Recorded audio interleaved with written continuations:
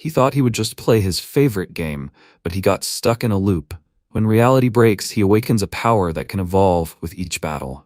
Now he is a necromancer whose abilities grow faster than the fear of his enemies. Will he be able to survive in a world where death is just the beginning? Let's find out. Now, in the Kingdom of Grandis, a tense battle was taking place at the last line of defense of Fortress Endeavor. Fireballs broke through the wall of the fortress, and the soldiers of the kingdom were seriously injured. Their enemies, the orcs, climbed the wall, and the commanders, pointing their swords at them, ordered their soldiers to fight with all their might. At the same time, the orc commander encouraged his fighters, and the battle only intensified. The mages on the enemy side erected shields, defending themselves from the soldiers' attack, and then suddenly streams of energy flashed between them, and it seemed that they only became more ferocious. The second in command of Fortress Endeavor, Filion, realized that they had fallen into a berserk state. Now it was only a matter of time before the southern gate fell. Their huge numbers are already causing them a lot of trouble, but the real trouble will come when the Orc Lord enters the battle. He is different from the previous lords because he is a master of aura. This means that he can use special skills. And so it happened, he screamed, using his magic, and the deputy commander meanwhile looked at the clubs of fire below and thought that the orcs had already captured the castle walls. But was this really the end? The enemies broke through. The soldiers tried to protect the walls at the cost of their lives, but the enemy was superior in strength and easily destroyed them. Suddenly the corpses glowed, filling with energy. The necromancer, Andreas, entered the action. The soldiers who had died a minute ago rose from the dead, and the rest of the strong were surprised. Not only the soldiers came back to life, but the orcs too. They immediately pounced on the enemy army, taking advantage of their confusion, and the battle continued.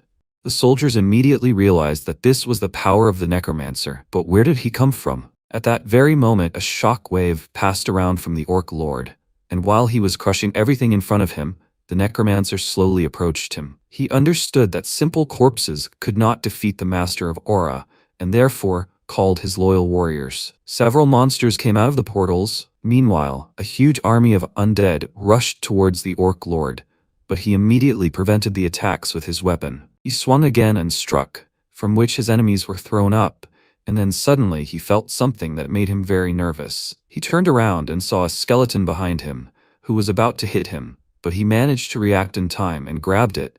At the same moment, another monster approached him and hit him under the jaw. Thus the skeleton successfully freed itself. They both rushed to attack. The Lord tried his best to hit them, but he could not. At one point, the monster gathered all his strength into a fist, and, stopping, struck a powerful blow to the ogre's stomach, and the necromancer meanwhile dealt with the others with his sword. None of the soldiers could believe that a necromancer with such fencing skills would be on this battlefield. Meanwhile, his loyal monsters rushed to attack. The giant joined the fight. He began to fight against the orcs. With one blow to the ground, he threw them up, and another undead flying near him used magic and infected their bodies with dark mana, which literally tore them apart. The number of enemies was sharply reduced. All the soldiers and magicians looked at him in shock. He was able to single-handedly turn the tide of the battle, and yet the Empire banned the study of black magic. The Orc Lord chuckled and said that he did not expect that mere corpses could stop him. But he doesn't think that they are enough to defeat him, does he? The necromancer suddenly said that this was amazing, and the Lord nervously turned to him. The guy walked towards him and said that he finally found a worthy body. He is worthy of becoming one of his comrades. Waving his hand over his blade, he made it more mobile and immediately rushed to attack. Waving his sword like a whip, he intended to strike, but the Orc Lord grabbed it and attacked in response, depriving him of his sword and hand. The necromancer's hand immediately returned to its place, which surprised the orc, but now he had no time for this. The necromancer armed himself with a sword again and found himself behind his back, and he swung the weapon, after which dust rose at the place of the blow. But he suddenly realized that his blade was stuck in someone's bones. It turns out that his opponent raised a huge skeleton in front of himself as a shield, but as soon as it broke, he increased the distance between them. The necromancer understood that he had to become even stronger, and bones appeared from under the ground that began to envelop his entire body. He must become stronger for his own survival and for the sake of those dear to him here in this world. His loyal warriors watched him, and when his body was completely covered with bone armor, he prepared to continue the fight, and thought that he wanted to become stronger so that he could continue living like Andreas Cromwell.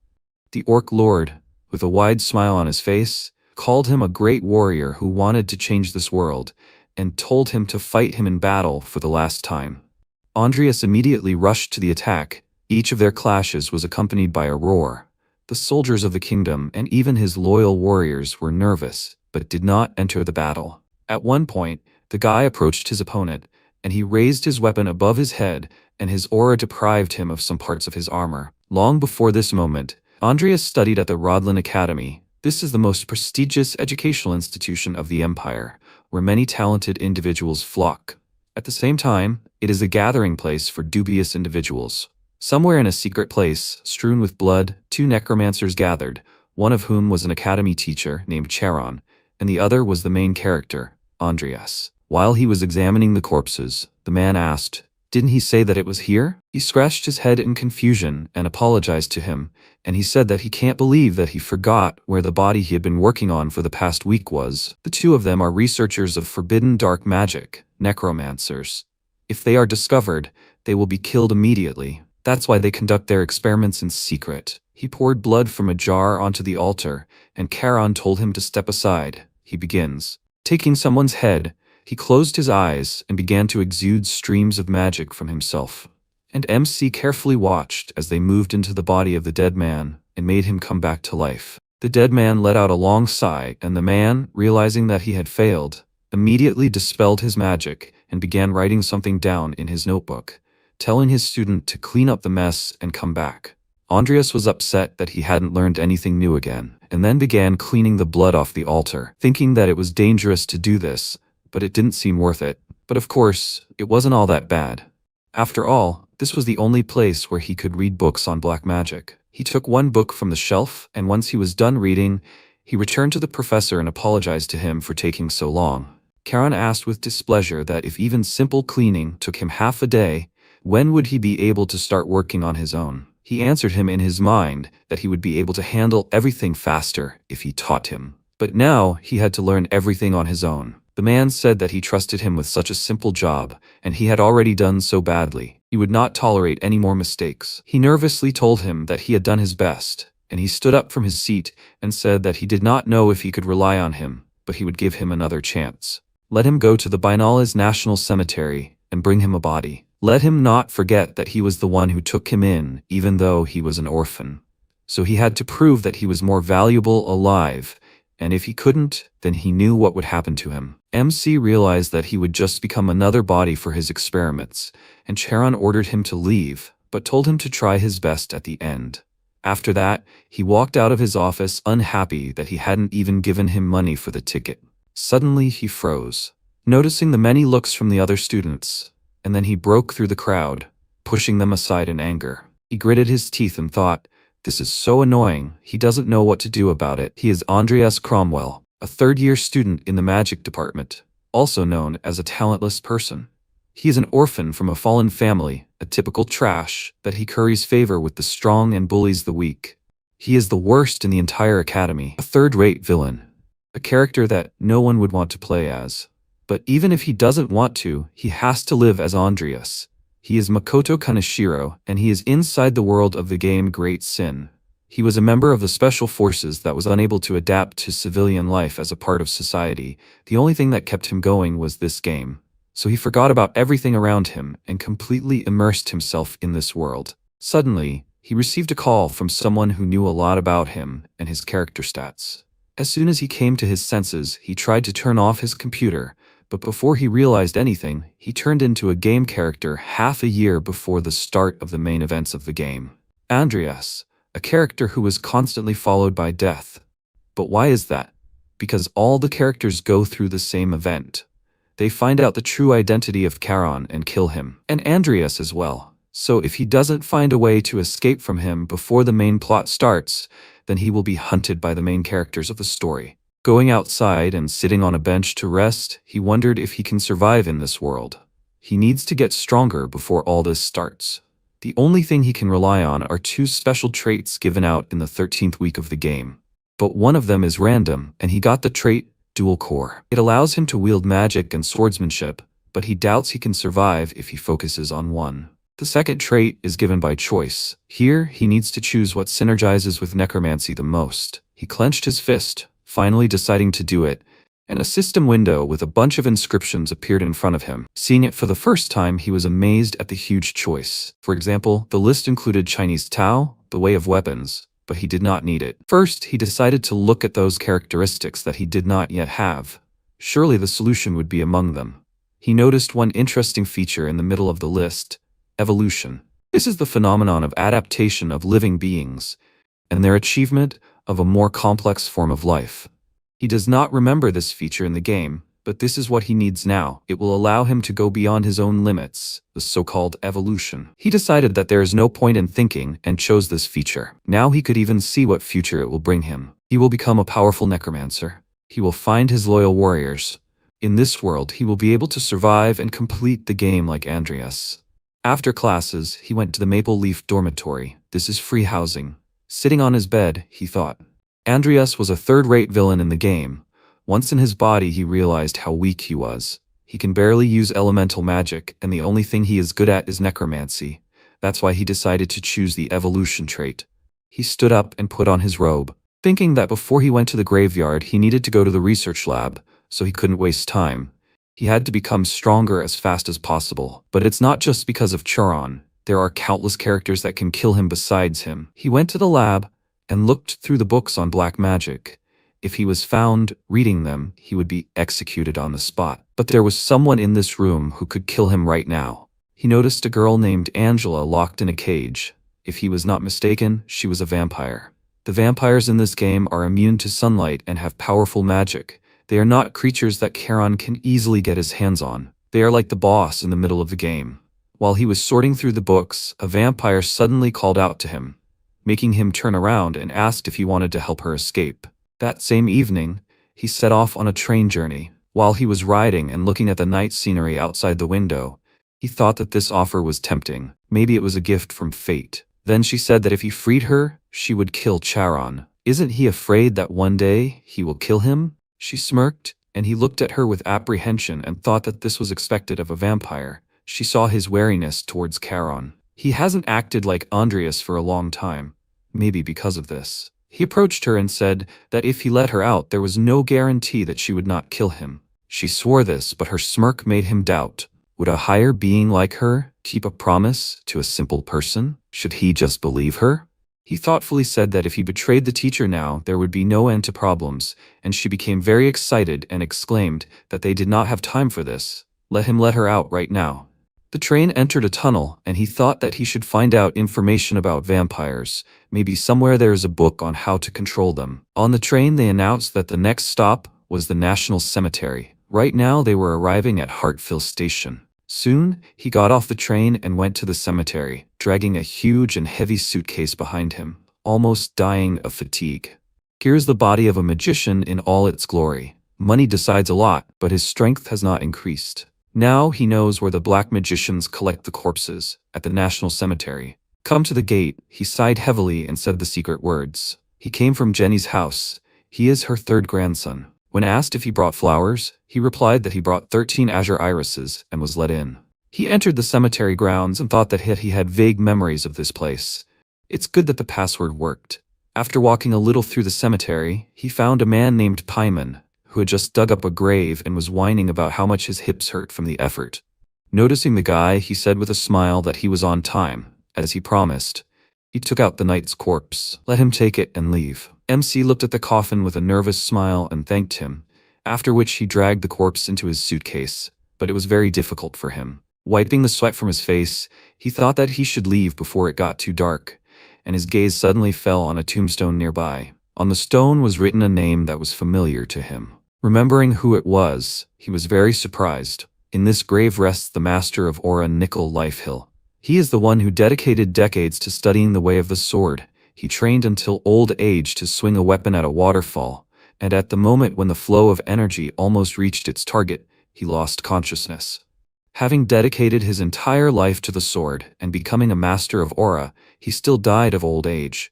This was one of the Easter eggs in the game. He still wonders why they added this, but no one here knows that Nickel posthumously became a master of Aura. If he creates a Death Knight from his body, he will gain incredible power. Although even Charon will not be able to create one. But after he evolves, it will be a different story, so he definitely needs to get a body with good skills. He went to Sir Paimon, who was currently hunched over the grave, and he asked if he wants another body. Anyway, he doesn't agree. He doesn't even have Charon's permission, so let him understand his situation. The guy thought about it, then offered him his ring, which has the Earl's seal engraved on it, and the man realized that if he sells it, he will become rich. Is he really offering him this? MC said that he only has this old ring.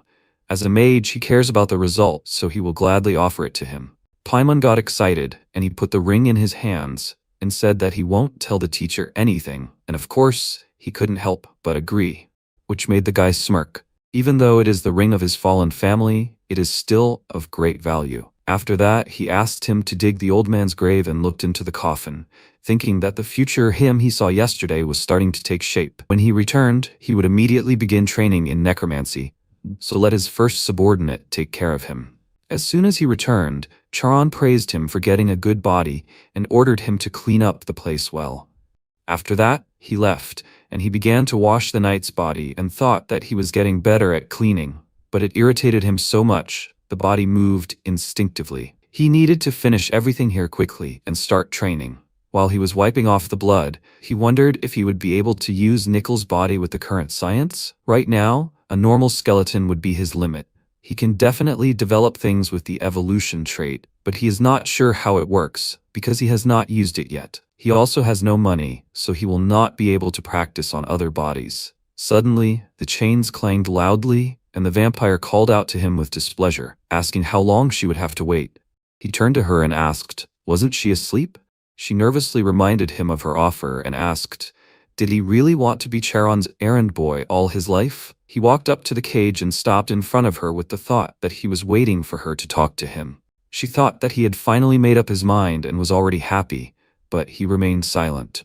He was curious how Charon was able to catch her, but as soon as he read one book, everything became clear to him. Angela became nervous that he was staring at her and just keeping silent, and asked, was he still hesitating? She walked away and advised him to hurry. Otherwise, even if he let her out, she would still kill him. When he said that he would release her, she stopped and immediately turned to him, and he added that he could no longer serve Charon. She joyfully stretched out her hands to him and asked him to remove her restraints. But when he said that she must swear on the name of her family that she would not kill him, her gaze changed and her hands dropped. Judging by her reaction, the contents of the book are true. When a vampire swears by the name of their kind, there's no way they can break that promise. To his surprise, the girl agreed. She swore by the name of Lucifer that she would not kill him, and a system window appeared in front of him, informing him that the conditions were met. A specimen capable of evolution was discovered. Angela Lucifer. The probability of evolution is 55%. He was slightly surprised by this, and then went to the description section of his trait, and since the rest of the world did not see system windows, then in the eyes of the girl, he was stupidly waving his hand in front of the cage. From the description of the trait, he learned that targets who have accumulated enough experience can evolve into higher-class creatures. It can be used on all non-hostile targets, but genetic deviation is possible. Does he want to use evolution? He assumed it was because of the oath. It seems that he can use this trait not only on summoned creatures. This is a chance to test his skill before using it on Nickel. Even if something happens, it will no longer be his problem. The girl asked nervously, why was he hesitating? Had he really deceived her? Instead of answering, he agreed to evolution, and her body was immediately pierced by a terrible pain, from which she grabbed her head and began to scream. As soon as the pain subsided, she called him an idiot with tears in her eyes, and then there was a new flash of pain, from which she lost consciousness, and he became very agitated. He called out to her and asked her to wake up. He does not even know whether the evolution was successful or not. While she was unconscious, he decided to use the skill on the old man and pulled his corpse out of his suitcase. If he can evolve creatures that are not his summoned, then he can definitely evolve his own, so he can safely summon him. Having transferred the corpse to the altar, he drew a sign with blood, and then began the summoning. Reaching out to the corpse, he used the basic necromancy skill, summon a skeleton, and the system reported that additional effects were applied. A magic sign lit up in his hands, and mana began to quickly leave his body. which surprised him because he didn't think that so much was needed to summon one skeleton. The flesh disappeared from the corpse, leaving only bones, and under the effect of the spell, the skeleton began to slowly rise, and the system reported that the skill was successfully applied. He was able to summon one legendary skeleton. Also, his skill level was increased to the 3rd. The guy was happy with his success, and the system reported that the level of the corpse was very high. Additional effects were added. His class was increased. He also turned into a skeleton soldier. The level of the corpse is beyond. It can take over part of the spirit of the original body. Andreas thought that this was simply amazing. He had achieved great success. He even became a class higher than an ordinary skeleton. Nickel examined his body with interest and tried to move, and his owner paid attention to his features, self-awareness and mastery of the sword. Mastery is a state that means that you are at the peak of mastery of something and have reached its limit. This is the only trait that can be obtained through effort. He can't believe that the skeleton obtained this skill. He asked, was he really a sword master when he was alive? Nickel twirled his index finger in the air and pointed at him, and he, trying to understand, asked, will he be under his care? The skeleton confirmed this with a gesture, and he smirked, saying that he thought the same. After that, he returned to the dorm and, looking at the calendar, realized that there was a year left until Charon died. If he wanted to survive, there was still a lot he had to do. Even without using the summoning skill, his skill would still grow. Anyway, he needed to release Nickel. Opening the system window, he summoned the skeleton and thought that it would be bad if someone saw him. First, he should dress him up. After that, he dressed him in closed clothes. Now he looks almost human. Nickel suddenly folded his hands as if he was holding a sword, and then began to swing them. And MC realized that the Easter egg was not lying. He died during training and is training even though he is dead. Well, that's even good. He finally found a use for this trait. He called out to Nickel and asked if he wanted to teach him fencing. After that, the skeleton handed him a stick in his hands and put him in the correct stance. He was a little awkward learning. His body was already creaking like crazy. Thank God he taught him how to use even such a body. It's like a crazy aura master is teaching him now. If he does everything right, he will be able to comprehend aura and switch between it and mana thanks to the dual core trait. He can go the way of a magic swordsman because he will collect mana in the heart and aura in the dantian. His path will be harder than others, but if he can overcome all this, he will become stronger than anyone, just like the great Emperor Edmund, one of the founders of the empire. Suddenly, Nickel pinched him, pulling him out of his thoughts, and gestured for him to concentrate. He smiled nervously and asked how he got such a strong grip when he was just a pile of bones. He returned to training and thought that he was a member of the special forces, so what was this small thing for him? He would definitely teach Andreas how to become a man. Nickel pulled him out of his thoughts again in the same way, and he became angry. The training ended and the evening came. He skipped learning necromancy today and released Nickel, and now he wonders how much his necromancy proficiency has improved. He opened the system window. In 5 hours, he gained 2 points. It is improving much faster than he thought. Of course, after reaching the initial stage, the progress slowed down. He suddenly realized that Charon hadn't called him for a long time and thought that the vampire hadn't changed in appearance, so he shouldn't notice anything. Evolution is a slow process, so it must have been successful. He glanced tiredly at the skeleton that was constantly waving a stick next to him and said that he knew that he didn't get tired since he was undead, but he should still take a break. If he had regeneration and healing potions, he would use them to devote all his free time to training, but a poor man like him couldn't afford them. If he made the potions himself, he could save on the cost, but it wouldn't be as easy as in the game. He knew the necessary ingredients, but nothing about their ratio, so he'd better go to some classes and fill in the gaps in his knowledge. After that, he went to the academy and came to the potions classroom. The students were surprised by this, and one of them assumed that he came to flirt with the girls. Another guy said that his family had already fallen, that he had forgotten here at all. Stopping at the stairs, MC looked at them with displeasure and thought that he could hear them, but he had to endure. He couldn't stand out. He looked up, he noticed a seat in the same row and a girl named Lucia Everlast, whom he passed, sighed heavily, and the lecture began. After listening to Professor Vauban's lessons, Andreas realized that the events and their content were no different from the game at all. He only needed one thing from his lessons: the exact proportions. Finally, the professor moved on to the method of creating a body-strengthening potion and said that it was based on mohin leaves and 3 other ingredients. At that moment, the guy realized that the content of the lecture and his game experience did not match. Even though it was an intermediate potion, he decided to teach them the version with the most side effects. He stood up from his seat and raised his hand, asking why he didn't add Hongpishi extract and Madarat root. Lucia and the professor were surprised, and the latter, perplexedly adjusting his glasses, asked why he needed to add that. If he wanted to, he could go straight to the kitchen and make soup. The other students laughed, and he thought that he had just listed the ingredients needed to create a body-strengthening potion. Why such a reaction? Maybe this recipe had not been invented yet?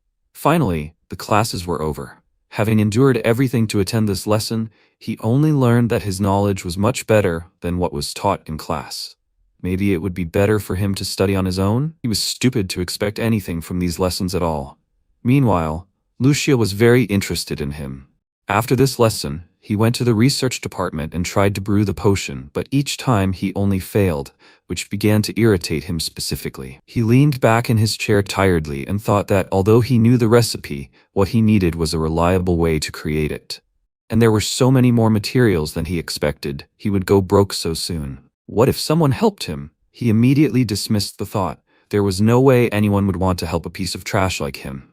Suddenly he saw the door slowly open and Lucia peeking into the room. She walked in and said that as she expected, he was here. Seeing her, he became very nervous.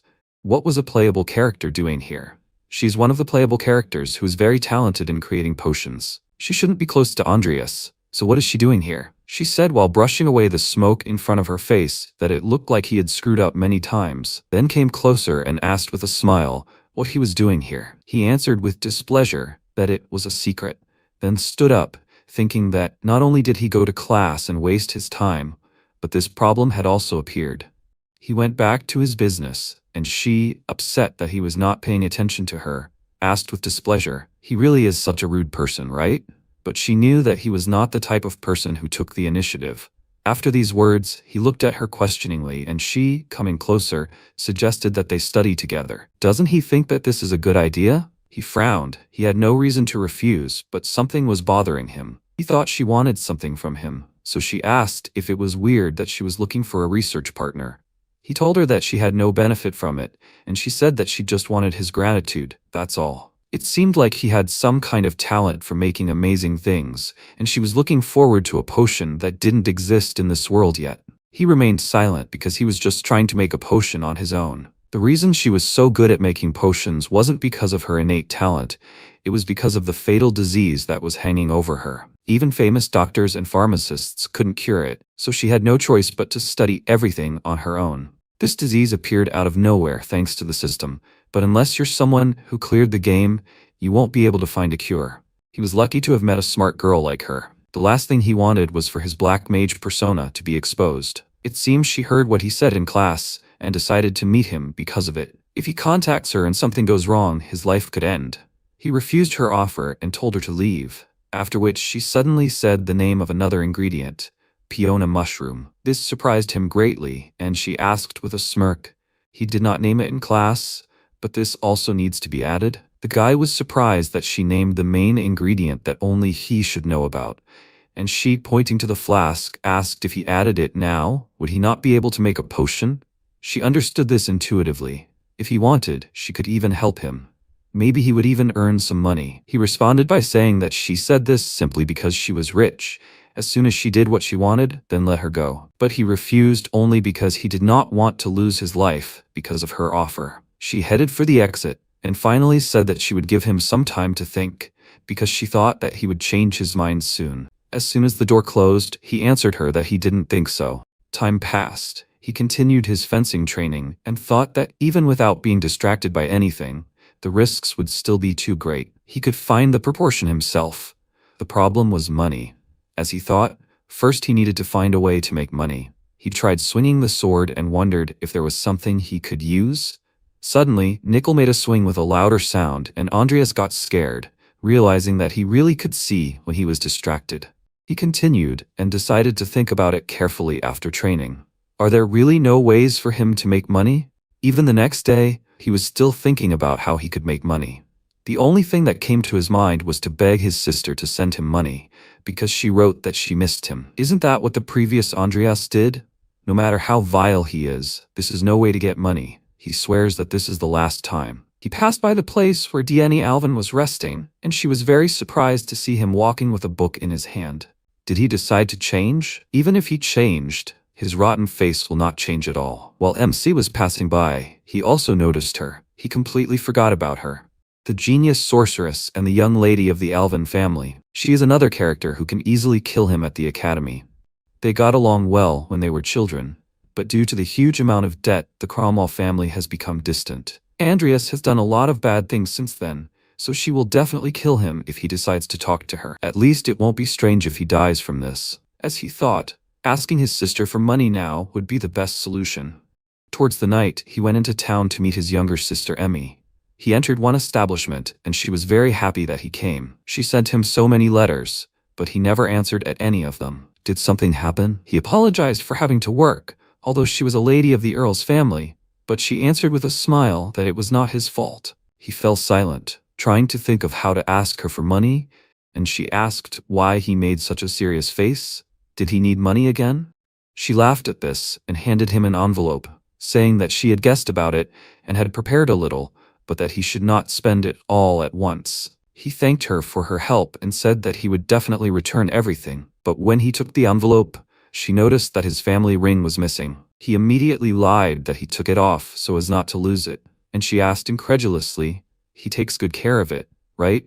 He remained silent because he couldn't tell her the truth, and she began to guess what he had done. Her face darkened, and her voice began to tremble. His apology only confirmed her fears, and she immediately jumped up from her seat, telling him to leave.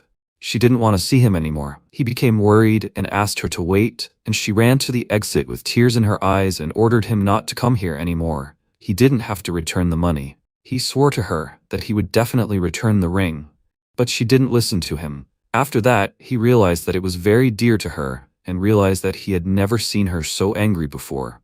Because of the lousy feeling that had arisen, he was slightly surprised and realized that he had to return the ring as soon as possible. What's the point of life if you just exist? Remembering how he visited the cemetery in his past life, he realized that he had also been unhappy then, when he was the only one left alive. In order to return the ring, he even decided to accept Lucia's offer. After that, they started working together, and at one point during a break, he offered her to go for a run, since she had been lying down for a week and doing nothing like a recluse. But she refused, and then he went for a run alone. She also did nothing while he worked hard on the potion. Dedicating all his free time to research and training exhausts him greatly, but sometimes she unexpectedly decides to help him, and the process becomes faster. When they worked together, she was constantly lazy, but he was irritated by the fact that he was the only one working. But still, sometimes she would give him hints. When he showed her the flask, she told him to just reduce the amount of Madarat and add some essence of the Todor tree. Her intuition amazed him. Sometimes her hints become the solution to the problem. Having poured the necessary ingredients into the mortar, he began to break them with the thought that he was doing this for money, but working with her was really a good idea. After that, he poured the liquid from the test tube into the flask, then took some of the potion with a pipette and added 1 drop to the main container. Then the system pleased him with the message that he had made an intermediate class body strengthening potion, and he jumped up from his chair in excitement, and the girl thought that he had failed again. But contrary to her expectations, he happily told her about his success. Also, with the help of this, he fulfilled the conditions and received the talent for making a strengthening type potion, and now, with the help of the evolution skill, he can develop it. He was taken aback by such news from the system. He did not know that he could develop talents. Does this mean that he can develop anything when the conditions are met? But the 32% chance confuses him. It is even less than when that vampire evolved. Be that as it may, he decided to hold off on his choice for now and removed the system window. And the girl examined the result of his work and said that it was amazing. There were no side effects.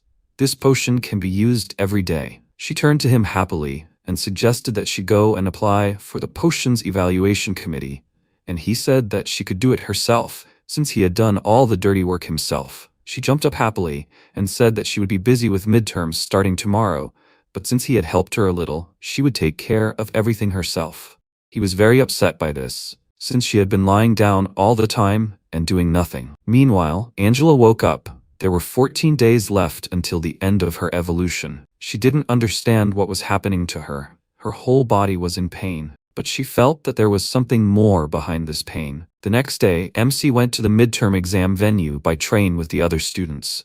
He was reading a book, thinking that it wouldn't be difficult for Lucia to pass the first part of the exam, but the last part would be held in the magic tower. He trained a lot, so his fencing and necromancy had improved a lot. The main thing for him was just to pass this midterm exam. The vampire's evolution would end soon, so he would need to check on her. If he could find an excuse, he could go and see what was wrong with her. Suddenly, Dean's friend Julia called out to Dean and asked what she thought the topic of these midterm exams would be. The task and team members would be random, right?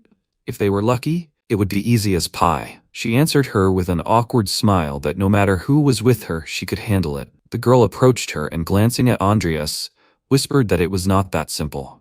She pointed her finger at him and asked, what if she ended up with him? This question put the girl in a stupor, and she did not know what to answer. As soon as the students were notified that they would arrive at the Orkland training station in 1 minute, the professor accompanying them ordered everyone to go to the exit. They got off the train, and he said that in the midterm they would be assigned to random students and they would be given different tasks. Each group would be formed by 3 students from the warrior department and 1 from the magic department and an observer. The groups would have until Monday to complete the task. He wished them good luck and began announcing the groups. Looking at the list of groups, MC became very nervous.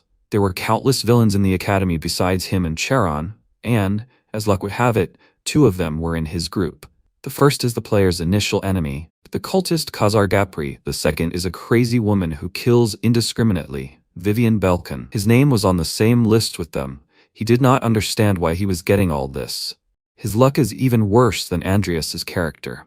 Suddenly, someone called out to him. Christopher came up to him, who turned out to be in the same group as him. MC awkwardly said that he was pleased to meet him, but the guy did not have the same opinion. He noted that it looked like he trained as a warrior. Although he is a wizard, he is disgusted by him, so it is better for him not to catch his eye. After that, the rest of the group approached them. Khazar happily introduced himself to Christopher and, seeing his serious look, awkwardly scratched the back of his head and said that all warriors are not the most social people. Vivian introduced herself after him, but Christopher did not pay attention to her and was indignant at Khazar's statement. They started arguing among themselves, and Andreas, realizing that he was in the same group with a fanatic, a mad lady, and a mob warrior, became very nervous. He mentally asked them to stop arguing, but they were not the only problem in the group. He looked at the girl named Ivy Claire, who had just spat on the ground, and thought with displeasure, why did their observer look like she was from some gang?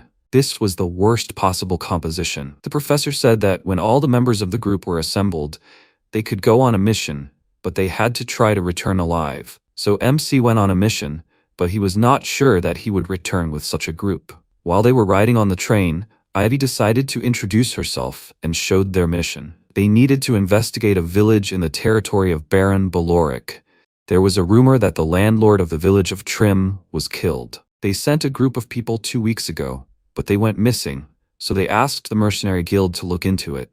After that, she asked if they had any questions, and Andreas thought that in reality, she was much more aggressive than in the game. Other than the fact that she would become the youngest Aura Master, nothing was known about her.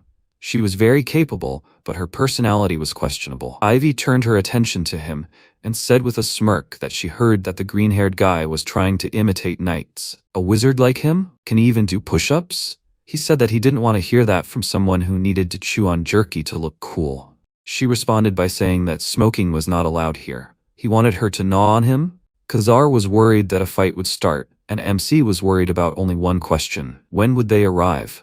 After a while, they finally reached the Baron's castle, and it seemed quite large to them. The Baron greeted them and said that what had happened would be a stain on his reputation, but he had to fill them in on the situation. The landlord of Trim Village was his nephew. He was a baronet without a surname. Unfortunately, that was all he knew. Ivy thanked him for the information, after which the butler whispered something in the Baron's ear, and Andreas looked at them with displeasure, suspecting something. After that, the Baron cleared his throat and stood up from his seat, saying that he had urgent business to attend to. so he had to go. He wished them good luck at the end, and the butler apologized to the guests, but the girl said that everything was fine. They had received all the information they needed, so they would be leaving soon. After that, they headed for the exit, and MC cast a last glance at him. It turns out that Christopher was waiting for them outside, looking after the equipment, and Ivy, taking her sword, looked at her reflection in the blade and said that he was calm for someone whose nephew was missing. She called out to Andreas and asked, "That's why he insisted on leaving today?" He confirmed her words and added that this whole situation looks suspicious, especially the part with the missing people who left to investigate this case. The whole story looks fabricated. It's also strange that they sent only one group, although a whole month has passed. But the strangest thing was the butler's attitude. When they were about to leave, the butler said that if they left now, they would reach the village only at night, so he advises them to spend the night here and leave tomorrow morning. Then Ivy refused. If not for MC, they most likely would have stayed. Remembering this, Andreas said that after they refused, he looked at them as if his plan had failed. They also looked agitated, trembling, short of breath, and acting strange. All their behavior suggests that they are hiding something. After that, they found a carriage, and Ivy announced that they are about to leave for the village, and he thought that this request is not as simple as it seems. When it was already dark, they were deep in the forest and thought about looking for a place to stay when they arrived. But Ivy immediately abandoned this idea, since their priority is the investigation. They will start by inspecting the landlord's castle. MC still thought that this whole thing looked suspicious, but the only thing they can do is investigate everything themselves. He suddenly felt something and touched his chest. His mana for some reason began to tremble. He noticed that it intensified as they approached the village. What the hell is going on? At that moment the carriage shook, and everyone inside was indignant. Christopher looked outside and saw a rather strange picture. A man with foam at the mouth was beating the horses with a whip, which were also salivating profusely. The carriage was literally out of control. He called out to Khazar and said excitedly that something was wrong with the coachman, after which Ivy kicked the door down on the move and, looking where they were going, cursed and said that it was too late, after which she turned to the others and ordered everyone to prepare for the impact. They were about to crash into the main gate. After her words, they prepared themselves, and immediately the impact followed. The carriage knocked out the village gate and broke into pieces, and then slid along with the horses to the main square. The coachman was already unconscious. The locals, despite what had happened, jumped and danced, as if now was the height of the dancing plague. They didn't even pay attention to the newly arrived guests, and while they were getting out of the carriage, one by one, they had time to look around. All the people were constantly moving with foam at the mouth. Christopher immediately called out to Andreas and asked what was going on here. He's a wizard, so he should know at least something. Now MC understood what was going on. It wasn't just a simple tremor. The fact that his mana was reacting meant that it was black magic. After that, they decided to start an investigation. Some boy was dancing, and they chose him as their victim for inspection. Vivian knocked him to the ground and pinned him down, and while she was holding him, she realized that he was too strong for an ordinary child, and Khazar began the inspection. Looking at his bloody heels, he said that because he had been dancing all this time, his feet were covered in bloody calluses, and Christopher was only convinced that it was a curse. The boy turned to him and asked if their mission had anything to do with this curse, right? Christopher told him that the landlord had disappeared a month ago, and if the villagers were still dancing, they would have died of exhaustion long ago. Andreas added thoughtfully that it seemed like someone was taking care of them so that they wouldn't die. The warrior glanced at him uncertainly, and Ivy, tiredly adjusting her hair, sighed heavily and said that it seemed like they had gotten into some bad business. MC calmed down, remembering that his character did not die in this part of the game. If they had accepted the butler's offer and stayed in the castle, the Baron would have had time to hide everything. But because they immediately went to the village, the events changed. They got involved in a dangerous situation, and the mana that he felt was about the level of Charon, but the fact that he was able to use such a large-scale spell seemed strange to him. His face suddenly distorted with surprise from the guess that came to his mind. Did he really own an artifact? Noticing his expression, Christopher asked what was going on, and he answered him that they had too little information. First, they needed to inspect the landlord's house. After that, they came to the estate. At the very gate, there were burning corpses tied to sticks, and they successfully got inside with the help of the destructive power of Ivy's legs.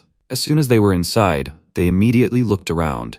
There were corpses lying everywhere on the floor, and Christopher noticed someone interesting. He approached one of them and said that judging by their clothes, they were Imperial researchers. It seemed like a long time had passed since their death. Andreas suggested that they might not be able to solve this issue on their own, and Ivy turned an interested look at him, after which he explained to her that judging by what he saw, he thought it was the work of a black magician. She did not understand why he decided so, and he said that it seemed like someone amplified the emotions of the people here and converted them into magical power. She finished for him, saying that the power of black magicians is drawn from human emotions.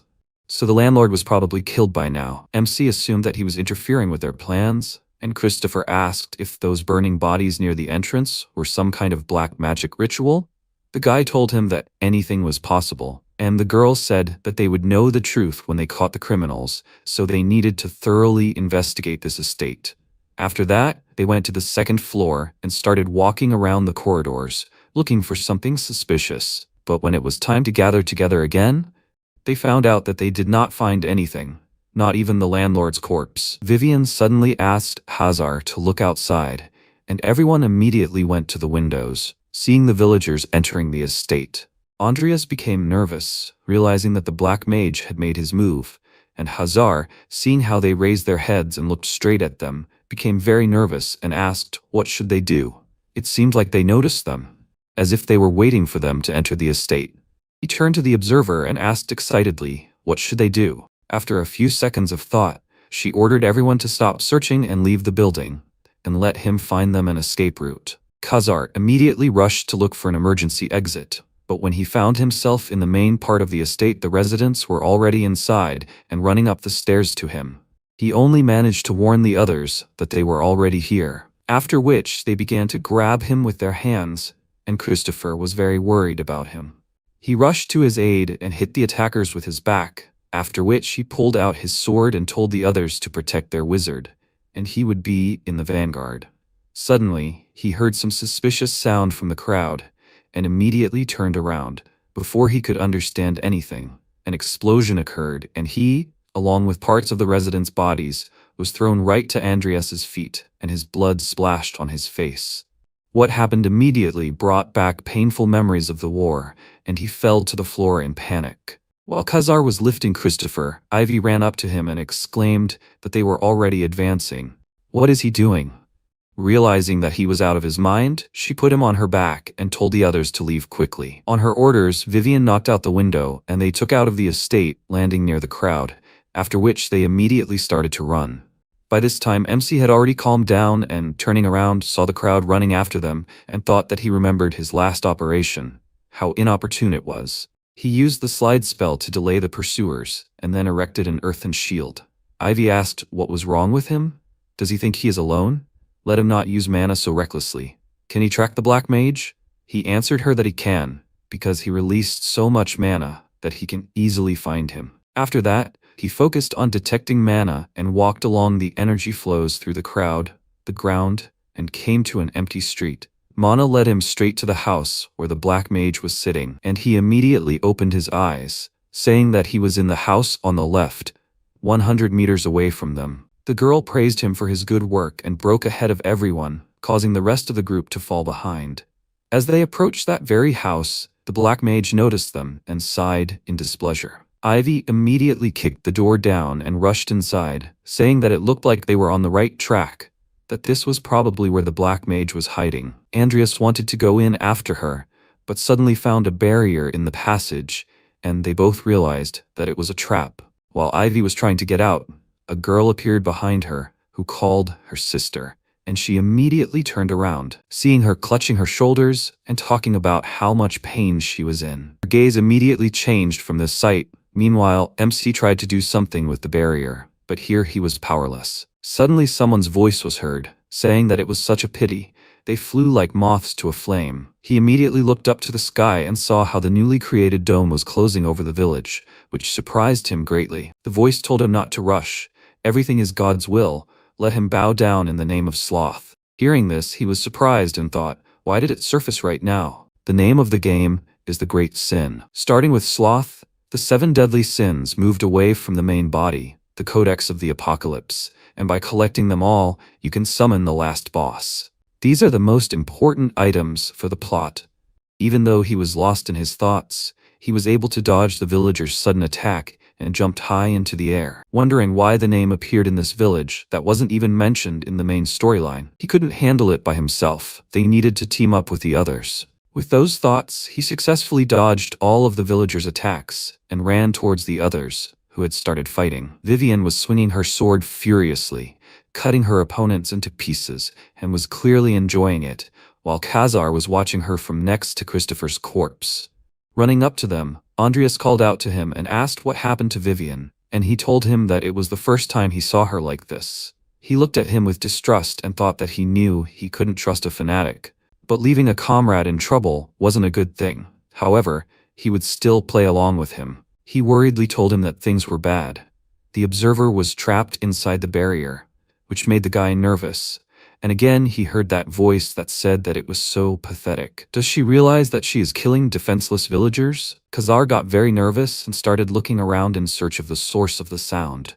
And MC said that this was probably the work of the Black Mage. Most likely he was now near the observer. Realizing that she was in danger, the guy decided to go to her and asked him to take care of the others. He followed his gaze and thought that his intentions were too obvious, but it was better than a knife in the back. He turned his gaze to the girl who was destroying everything around and thought that this was not good.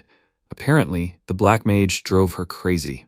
If he was wrong, it would be very painful. Suddenly, villagers approached her from both sides, and he became worried, realizing that she would not be able to dodge, but contrary to his expectations, she suddenly returned and impaled 2 opponents on her blade at once. This surprised him greatly.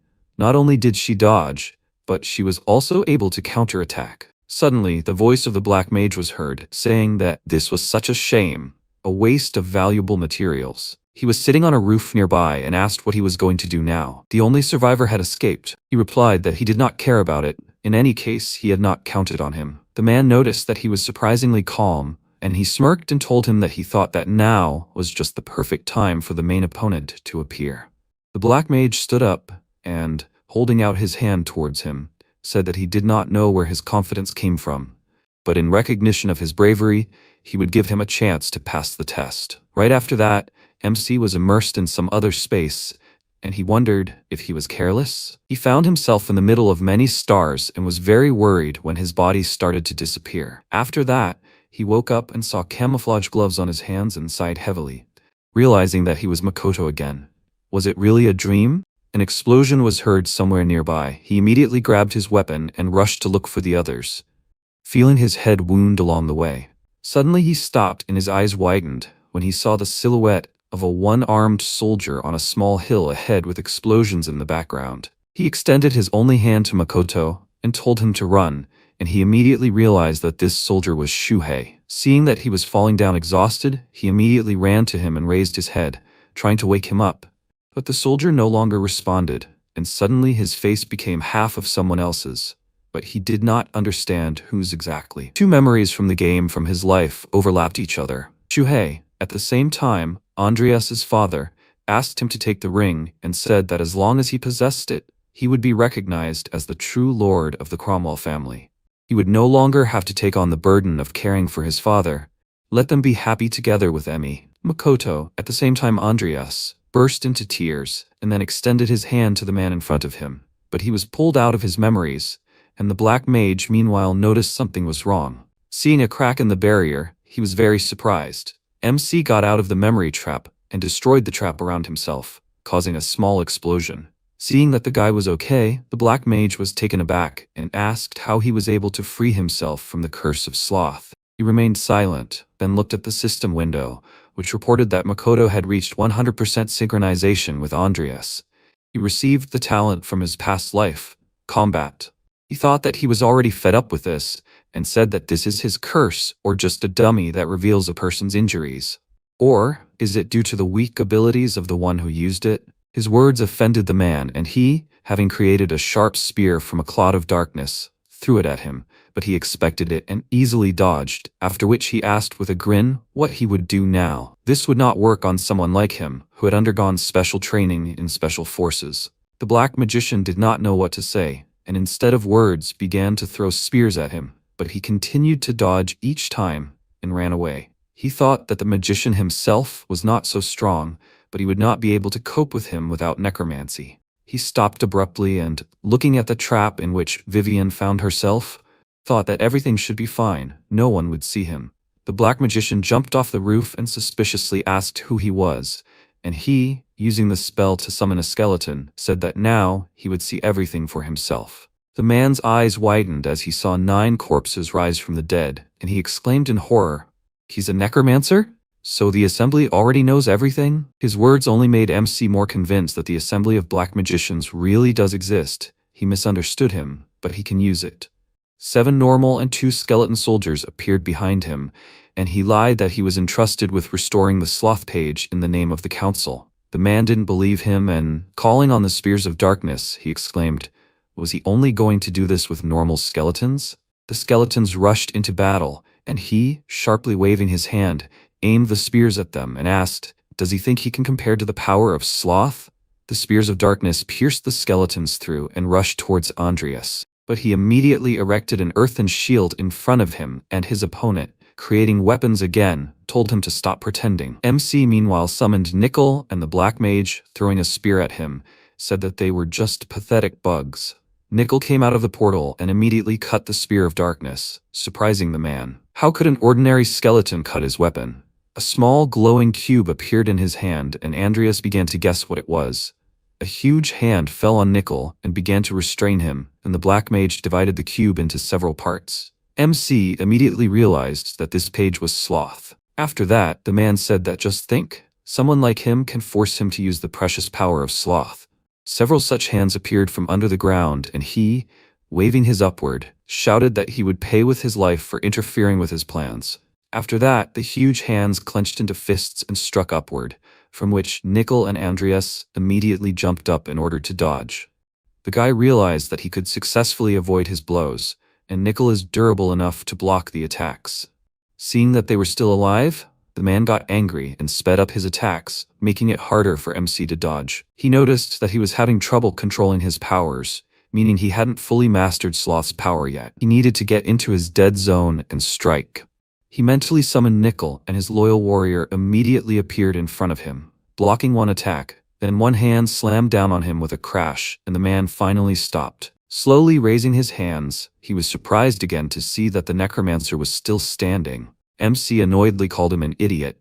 After all, he had just created him. The black mage was slightly taken aback, then laughed loudly and said that he was very sorry, but that he shouldn't worry. Now he would send him to accompany his skeleton. He pointed his hands towards him and said goodbye, but he didn't know that this was his plan. A portal appeared behind the black mage, from which Nickel came out, and he immediately dealt with him, leaving only 2 halves. After the death of the mage, the dome over the village began to fall, and Andreas looked at whose face was hidden under the mask. This person turned out to be the Baron's butler. Apparently he himself was somehow connected with this.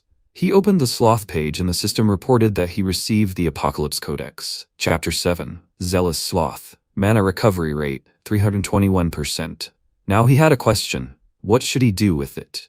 It's not like he could just carry it around with him. He suddenly remembered that he had Nickel and handed it to him, telling him to take care of it, after which he recalled him with the thought that he needed to leave it in the summoning storage until better times.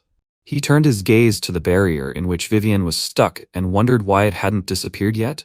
The magic caster was dead after all. Remembering how fiercely she fought, he realized that he didn't really care if they survived or not, but then he would have to explain why he was the only one who came back.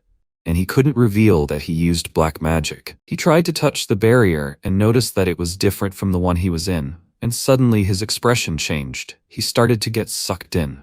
Vivian, meanwhile, was trapped in her childhood memories, but after Andreas arrived, she became very skittish. The chair he was sitting on was constantly shaking, but she couldn't see him. When he awkwardly called out to her, she grabbed her head and exclaimed that the chair was talking, and asked if it was a ghost or a demon. He replied that he was neither one nor the other, after which he said that he was a fairy who had come to save her. The girl calmed down a bit, and he wondered what kind of nonsense he was talking about right now. The first thing he saw when he arrived here was a noble lady beating little Vivian. Since no one could see him, he was able to find out everything right away. He was able to find out that the woman was the second wife of Count Belkin, and this place was their family's estate. They were famous for their swordsmanship, so the lord wanted a son to become his heir. However, because Vivian's mother was unable to give birth to a boy, tragedy began. The mother became angry at her own daughter for being born, and she ran away from her. Even her own mother turned her back on her, and she had no one to protect her. Loneliness and mistreatment condemned her to constant suffering, which sowed the seeds of madness in her. As time went on, she fell deeper and deeper into madness, to the point that in her 5th year she killed all the teachers and their assistants that she saw. Now, looking at the little girl, he thought that he couldn't help her forget her past, but he would help her overcome it. Little Vivian burst into tears, asking Mr. Fairy if he really came to help her. He was confused about this, and she, wiping away her tears, said that no one had ever tried to help her. He told her that she had a special talent, but no one had noticed it yet. She thought that she was special, and he confirmed it, saying that she had a special and exceptional talent for fencing. She objected. She had never picked up a sword before, and then he told her that the fairy knew everything about her, so let her trust him. She was confused and said that everyone always scolded her, and he told her that everything was fine. He was on her side. In return, let her promise him that she would not tell anyone about him. She promised this, and that's how her first training in fencing under MC's guidance began. He even put her to bed. That's how a month passed. Autumn came in the inner world of the barrier. The girl had already grown up a little. She went to the tree and started looking for Mr. Fairy, saying that she came where he asked. Today he will teach her fencing again?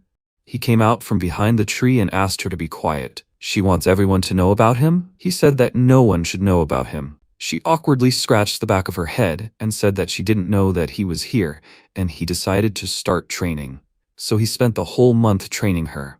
With his fighting talent, he tried to teach her as best as he could. She grasped everything on the fly. Truly a prodigy. While she was training, he noticed that these were no longer the movements of a child who had not even held a sword in his hand a month ago. He said that it was not for nothing that the fencing teacher praised her so much. Vivian suddenly wilted, and he thought, what was wrong with her? He thought she had become quite confident. He asked what was wrong and noticed that her movements were perfect. But she was upset not because of that.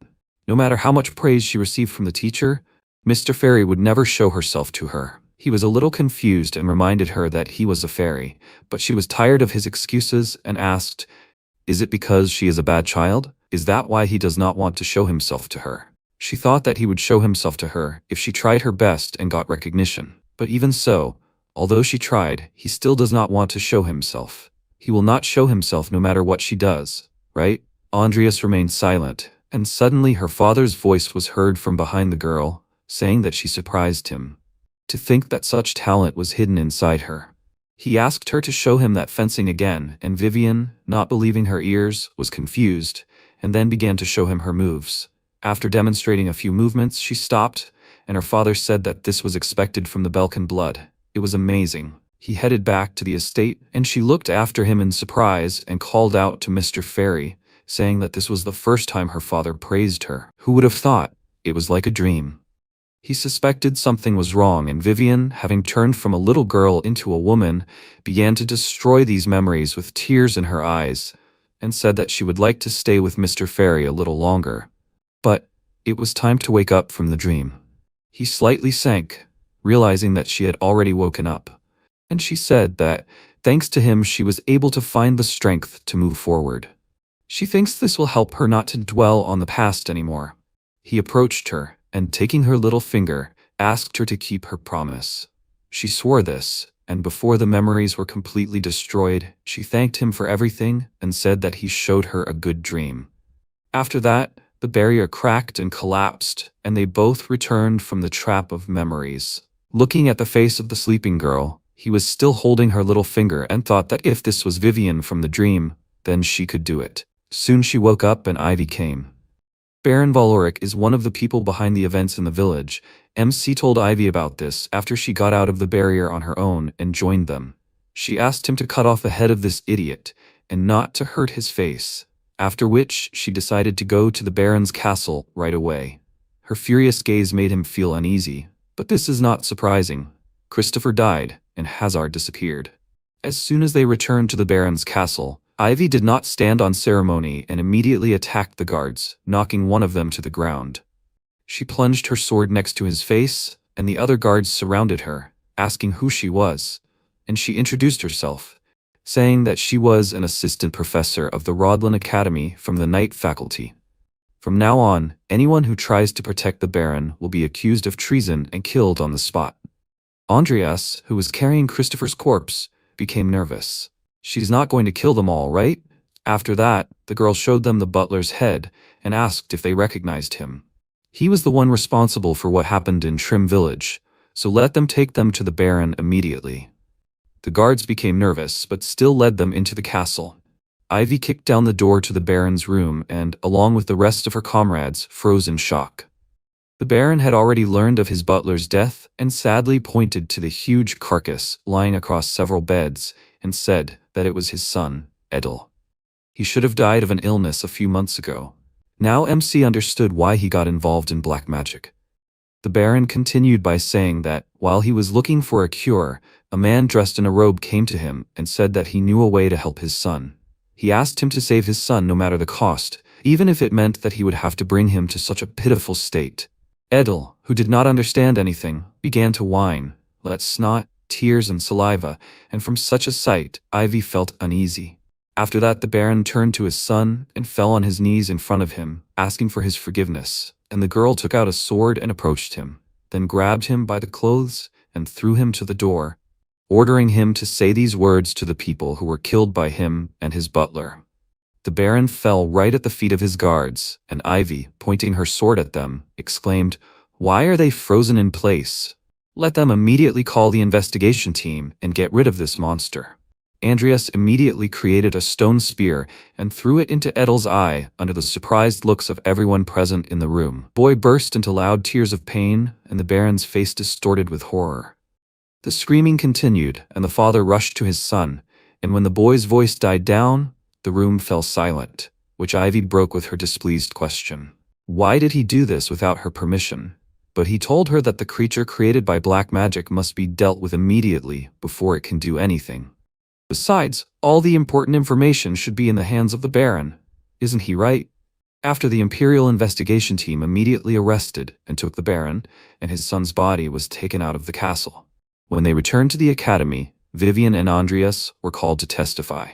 Then the lead investigator on the case decided that the Baron was in cahoots with the Black Mage and decided to interrogate him again, after which he released the academy students. As soon as they left the building, MC thought about the Baron. The consequences of being involved with black magic will be very serious.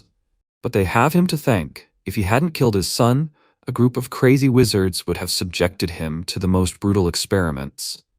Suddenly Vivian called him Mr. Fairy and asked, did he do it on purpose? She was talking about the Baron's son. He killed him so that he wouldn't suffer? In his eyes she immediately turned into a little girl, and he, having experienced a second of confusion, asked what fairy she was talking about. She noticed that he sounded like him, and their conversation was interrupted by Lucia, who appeared in time. She called out to Andreas and asked, was he done with his business? He confirmed her words, and she, showing the tablet, asked him to look here.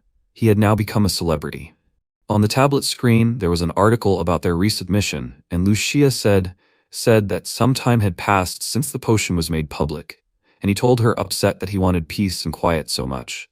Suddenly, the girl remembered that they had received an award and asked him to treat her to some delicious food. But the guy immediately refused her, and she switched to Vivian, starting to be very interested in her.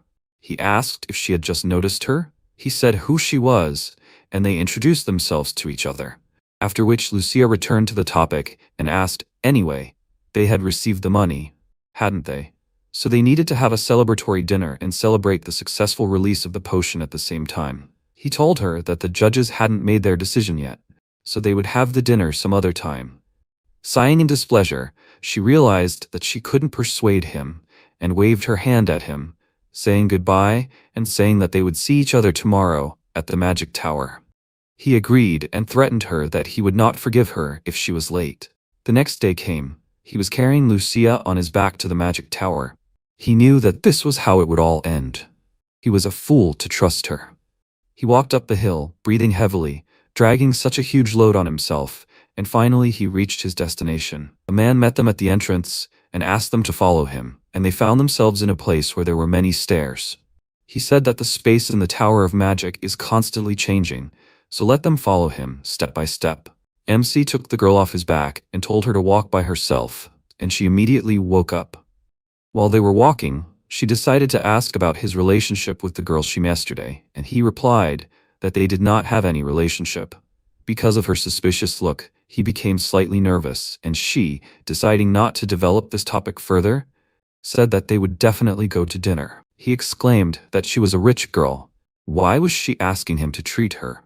Suddenly, from somewhere from the side, an energetic male voice was heard, which said that they were not nervous at all. It was so impudent. They immediately froze, realizing who the owner of that voice was. A man with an eagle on his shoulder appeared between them, and they both looked at him in surprise. It was the master of the Magic Tower, Bart Alphen. Even the guide himself was surprised by his presence.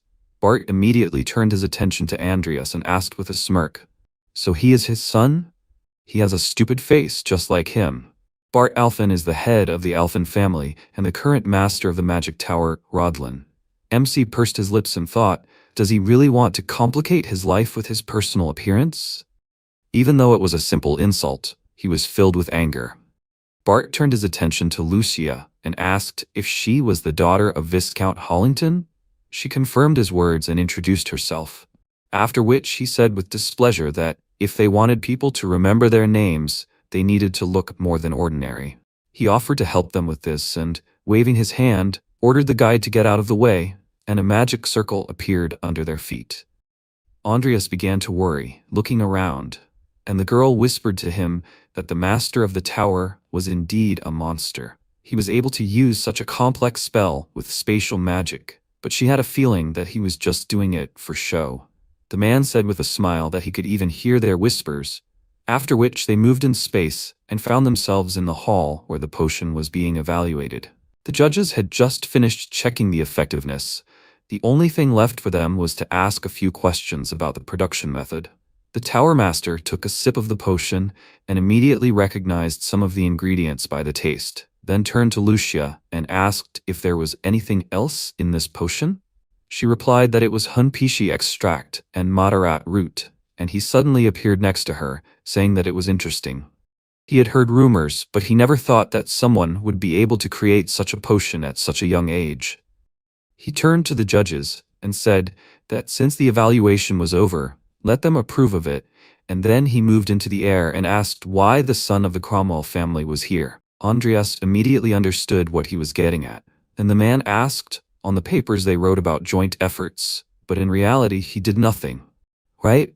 The guy's face darkened and he remained silent, and the girl, noticing this, said that without him, she would not have been able to create the potion. He did most of the work, and she only helped a little. He decided to test her words and snapped his fingers and started moving again. Lucia noted that it seemed like he couldn't use magic outside of the magic tower. MC was surprised that she was even analyzing his actions now, after which Bart moved them to the lab and asked Andreas to make the potion right there. All the ingredients were in the storage. He agreed, and under the supervision of the Tower Master, he began working on the potion. When choosing the equipment, he took into account that it would be strange if he used something he had never used before, so he chose the familiar, unremarkable flasks. After preparing the potion, the man tried it and admitted that he did everything correctly, and then moved on to questions. Why did he add the Hompishi extract? He replied that he did it to get rid of the normal effects and enhance the potion's effects. Everyone else in the lab paid attention to him and were surprised that he could explain so well. He wasn't finished yet, but Bart interrupted him and, taking off his blindfold, said that even though he hadn't seen him for quite a long time, the kid he knew would never be able to come up with a potion like that. He moved closer to his face and looked into his eyes, asking who he was. There was silence in the lab for a few seconds. Everyone froze in anticipation, and MC, smirking, asked if he was kidding. He was still the same Andreas. His look changed, and he added that he was the same one he always joked about and treated like a bug. Bart remained silent, evaluating his answer, after which he noted that he had become quite an interesting guy. He He smirked and offered him a bet that if he made another potion this year and it passed the test, he would pay off all of his family's debts. MC was very surprised by this, and the man, putting his blindfold back, added that he would also fulfill one of his wishes. However, if he fails to do this, he will immediately leave the academy. What is his answer? After thinking for a while, Andreas decided that the conditions were not so good, but he still agreed, because as the heir of the Cromwell family, he could not refuse such an offer. Bart smiled and hoped that he would really succeed with his confidence. But suddenly his smile disappeared, and his eyes widened in surprise. In this guy he saw the Count himself, his close friend once in the past. He also remembered his children at a very young age, and began to look forward to the success of his son. Meanwhile, Angela's evolution was complete. She slowly rose to her feet, and looking at her hands, felt the strength overwhelming her. She immediately broke the chains, and with just one wave of her hand, broke out of the cage, destroying the wall. The realization that she could now walk outside of her place of confinement made her freeze in place, and she remembered Andreas's words about him letting her out, but she had to swear not to kill him. A wide smile blossomed on her face, and she realized that he had managed to free her after all, with the pain she had gone through. The exams were over, and so it was time to return to the capital. As they rode the train, MC placed his hand on the box next to him with the thought that he had been compensated for part of the cost of the materials, so his need for money had decreased a little. As long as he made potions, he would be able to concentrate solely on training. The only problem now was the sloth page. No matter how much he thought about it, he didn't know how to use it properly. He should probably exchange it for the things he needed. There was nothing he could do about it. It seemed he would have to use Charon. The train stopped at the station, and the students headed to the academy. While Andreas was walking along the road, he noticed someone's gaze on him and tried to look around unnoticed, but he didn't notice anyone suspicious around and went on, deciding that he had imagined it. Meanwhile, Angela was sitting on a tree nearby and watching him with a smile. Soon he came to Charon, and he said that finally the hottest topic of discussion in the academy decided to visit him. He looked at the potion that Andreas made, and he said that he came to report to him right after the end of the exam. Charon was unhappy that he researched it in secret from him, and now tries to pretend to be his good student, and MC got a little nervous, starting to explain to him that this is not true. But the man did not want to listen to him and, opening the secret passage, told him to shut up and just follow him. He will hammer into his head what it means to be his student. Andreas thought that this was too petty. He was offended by something so trivial. While they went down to their secret place, he realized that today he will not be able to bring up that topic. Talking to him when he is in a bad mood is akin to suicide. He should be content with checking the condition of the vampire. But when they got down, everything was destroyed and blazing in flames. Charon froze in place, not believing his eyes and assessing the scale of the destruction. MC was also surprised, but not as surprised as he was. He immediately realized that the vampire's evolution was successful. After that, they approached the cage in which she used to sit, and while his teacher was looking around, he also looked around with the thought that it was a pity that he would not be able to see her anymore. She was a good example. Realizing the whole situation, Charon furiously squeezed the chains. He was literally burning with emotions overwhelming him. After that, he firmly pronounced the name Andreas and asked, did he do something with the limiters on Angela? He immediately denied it, adding that he still wanted to live, after which he thought that he was so stupid. Charon slowly got up. He was furious that she got out, although she is just a hybrid. His student enjoyed his spiritual torment, and then the man began to vent his anger on the poor chain and scream. When the meeting with him was over, MC went outside and decided to bring the sloth page another time, but suddenly someone's red hair hung over him. Angela called out to him, making him freeze in fear, and then began to slowly climb down from the branch and stroke his face along the way. He realized that all this time she was waiting for him in ambush, and then she said that she wanted to ask him something since she woke up. He will answer her, right? He did not dare to look into the eyes from fear, and she, noticing this, smirked and asked him to look at her. After he did this, she called him a good boy and asked him to tell her about the power she received. He already thought that she wanted to kill him and asked why she was doing this. Did he keep his word? She must know the price for breaking the oath of the family. She smirked in response and said that of course she knew it, but she couldn't help but ask him. With her strength, she wouldn't be able to free herself from the restraints on her own, no matter what she did, so she went another way. Does he know what amazing methods she used? She approached him and, feeling a strange smell, wondered in surprise. Why did he smell like that? Just like a great sin. It seemed that she understood something and smiled, which made him nervous.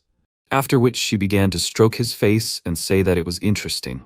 He didn't understand what she meant, and she suddenly grabbed him by the neck and pressed him against the tree trunk with a crash, not giving him a chance to escape. She said that she still wanted to ask him a lot, but the place was not the most suitable. So they would end it here, because they would see each other again soon. She will use her new power for good. And since he helped her, she really wants to thank him. He still didn't understand what kind of power she meant, and she, noticing his frightened expression, assured him that he didn't need to worry. She wouldn't hurt him. She licked her lips and finally said that perhaps fate itself had brought them together. A new day had come. The ladies in the elite dormitory, or rather Diane and her friend Julia, were talking about all sorts of girly things and discussing a novel about knights. Or rather, Julia was listening to her story with tears in her eyes. At one point, she wiped her tears and asked if she could stop preaching. She answered her that if she studied everything carefully, she too could find a knight to root for. Her friend decided to change the subject and said that Lucia's potion had passed the evaluation of the magic tower. The girl was very surprised by this. She had heard that she was very lazy, but it looked like it was all a lie. She started to blame herself for not doing something like this when she first entered the academy. And Julia took out her tablet to show her something amazing. An article with a photo of Andreas and Lucia appeared on the screen, and she asked with a smile, "Can she believe it?" Dina was shocked to see her old friend in the photo, and her friend said that she never thought that a talentless person like him would take part in creating a potion. When she first heard about it, she thought that the news was fake. The girl remained silent and carefully examined his photo, thinking that after the fall of his family, he could only rely on his surroundings and talent. But he constantly wondered what he could achieve on his own. Could this piece of trash really change? She abruptly stood up from her seat, deciding to see for herself. And meanwhile, MC came to listen to the lectures, but his clothes indicated that he was hiding something. Lucia, who was sitting next to him, asked him why he was wearing so many clothes, and he lied that he was feeling unwell. When she asked him why he came to class then, he told her that he needed attendance for graduation. Finally, Professor Vauban entered the classroom, and he remembered the events that happened last night. He can't show the huge scars on his neck. Angela bit him and said that they were brought together by fate itself and that there was some kind of smell coming from him. But he didn't understand what she was talking about at all. She bit him and immediately disappeared. The professor asked if all the students had come and decided to start the lecture, but when he noticed Andreas, he immediately remembered the recent articles and asked why he was wearing so many clothes. Was he really sick? He confirmed his words, and the professor decided to take pity on him, saying that the study of potions had tired him, so he could go. He had already marked him. MC thanked him and was already packing his things, but the man suddenly said that he even felt sad because he asked for advice even from him, the professor of herbalism. Was it so hard to include his name? The guy didn't understand what he was talking about. He hadn't done anything and wanted to gain fame? He told him that he was very grateful for the advice he had given, especially the one regarding the Hun Pishi extract and the Madarat root. Lucia immediately understood what he was getting at. He was just provoking the teacher. MC continued, reminding him of his words, that if he added these ingredients, he would get soup instead of a potion. And, as he could see, the soup turned out very good. Vauban barely contained his anger, and then Andreas headed for the exit under a deathly silence that fell in the audience. The man said that he was crossing all boundaries, but MC decided not to answer and said only that he was not feeling well, so he would leave. Vauban shouted his name in rage, and the boy froze at the door with the thought that when he was trampling in the mud, he was making fun of him, and now he wants to be friends. Let him shut up and be jealous silently. He can attend other classes if he needs points. With these thoughts, he was about to leave the classroom, and the professor shouted after him, "How long will he ignore him?" Suddenly, Lucia called out to him, distracting him to herself, and asked if she could explain herself on his behalf as one of the creators of the potion. The professor seemed to calm down and allowed her to do so, after which she said that they studied the basics of creating a potion in his lessons and then applied them in practice, and therefore they came to the conclusion that it is very important to conduct research without anyone's help. In the end, she smiled slyly and asked, "Is it not their duty as wizards?" Vauban nervously agreed with her words, and Andreas, who stayed to listen to her, thought she was able to convince him. Lucius said that next time they would ask him for advice if he was not too busy with his own research, and he excitedly replied that they could always ask him for help. After that, he turned to Andreas and wished him a speedy recovery. And he looked at Lucia, and meeting her mischievous gaze, smiled in response, and thought that she knew how to get out of such situations. He did not yet know why, but he was very grateful to her. Meanwhile, Officer Wu Angguo, the Duke and the Master of the Aura Sinclair Cloche, was informed of the potential candidates. His assistant decided to start with the students who had just been enrolled in the Rodlin Academy. She handed him a tablet, and he, after reading the article about the creation of the potion, asked with a smile, "The daughter of the Everlast Company created a new potion and released it into production?" The woman confirmed his words and added that they named the potion after her last name and released it for sale. She handed him the sample, and he, looking closely at the small vial, said that if she did this as a first year, then he thought many people would be interested in her when she graduated from the academy. His assistant said that this was exactly why they needed to contact her right away, and he, having tried it, asked her to check if anyone else was interested in her. As soon as the potion began to work, he clenched his hand into a fist a couple of times, trying to notice the changes in his body, and his secretary asked how it was. He answered with a smile that this potion had an amazing effect. She said that it was several times more effective than its analogs available on the market, and also without side effects. If they can distribute it well, then it will turn the entire market upside down. However, there is one more thing worth mentioning. She pointed to the tablet. The news said that the potion had several creators. Seeing a photo of Andreas, the Duke asked, "Is he the son of Cain Cromwell?" He had a talent for creating potions from the start. His assistant replied that it didn't look like it. There was also a rumor that he was just using her name. He asked if they would add his name as the creator then. She told him that it wasn't so he decided to check everything. If it turned out that he had awakened the talent, let her add him to the list of candidates. She immediately made notes in her notebook and agreed with him. Soon evening came. It started to rain outside, and somewhere there in the palace, His Majesty was drinking wine and was interested in how the preparations for the awards ceremony at the end of the year were going.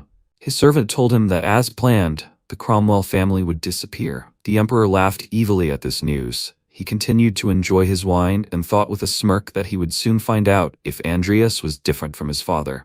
After a while, MC swung his sword as usual, and his training was already coming to an end. When he made his last 10,000th swing, he fell powerlessly to the floor and drank the potion, thinking that he wouldn't have been able to last this long without it.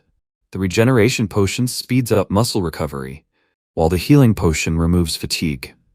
By adding the body-strengthening potion to them, he essentially created a way to train endlessly. He looked at the 2 potion bottles in his hands and said that it was risky, but evolving it was the right choice. He was worried about it at first, but he still decided to do it and evolve the talent for creating buff-type potions, since the chance was quite low. The results were so amazing that he blamed his timidity for not doing it sooner. Now, he can create many more potions. The success rate and creation speed have also increased. As long as things continue like this, he will be able to get stronger faster.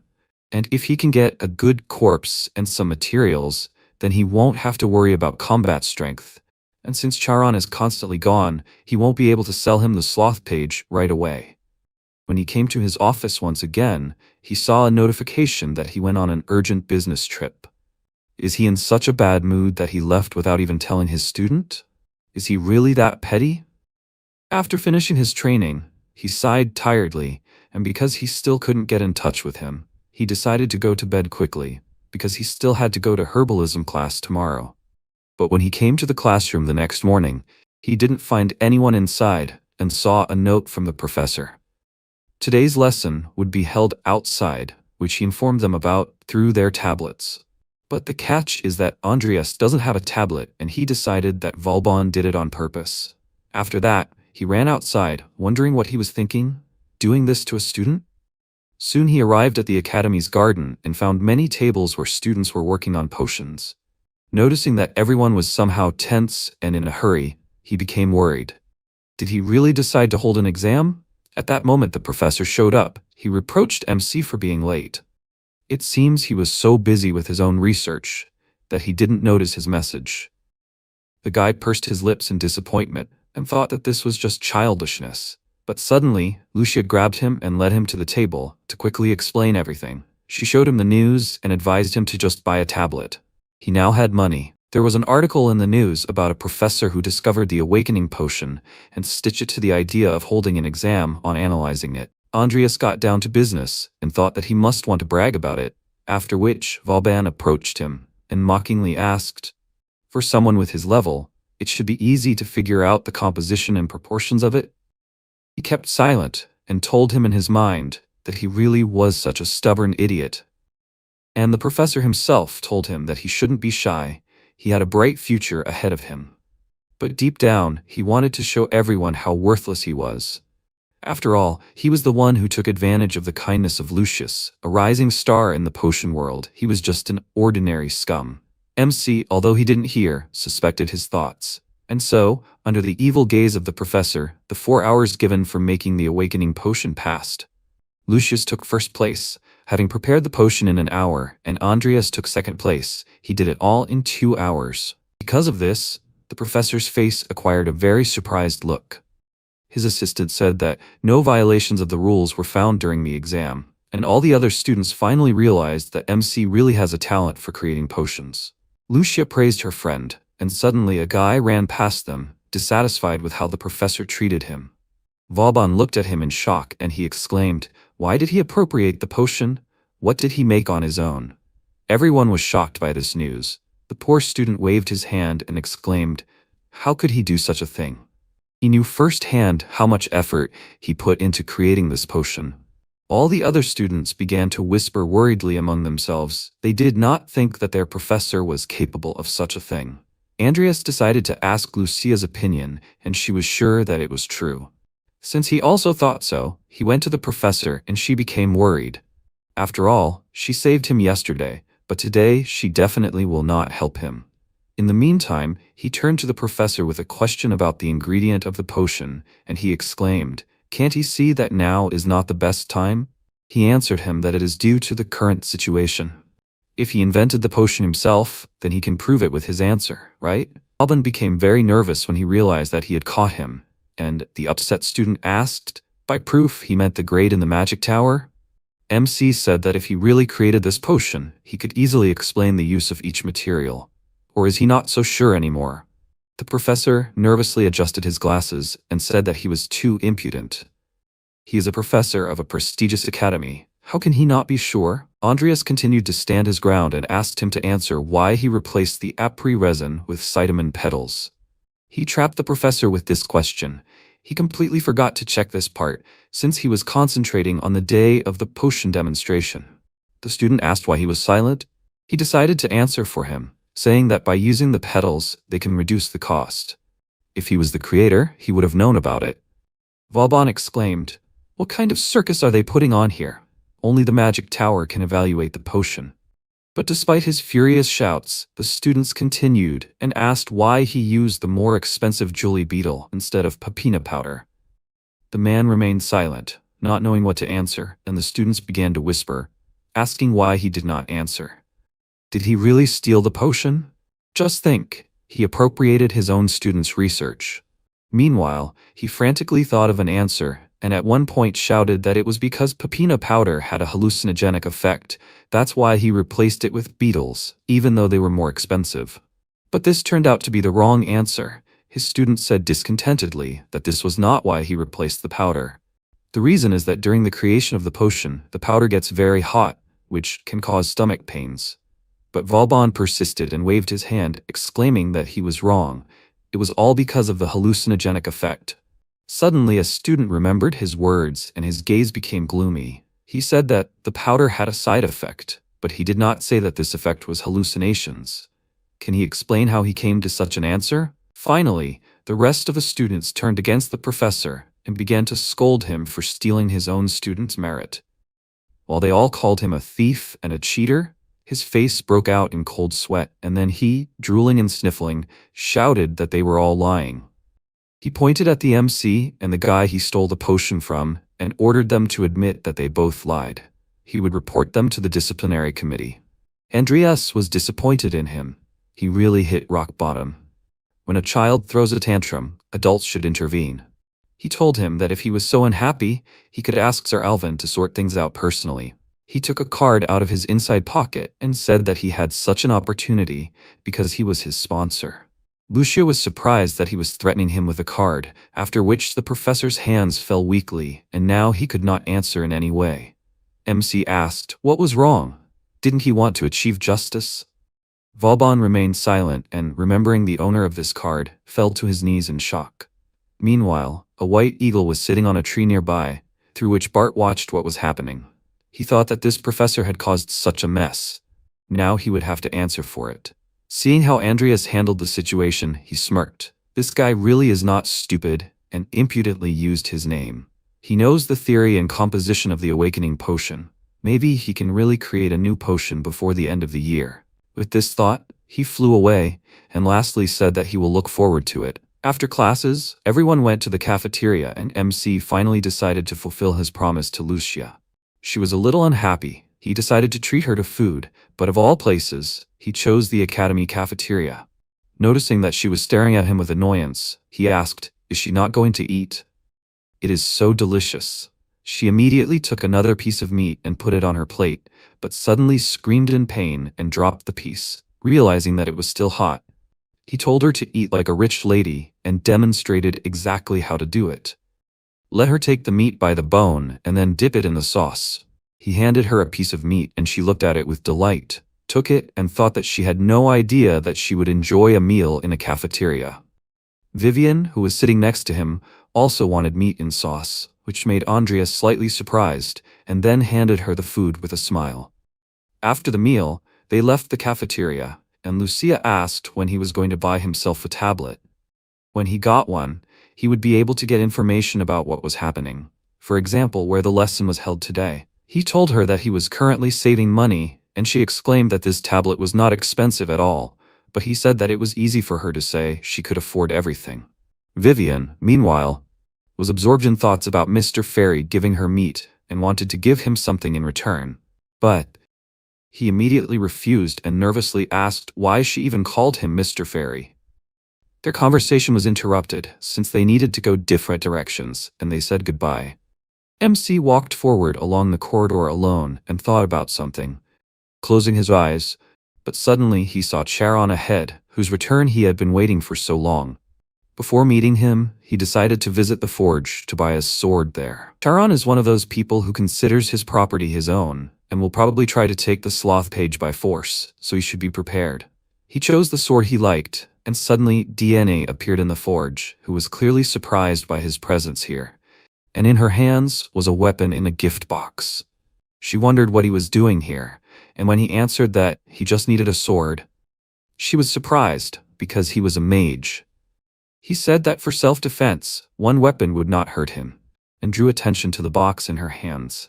She said that it was a gift for her brother, and he thought she was talking about Carlos Alvin. He is the eldest son of the Alvin family, who is training in the way of a warrior. They got along very well as children. Carlos was already dead by the time the game started, so there was little information about him in the glossary.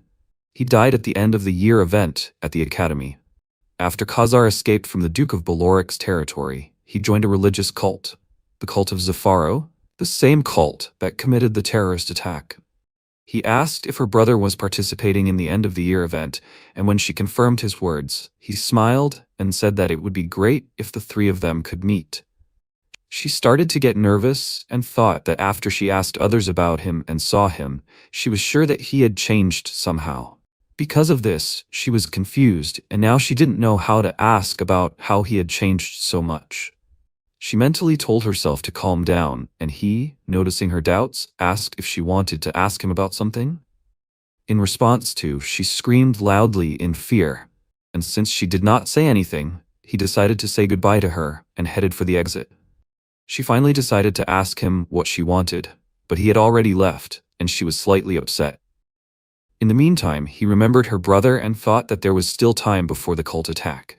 In the evening, he went to Charon's office, and he told him that he had searched the entire continent, looking for material of the same quality as Angela, but he could not find anything, so he decided to continue searching. Andreas sat tensely opposite him with his new sword on display, but the man did not pay attention to him and continued reading the book, saying that he did not expect much.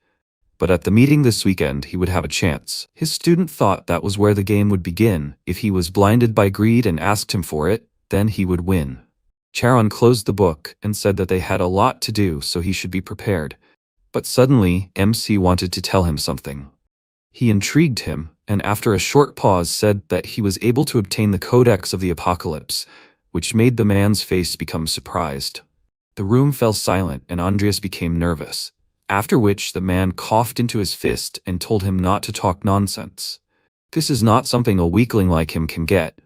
He decided to show it to him, and with an excited look, reached his hand into the portal, saying that this is not something he should have.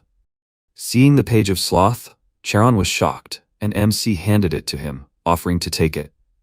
His teacher thought about it and then waved the thing away with his hand and told him to keep it. This item will only cause them trouble. Let him save it for the meeting. There they can exchange it. MC smirked. He knew he would say that. He puts his own life above others. Charon told him at last that since they were going to the meeting this weekend, he should clear his schedule and prepare thoroughly. The weekend came and they set off. Now their dead coachman was driving the carriage through the forbidden zone, the forest of imprisonment. Andreas thought that he was able to get to the meeting with Charon's help, but the problems were just beginning. There would be many dangerous people there. Words cannot be used to negotiate with them, so he had to be extremely careful. He looked at his teacher, and he said that he could exchange the sloth page for things that could make him stronger. He would have to sell it for a higher price. After listening to him, MC only confirmed his complete confidence that the page belonged to him. But when it came to a fight, he would use it as a shield. Suddenly the carriage slowed down. An unknown dark mage outside grabbed the horses by the reins and began to calm them down. And when he saw the skeleton coachman, he was slightly surprised. After which he looked inside the carriage and asked, "Are they going to a meeting, right? Do they mind if he goes with them?" MC was very surprised by him. He recognized him.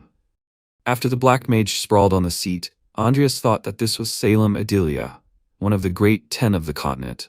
He is willing to do anything for the sake of his research. That's why he is called the devil pursuing the truth. If the information about the sloth page leaks out, then things will be bad. It seems that Charon was thinking the same thing. But unlike his student, it was obvious how nervous he was. Salem called out to him and asked what's wrong with his face. Does he not like that he is also going to a meeting? He replied that he is not, after which the man laughed loudly and told him not to worry so much. He has already been there several times. MC looked at him warily and thought that he knew he was crazy, but not that crazy. Suddenly, a black magician approached him and asked his name. His teacher told him to introduce himself. He was his senior. After that, Andreas said his name and Salem grabbed his face in surprise, exclaiming, "So he coveted another Cromwell too?" The young necromancer looked at his teacher and thought, "What is he talking about? Is Charon hiding some secret about his family?"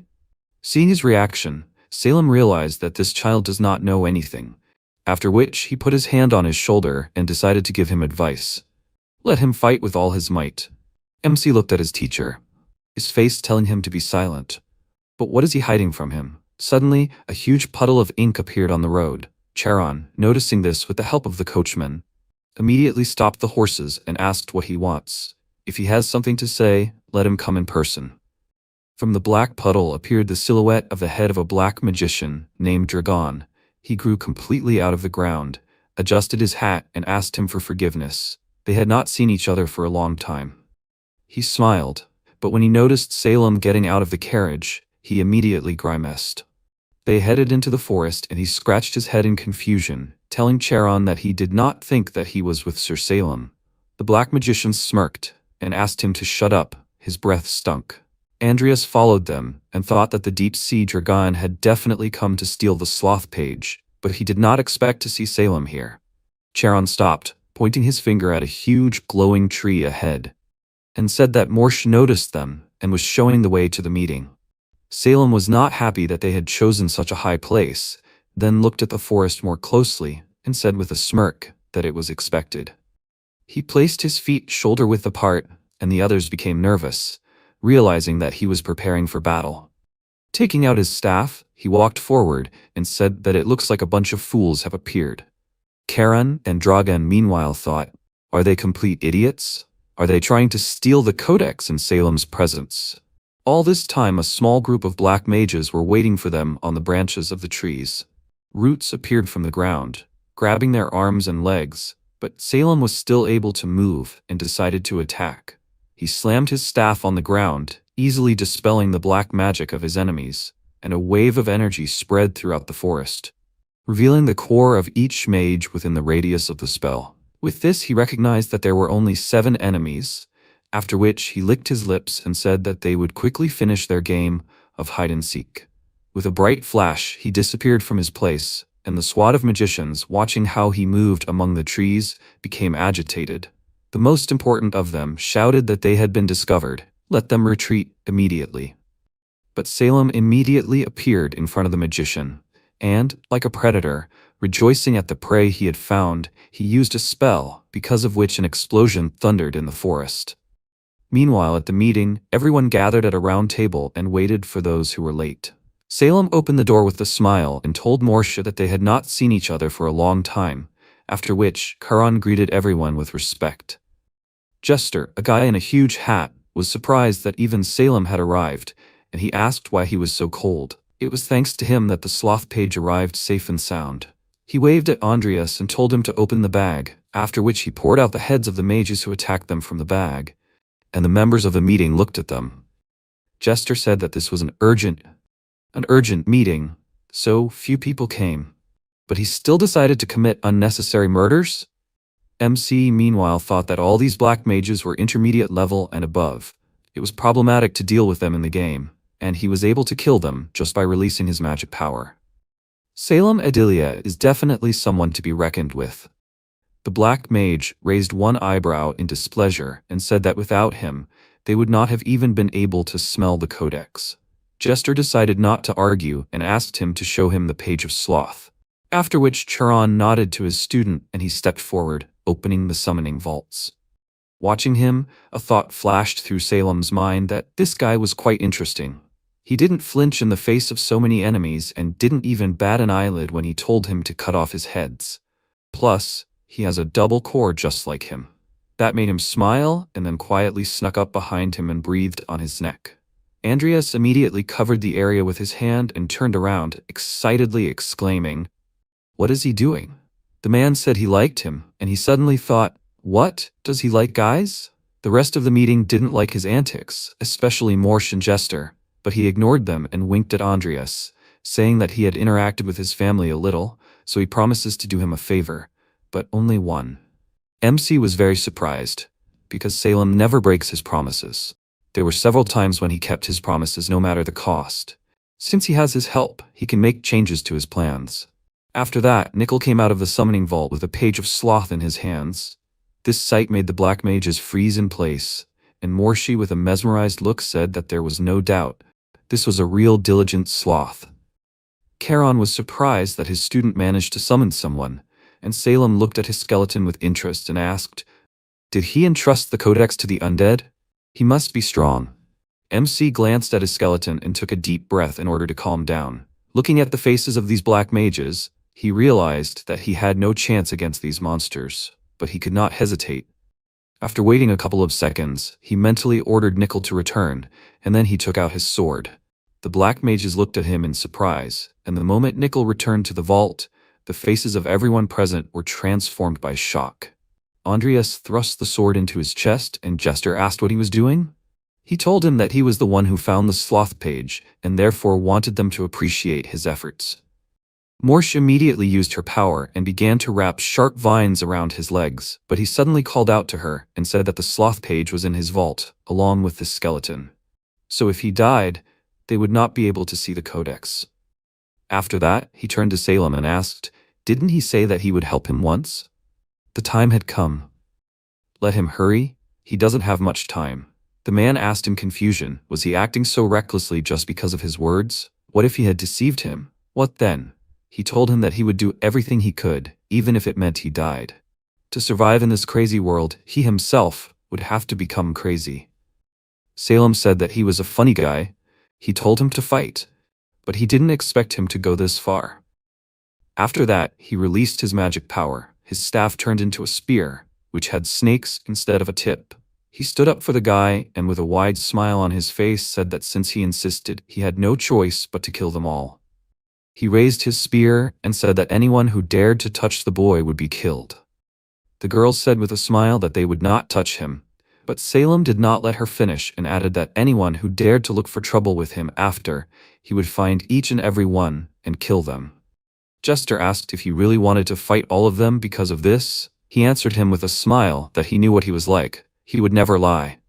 Morsha covered her face with her hand in disappointment and asked if he was kidding. His face suddenly became serious and he asked if they wanted him to repeat it. Everyone present became nervous and remained silent. Only one girl sighed with delight. After thinking for a moment, Jester said that there was nothing he could do about it. So what did Apprentice Charon want? When the question was finally asked, he allowed himself to drink the potion and thanked them for waiting, then asked if they could tell him what they were willing to offer for the page. Jester called it absurd.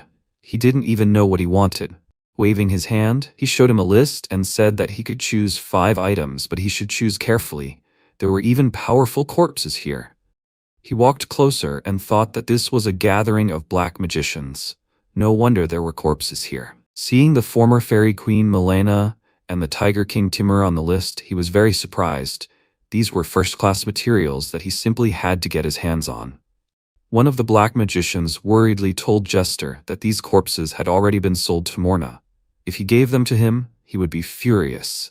Hearing this name, Andreas became worried. Were these corpses really bought by one of the most powerful necromancers?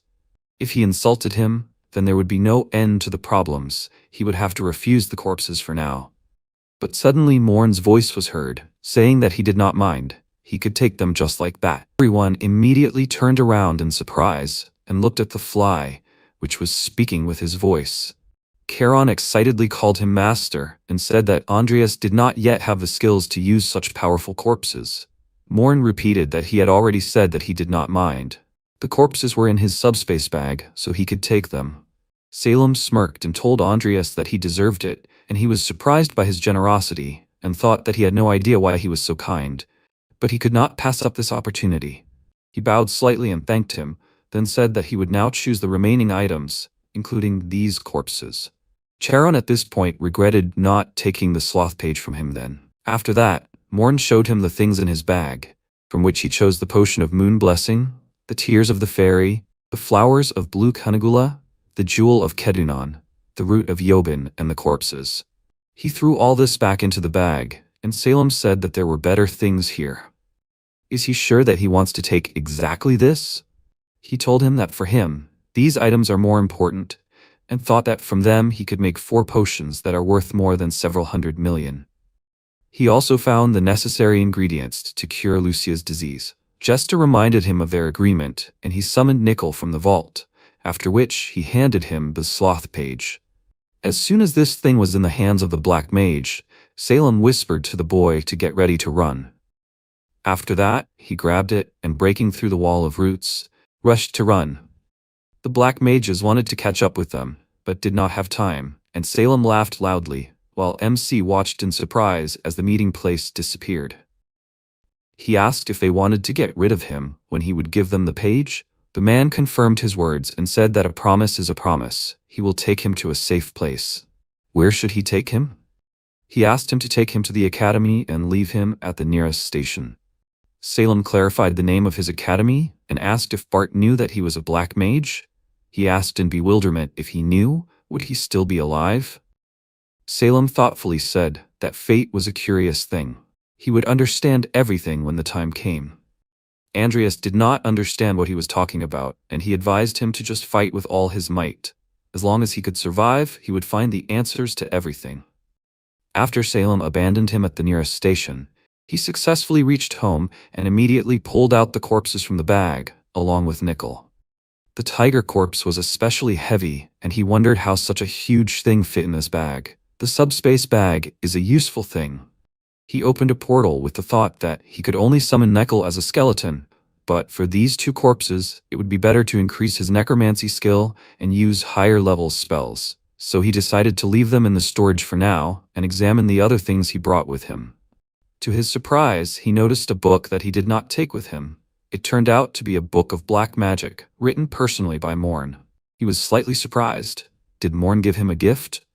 He opened the book and found out that it contained knowledge that could not be obtained from the Charon library. If he mastered the contents of this book, he would be able to evolve the corpses obtained today into high-level creatures. Suddenly, he heard sounds coming from Nickel, and immediately turned his gaze to him. The system reported that the probability of the skeleton soldier evolving was 100%. There were 66 possible deviations. Does he want to start evolving? MC was still wondering when he would be able to level it up. It seemed like the time had come. The fact that the status window appeared after he gave the page to Sloth meant that the codex apparently had some effect on this skill. But he wouldn't worry about the answers. He had more important things to do. It said that the probability was 100%, so he would agree. After he pressed the button, the skeleton had already prepared for the worst, but nothing happened, and he began to look at his body in surprise. Meanwhile, the evolution had begun.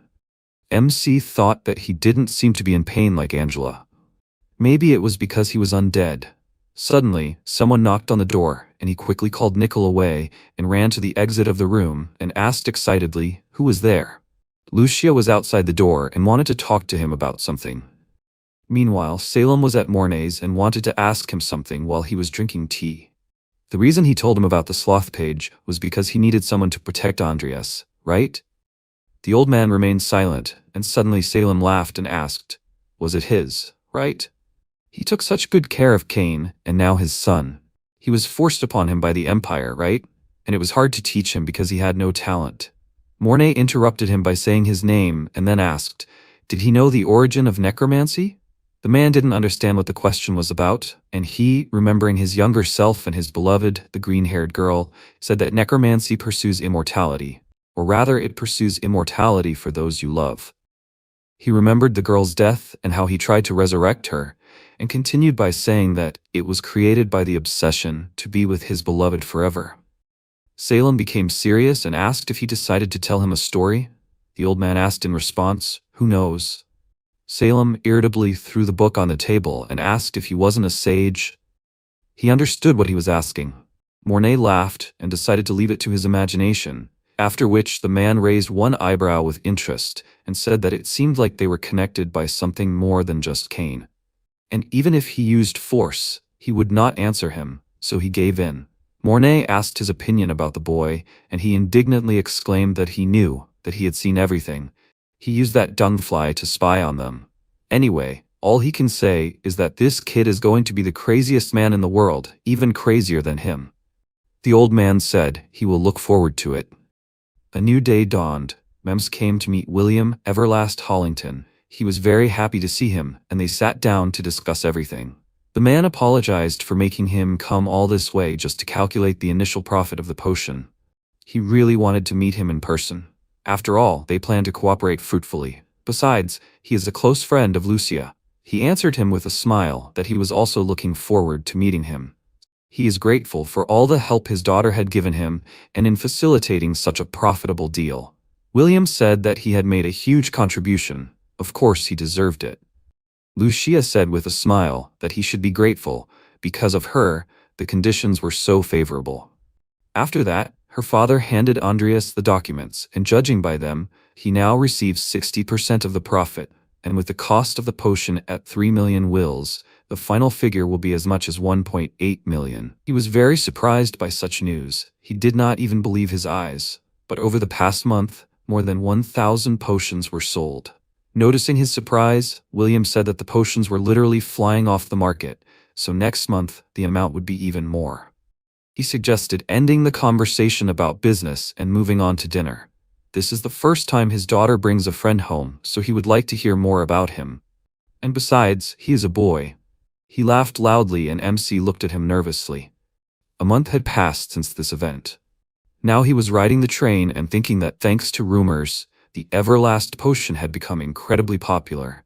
It gained popularity not only among warriors, but also among noble circles. In order to increase productivity, the company increased its raw material base and production capacity. He didn't expect to sell more than 2,000 copies in a month. If he had known this earlier, he would have immediately bought a tablet.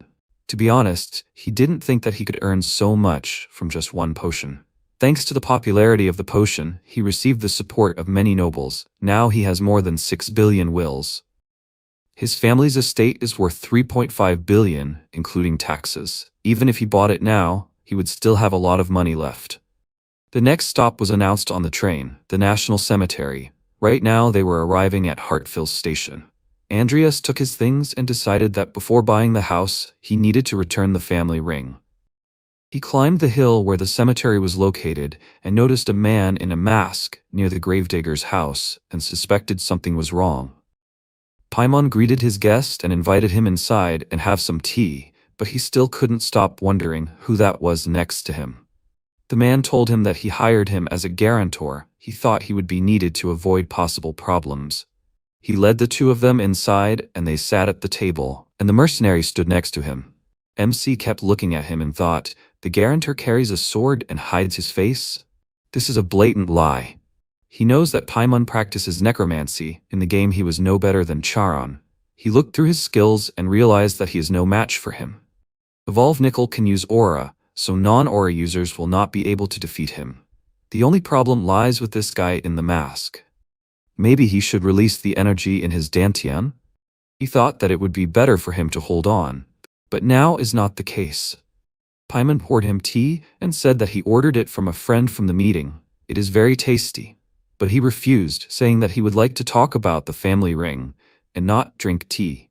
The man didn't like that he was so impatient, and the guy said that the corpse was completely useless.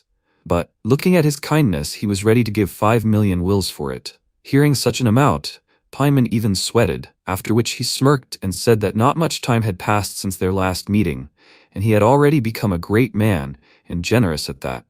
Even though he was fallen, he was an earl, right? MC sighed, understanding what he was getting at, and he asked if this amount would be too little. The price for silence should be more. He asked, does he mean that he should pay more? Paimon pointed to his bag and told him not to worry. He didn't want money, just the things he got at the meeting. He heard he took a lot of good things from there. Let him just give him some. It's not a bad deal, right? Andreas took a sip of tea and said that he appreciated the offer, but he would speak plainly. 5 million wills, no more. Paimon became very angry and said that it seemed like he didn't hear what he said. He told him that he could hear just fine, but he knew from the start that he didn't want to make a deal with him. The man's face darkened, and the mercenary took out his sword, saying that he thought it was time for them to finish with him. He agreed with him, and in response, MC summoned Nickel, shocking them both, and asked if they really thought they could defeat him. Seeing such a strong 5th-class undead, Paimon's face darkened, and he told the masked guy that he would pay him more than what he promised. So let him deal with the little idiot and take his things. Before he could finish speaking, the mercenary noticed the enemy appearing behind the gravedigger and immediately blocked the blow by holding out his sword, and then he threw off his cloak. Andreas meanwhile sat quietly in place, watching the cloak fly. He noticed the sticky bombs hidden on the inside of it and took out his sword, thinking that he often used this in the game. This mercenary not only managed to block Nickel's attack, but also managed to delay it. He cut the bombs. Meanwhile, the mercenary fought with his undead. He lunged forward, the blade pierced Nickel's cheek, but then he grabbed the enemy by the leg and he was slightly surprised, not expecting this. The skeleton knocked him over, and at the same time took out a sword endowed with aura and struck. MC was surprised that he used it. But after evolving, he had a Dantian, so it is not surprising that he can use it. But did the enemy force him to use aura? He turned his gaze to the mercenary and frowned, and the latter did not even pay attention to him, as he was focused on the fight with Nicol. Suddenly he disappeared from his place and appeared next to the enemy, immediately rushing to attack. Their blades with sparks collided and left wounds on each other's bodies. At one point, Nicol jumped up and swung his leg. Then the mercenary decided to take advantage of this and stepped back, after which he lunged forward, aiming at the enemy's head. But what happened made him surprised. Nicol turned into a ghost, and the blade passed through him. Taking advantage of his confusion, he kneed him in the face, throwing him out of the window. Breaking through the glass with his body, he completely lost his strength and was able to stay on his feet only thanks to the undead Paimon, who supported him from the portal. He called him Dan and asked what he was doing anyway. If he wants to get money, then he should stop holding back. He used black magic, and Andreas looked at him in shock, realizing that this idiot had summoned the undead while he was distracted. Nicol came out of the house, and the gravedigger, looking closely at him, asked, "A phantom? It seems he was able to get a good corpse at the meeting. But will he be able to defeat his best creations?" Skeletons came out of many portals, and he reminded them that they were on a mountain full of corpses. After that, the dead rose from their graves, and Andreas realized that they were completely surrounded. He mentally told Nicol to split up and go behind the enemy, after which he rushed towards the house and began to fight the summoned undead. Having cut down several opponents, he noticed how others were approaching him from behind, and he immediately waved his hand, erecting an earthen shield. But as soon as he dealt with some, others appeared. Compressing the nearby rocks with magic, he threw them at the enemies at high speed, but despite all his attacks, their numbers did not seem to decrease, so he barely made it. Noticing the archers, he immediately turned around and, breaking through the squad of swordsmen, reached them and finished them off. Paimon called his undead useless. He was only one. There were many of them. He excitedly turned his gaze to the side. At that very moment, Nicol was about to hit him from behind. But Dan blocked the attack and cursed, after which Nicol suddenly noticed a sticky bomb in his clothes and an explosion occurred. Meanwhile, MC dealt with the opponents, but because they approached again and again, he did not even have time to drink the potion. At this rate, he would simply run out of strength. Having dealt a blow, he caught his breath and continued the fight, wondering where Nicol was. Even though his body was going numb and every muscle was aching, he continued to attack, and suddenly one corpse spat some kind of acid at him, but his cloak saved him. He immediately cut off the head of this undead and wondered if he could hold out until Nicol came. Suddenly he noticed something and froze in place. One of the skeletons attacked him with an axe. Of course, Andreas blocked the blow, but because he lost his strength, he could not stand firmly in place, and the skeleton began to press on him. Then he kicked him in the head, but because of this, he lost his balance and fell. The skeleton's head rose with a loud crunch, and a second later it fell into place, and he rushed at full speed towards the guy, hitting him with his forehead. Thus, he knocked him down and began to beat him with his fist, and he could not do anything and only wondered if he was destined to die here? In the hands of a simple skeleton knight? If he dies here, what will happen to his sister? What will happen to Lucy and Vivian? He finally has a reason to live, so he can't die here. He gritted his teeth and suddenly his second core flared brightly, and the system reported that due to hard training, talent and many battles, an aura was awakened. Dantian was activated, so he had the ability to use aura. Thanks to the dual core trait, he can use mana and aura at the same time. MC immediately grabbed his sword and cut off the enemy's head, thinking that he finally found the place where he belongs. Suddenly, the system notified him of the achievement, Second Awakening. By the end of the day, all the skeletons were already finished. Nicol was in no hurry to kill Paimon and waited for his master.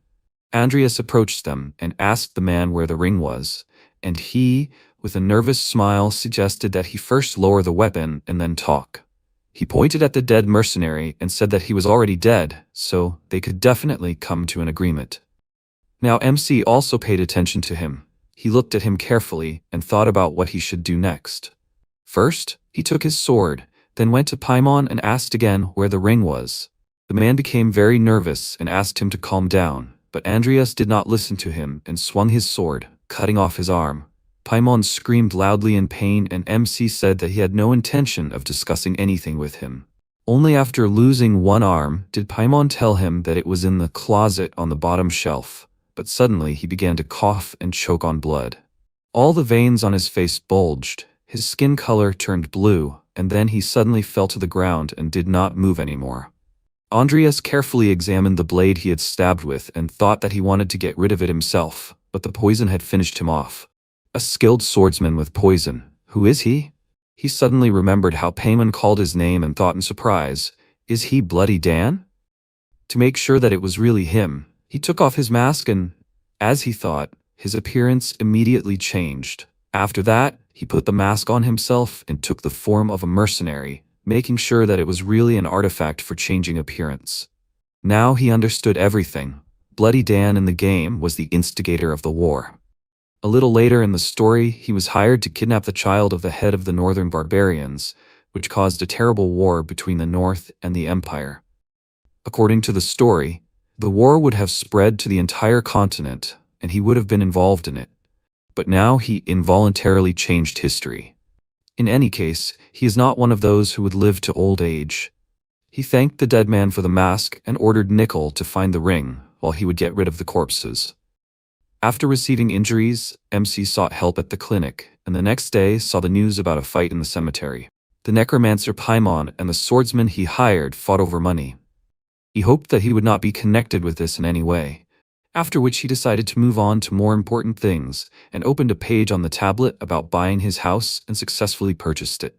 After such a big purchase, he exhaled and was already starting to anticipate his sister's reaction. But suddenly someone's palms covered his eyes, and the girl told him to guess who was here. The guy remained silent, so they spent a few seconds in silence until Lucia gave in and said that he was so boring. She put a basket of fruits on his bed and asked what kind of reaction was this. His cute friend came to visit him.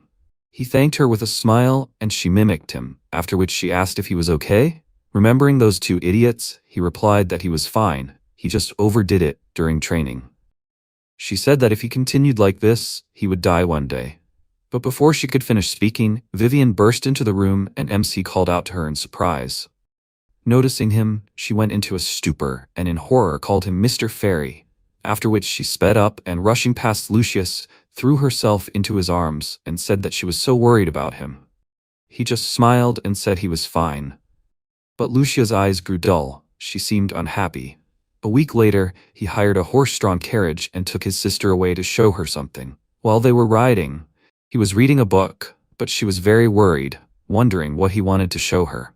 She went with him because he had returned the ring, but he locked her in this carriage and did not want to tell her where he was taking her. Where did he even get the money for such a luxurious carriage?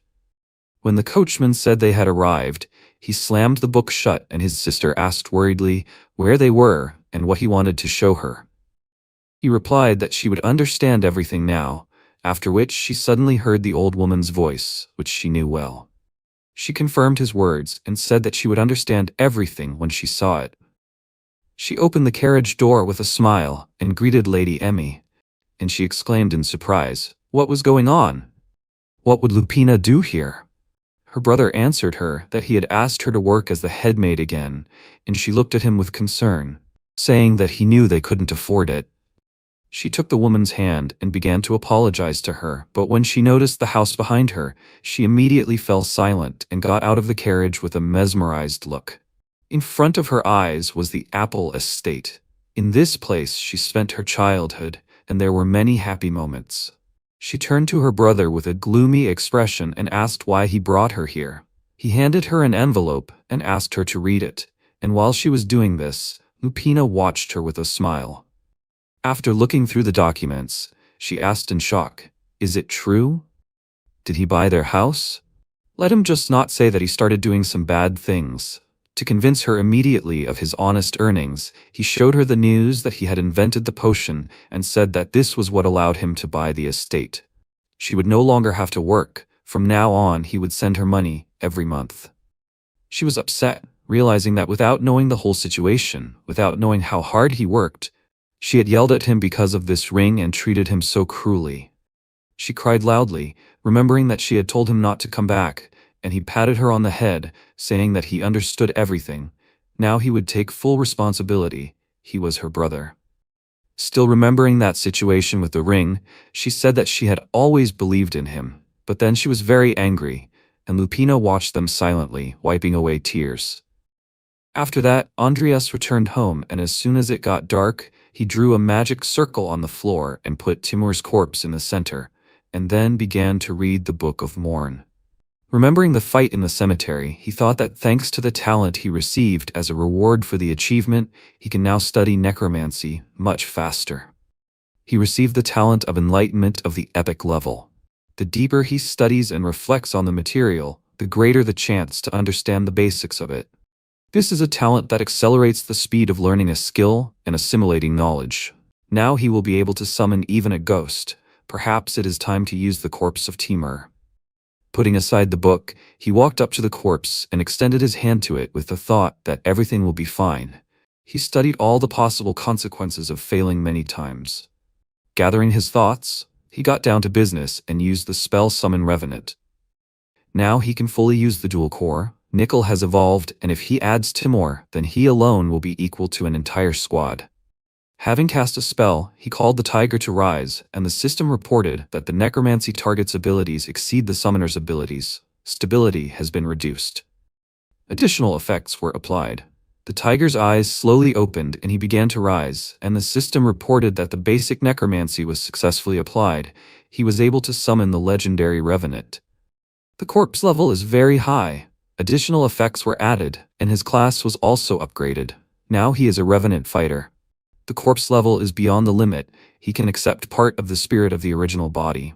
Timur turned out to be a 5th class undead with 891 mana, has the features of self-awareness, fist mastery, berserker.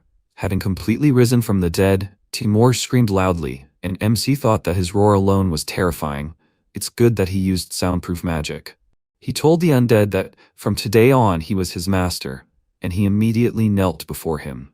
Much time passed, autumn came, and then winter, and it was time to go to the snowy mountains of Vilbor, the territory of Marquise Magna, to take part in another exam. The professor explained the exam. The topic was survival and collecting points. They would all spend 72 hours in the mountains, and they would need to collect points hidden throughout the game. Julia smiled and elbowed her friend and told her she was sure she would beat everyone, to which she smiled. The professor continued by saying that the bracelets they were given counted their points.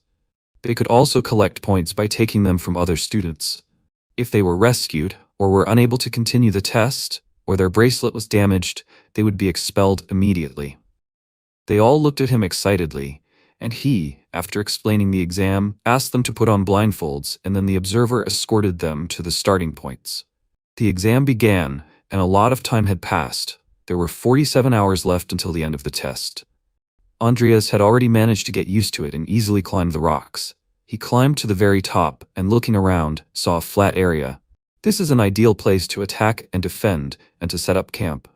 But he was not alone here. He noticed Diane nearby, who was using search magic over a huge area and a barrier at the same time. So she is able to protect herself from the storm and not get lost, but the mana costs are simply colossal. As a result, the girl could not stand it and fell exhausted on the snow, and he realized that she used all her mana. If he takes her bracelet, he can get rid of a strong opponent. But if he has her help, he can easily take the top of the list. With these thoughts, he went to her and she, noticing someone's silhouette, immediately used magic and ordered him not to move. MC noticed that she had used too much mana, and she, recognizing his voice, said his name in surprise, and he added that magic is useful, but if she uses it so recklessly, it will not lead to anything good. She exclaimed, he wants to take her bracelet, hiding behind good advice, right? She may be exhausted, but against someone like him, she can easily withstand. But her magic said otherwise. When she tried to use it, only small sparks appeared. Andreas came closer and said that he had a suggestion, but she immediately backed away from him and excitedly told him not to come closer and talk from a distance. He froze in place, thinking, does she really hate him that much? After that, he suggested that they team up, to which she was slightly surprised and asked, why all of a sudden? He sat down next to her and took off his hood, saying that if he was alone, He would be vulnerable to unforeseen circumstances. It's much better to have a comrade in case of anything. Doesn't she think so? She frowned, hesitating to give him an answer, and remembering all his past dirty deeds, she decided that she couldn't trust a moron like him. She grabbed her head and Andreas, taking something out of his bag, asked with fake surprise what was that in his hand. Seeing chocolate in his hand, the girl immediately started drooling and he smirked. After which they teamed up. Meanwhile, some monsters were wandering around the mountain and catching students, looking for Andreas among them. A monster named Mantos grabbed one guy by the head, and a goblin named Glau, showing his partner a wanted poster, called him an idiot, saying that he didn't look like him at all. The monster immediately threw the poor guy aside and began to make excuses by saying that he had bad eyesight, and Glau exclaimed, "How many times does he need to be told? He has green hair." He looked around and said nervously that the weather was just terrible, and this job was so inopportune. His partner said that they were paid, so they had no choice. Spitting on the student, Glau said that that idiot gave them such a terrible job, but suddenly a huge eye appeared above them, which said that instead of chatting, they could have already found him. Glau turned around in fear and saw the eye through which Kidwell, Jester's henchman, was watching them. He added that this is why he did not want to use idiots like them. Mantos said that he did a little research on their target. Why did he send them to deal with an ordinary student? He heard that he was coming too? Kidwell told him that it was none of his business, let him just do what Master Jester told him. He finally told them to finally get down to business, and the eye disappeared, which made the goblin angry and said that it ruined his whole mood. He suggested to his friend to rest a little and leave, but he decided to look for him a little longer. The human scent only comes from the students and observers. If they kill everyone they come across, they will eventually meet their target. Moreover, these students will still become their enemies, and they now have a chance to get rid of the threat. Glau laughed and agreed with him. Meanwhile, Kidwell thought that they were idiots. What did he even expect from them? He turned to the black mages who were making a magic circle and thought that they would just be their bait. At the same time, they would create an explosive formation on the top of a mountain. Soon they would bury Master Jester's target under the snow. Meanwhile, MC and Diane worked together, taking away the bracelets from the students. They cleverly caught one couple with a trap, and Andreas, having received the 6th bracelet, said that, judging by everything, they were the top group. Leaving them hanging upside down, they continued on, and all this time, the girl wondered where he learned to track and catch people. Watching him climb the rocks with ease, she noticed that he walked easily over rough terrain, as if he was a completely different person in front of her. When they climbed to the top of the cliff, and he probably walked forward, Diane finally decided to ask the question that had been tormenting her for a long time. What's wrong with him? To be honest, he was a complete idiot before. He dejected a little and told her that if he hadn't changed, he would have lost everything. Like she said, he was a real scumbag, never cared about his sister, although she was his only family. When he realized this, he decided to become the best. Working on himself, he realized that he was not lacking in talent either. He bowed to her and apologized for all the terrible things he had done, and she excitedly replied that everything was fine, after which he suggested that she go further and take first place. She smiled nervously and agreed with him, and then asked, "He does know that there can only be one first, right?" And that would be her. Meanwhile, Ivy was standing nearby and listening to their conversation. She thought that he didn't even bat an eyelid when he killed during the incident with the Boloric family. He was trash, and recently changed for the better. How can someone who was trash all his life change so suddenly?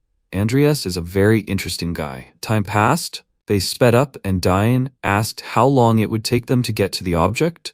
Looking at the map, he answered that it was about 3 minutes, and remembered the professor's words. They can get points by taking them from other students, or by capturing objects marked on the map. He noticed something in front and told the girl to prepare for an enemy attack. Then Mantos suddenly swung his axe, and the guy immediately jumped to the side, and the girl abruptly braked. Glau laughed and said that more idiots came, and his friend asked with a smile, "Did he miss?" The goblin just made sure that he really was blind, and MC seemed to recognize them. Diane ran up to him, worriedly asking if he was okay, and he confirmed her words, but then pointed to the injured students and said that the situation looked bad. What she saw shocked her, and a question immediately arose in her head. What happened here? Suddenly, Glau excitedly pointed to Andreas, and, comparing his appearance with the photo, said with delight that he had green hair. It was definitely him. Dean looked at the guy in bewilderment, and the monsters were very happy, and he asked, "Do they know him?" Mantos answered him that they came to kill him, and he said that if they wanted him, then let them let the others go, and they can talk somewhere else. Deanie indignantly called him crazy and offered to fight them together, but he said that some of them were still alive. Someone needs to take care of them until reinforcements arrive. She wanted to object, and he went to the monsters, assuring her that everything would be fine. He was sure that he could defeat them. Glau only laughed at his words and, agreeing to his conditions, together with his friend, led him to a deserted place. Diane could only watch their retreating silhouettes, and soon they moved a decent distance away from her. Glau looked around and said that this was a good place for a grave, and his friend agreed with him. No one would find them, even if they made noise. The goblin asked, didn't they just need to cut off his head so that they would have proof of his death? Mantos agreed and suggested that they finish him off quickly, after which he raised an axe over his head and struck a blow, which Andreas easily dodged. But Glau ran up to him from the side and swung his daggers a couple of times. MC avoided all the blows, and noticing how Mantos was rushing at him, he immediately parried his attack, and a ringing sound was heard. The monsters were very surprised by this, and Mantos, whose axe the guy cut with a sword, exclaimed in surprise, "He is not a wizard?" He put the sword in its sheath and, calling their names, said that they had better cast aside the prejudice that wizards do not use swords. Glau wondered how he knew their names, and he, using magic, answered him that he would tell them about it if they told him who from the assembly sent them. The monsters smelled danger, after which the summoned undead appeared behind Andreas, and he said that even if they did not want to, he would make them tell everything. Mantos became very worried and said that it seemed that they were deceived. He put on gloves with spikes, and while his friend Glau was cursing Kidvel, MC noticed his weapon. He waved his hand and ordered Nickel to wait, then told his undead to kill anyone who tried to escape. His words angered the goblin, and then Mantos rushed to attack, shouting that he was not finished yet. Andreas blocked his blow with his bare hands, deciding to try combining the moves from his past life with his local skills. He moved his opponent's arm to the side, and then roundhouse kicked him in the head. At that moment, Glau pounced on him with a dagger and lunged forward, but MC easily blocked his hand, forcing him to drop the dagger, and grabbed his weapon. He decided to show him how to properly use the dagger, and immediately swung it, causing the goblin to bend sharply, and he blocked the next blow. While they exchanged blows, Mantos came to his senses. At one point, Glau missed a blow, and Andreas took advantage of this hesitation to strike him even more. The finishing touch was his kick that sent Glau flying back a few meters. Mantos called out to his friend in concern, and MC immediately turned his attention to him. The monster felt the effects of his kick and grabbed his head, and the guy asked, "Didn't he say that he wasn't finished yet?" He was glad that his fighting skills were working, but at the same time he was upset that he hadn't been able to test Timur's strength. Meanwhile, his summoned warriors just stood nearby and watched the fight. Meanwhile, near the wounded, Diane decided that in that case, she would let them deal with it. The student bandaging the wounded man noted that they knew about Dean's abilities, but it was better for them to stick together. She remembered the protagonist's words about some of the students still alive, and she needed to take care of them until help arrived. Dean realized that she could not stand aside while innocent people were suffering. The student then agreed to follow her as soon as she could, but warned her not to let them see her. Diane fully supported this decision. Meanwhile, the protagonist sent Mantos flying into the snow with another blow and declared that he was ready to talk. He asked who sent them, but the killer only laughed in response and told him to just kill him. The protagonist then ordered Nickel to hand him the sword. Catching the sword in his hand, he noted that he had other ways to find out the truth, so there was no point in wasting his breath on them. He began to draw the sword from its sheath. At that moment, Glau shouted that Jester Reuben had sent them. His companion called out indignantly, but he wondered why they should be loyal to someone who treated them like dogs. He stood up, holding his stomach, and added that there was one more thing. He hadn't sent only them. MC had assumed that someone from the congregation was behind all of this, but he didn't think that person would be Jester. He remembered Salem's threat and realized that if Jester had decided to do this despite the threat, it meant that he was confident in his ability to cover his tracks. He thought that this was what these two losers were called for. He then asked where the others were. Gloss smirked. Who knows? Even they don't want to make Rodlin their enemy. An avalanche? Maybe they aren't preparing something like that? The protagonist noted that Jester was planning to make his death look like an accident so that he wouldn't have an alibi and wouldn't be pursued by Rodlin and Salem. Then the killer turned to his comrade and suggested that they get out of here. They had enough. The protagonist was surprised. Did they think they could just up and leave? After killing so many students? Who said he would leave them alive? Meanwhile, Dean climbed higher and higher up the mountain, looking around. She noticed that she had almost reached the top, but where was this Andreas? Next second, her gaze changed. She took another step and a magic symbol appeared under her. Many different attacks suddenly headed her way. She realized that these were not the two, and shouted, who were they? Kidvel said that he thought what kind of mouse ran to the place of their ritual, some small brat? And she was indignant that he was attacking from behind and did not answer her questions. He should not blame her if she killed him.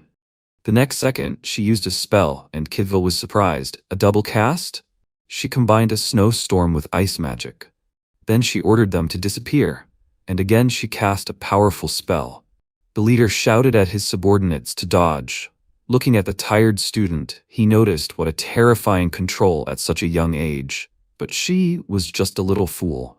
Stretching his hand to his side, he grabbed the magic eye and, attaching it to his forehead, shouted that this was fun. He would play with her for a while. The next second, several tentacles appeared from his face, and Diane realized that this was black magic.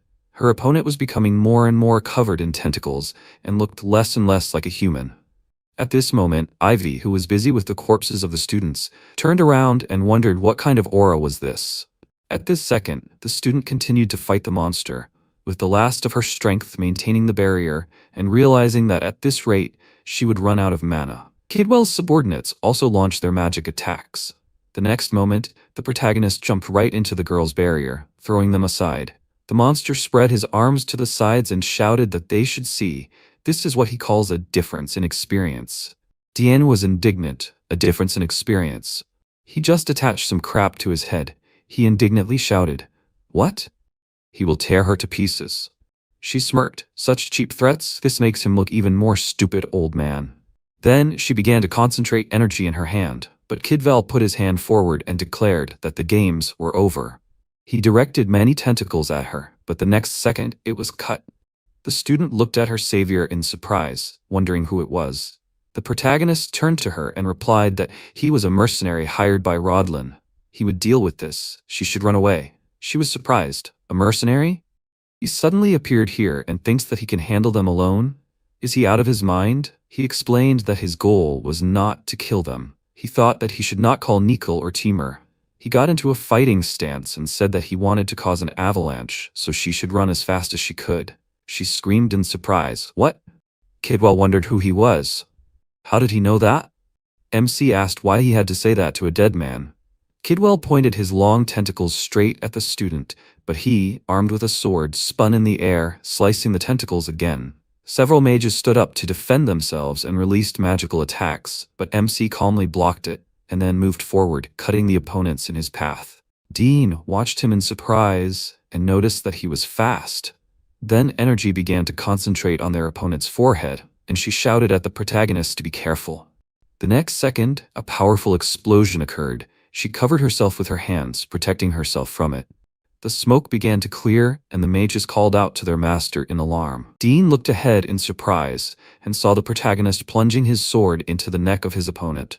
The monster made a gurgling sound, and suddenly a huge tentacle threw him back. Dean, worried, asked if everything was okay, but he shouted for her to stay behind. He knew that the host should be dead by now, but the body was still moving, and the monster seemed to have taken control of it. The next second, the monster opened its mouth, releasing more tentacles and sent it forward, capturing one of the mages and placing him in its mouth. The protagonist grabbed the student and ran in the opposite direction while the monster chased after them. He hid behind a rock and told Dean to go away while he distracted the monster. Faster. He ran back into the fight, cutting tentacles along the way. Diane didn't know who he was, but he had saved her life and she couldn't just leave him. She began to concentrate the energy in her hands, realizing that she had to do something. She had to be calm and take her time. She had to condense the energy and make it thinner and sharper. Then she raised her hand up, holding the sharpened ice above her, and thought that she had succeeded. The protagonist continued to fight, realizing that if he could summon Nickel or Timur, he would easily win. Then, during another dodge, he turned around and saw the student preparing to attack. He thought that she was stubborn. Why hadn't she run away yet?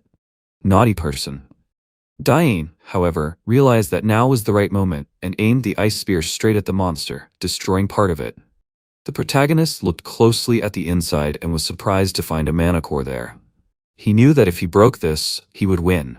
He ran forward to attack, but a fast tentacle stopped him again. He thought it was close, but he was too hasty. Then the tentacles of the monster spread out in different directions and began to pierce the mages, who were confused about what was happening. Dean did not understand why the monster was attacking its own.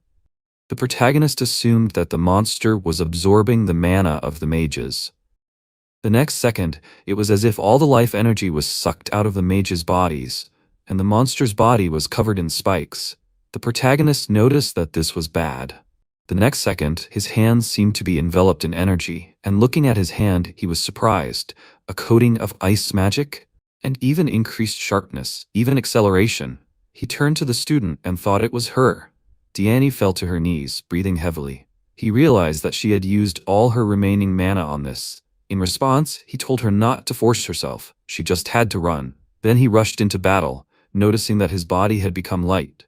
Then he looked in surprise at how the spikes on the monster's body were increasing in size. It flew straight at him. He tried to close himself, thinking that this would never end. He dodged another tentacle attack and realized that he needed to find the monster's core. Putting his sword in front of him, he cut through a part of the monster and, landing nearby, noticed that it was too strong. But the next second, the monster's head separated from the body and he looked at it in surprise. Ivy, looking at him, asked who he was. The protagonist thought in confusion, "Damn, why is it Ivy?" He silently stared at her, and she said that if he does not answer, she will kill him and take off this mask. The next second, they looked up in surprise, and the protagonist explained that the black magicians installed a huge magic circle here, filled with explosive magic. If this is not destroyed, many students will suffer. Ivy told him to stop bluffing, but then looked away again. The protagonist explained that the magic circle was about to explode and he should flee, relying on her. She exclaimed indignantly, "Idiot, she could get it from under the ground." Then she began to climb up, approaching the magic circle. The protagonist, having hidden in a safe place, took off his mask and sighed with relief. It was close. He returned to his thoughts, deciding that if it was Ivy, then she would definitely cope. In the Strait of Tenera, in a castle nearby, Jester was practicing necromancy, directing energy to a mermaid lying in the center of the magic circle.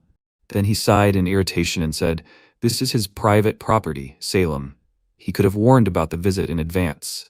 The guest sat down on the windowsill and with a smile said that he had an unusual business with Jester. Walking forward, he asked if he was underestimating him. If he weren't, he wouldn't have done such a stupid thing. Jester replied that he didn't understand what Salem was talking about. Salem concentrated energy in his hand and asked, "Was he playing dumb, huh? What? Was he tired of living? Should I give him a funeral?" Jester, confused, asked what Salem wanted.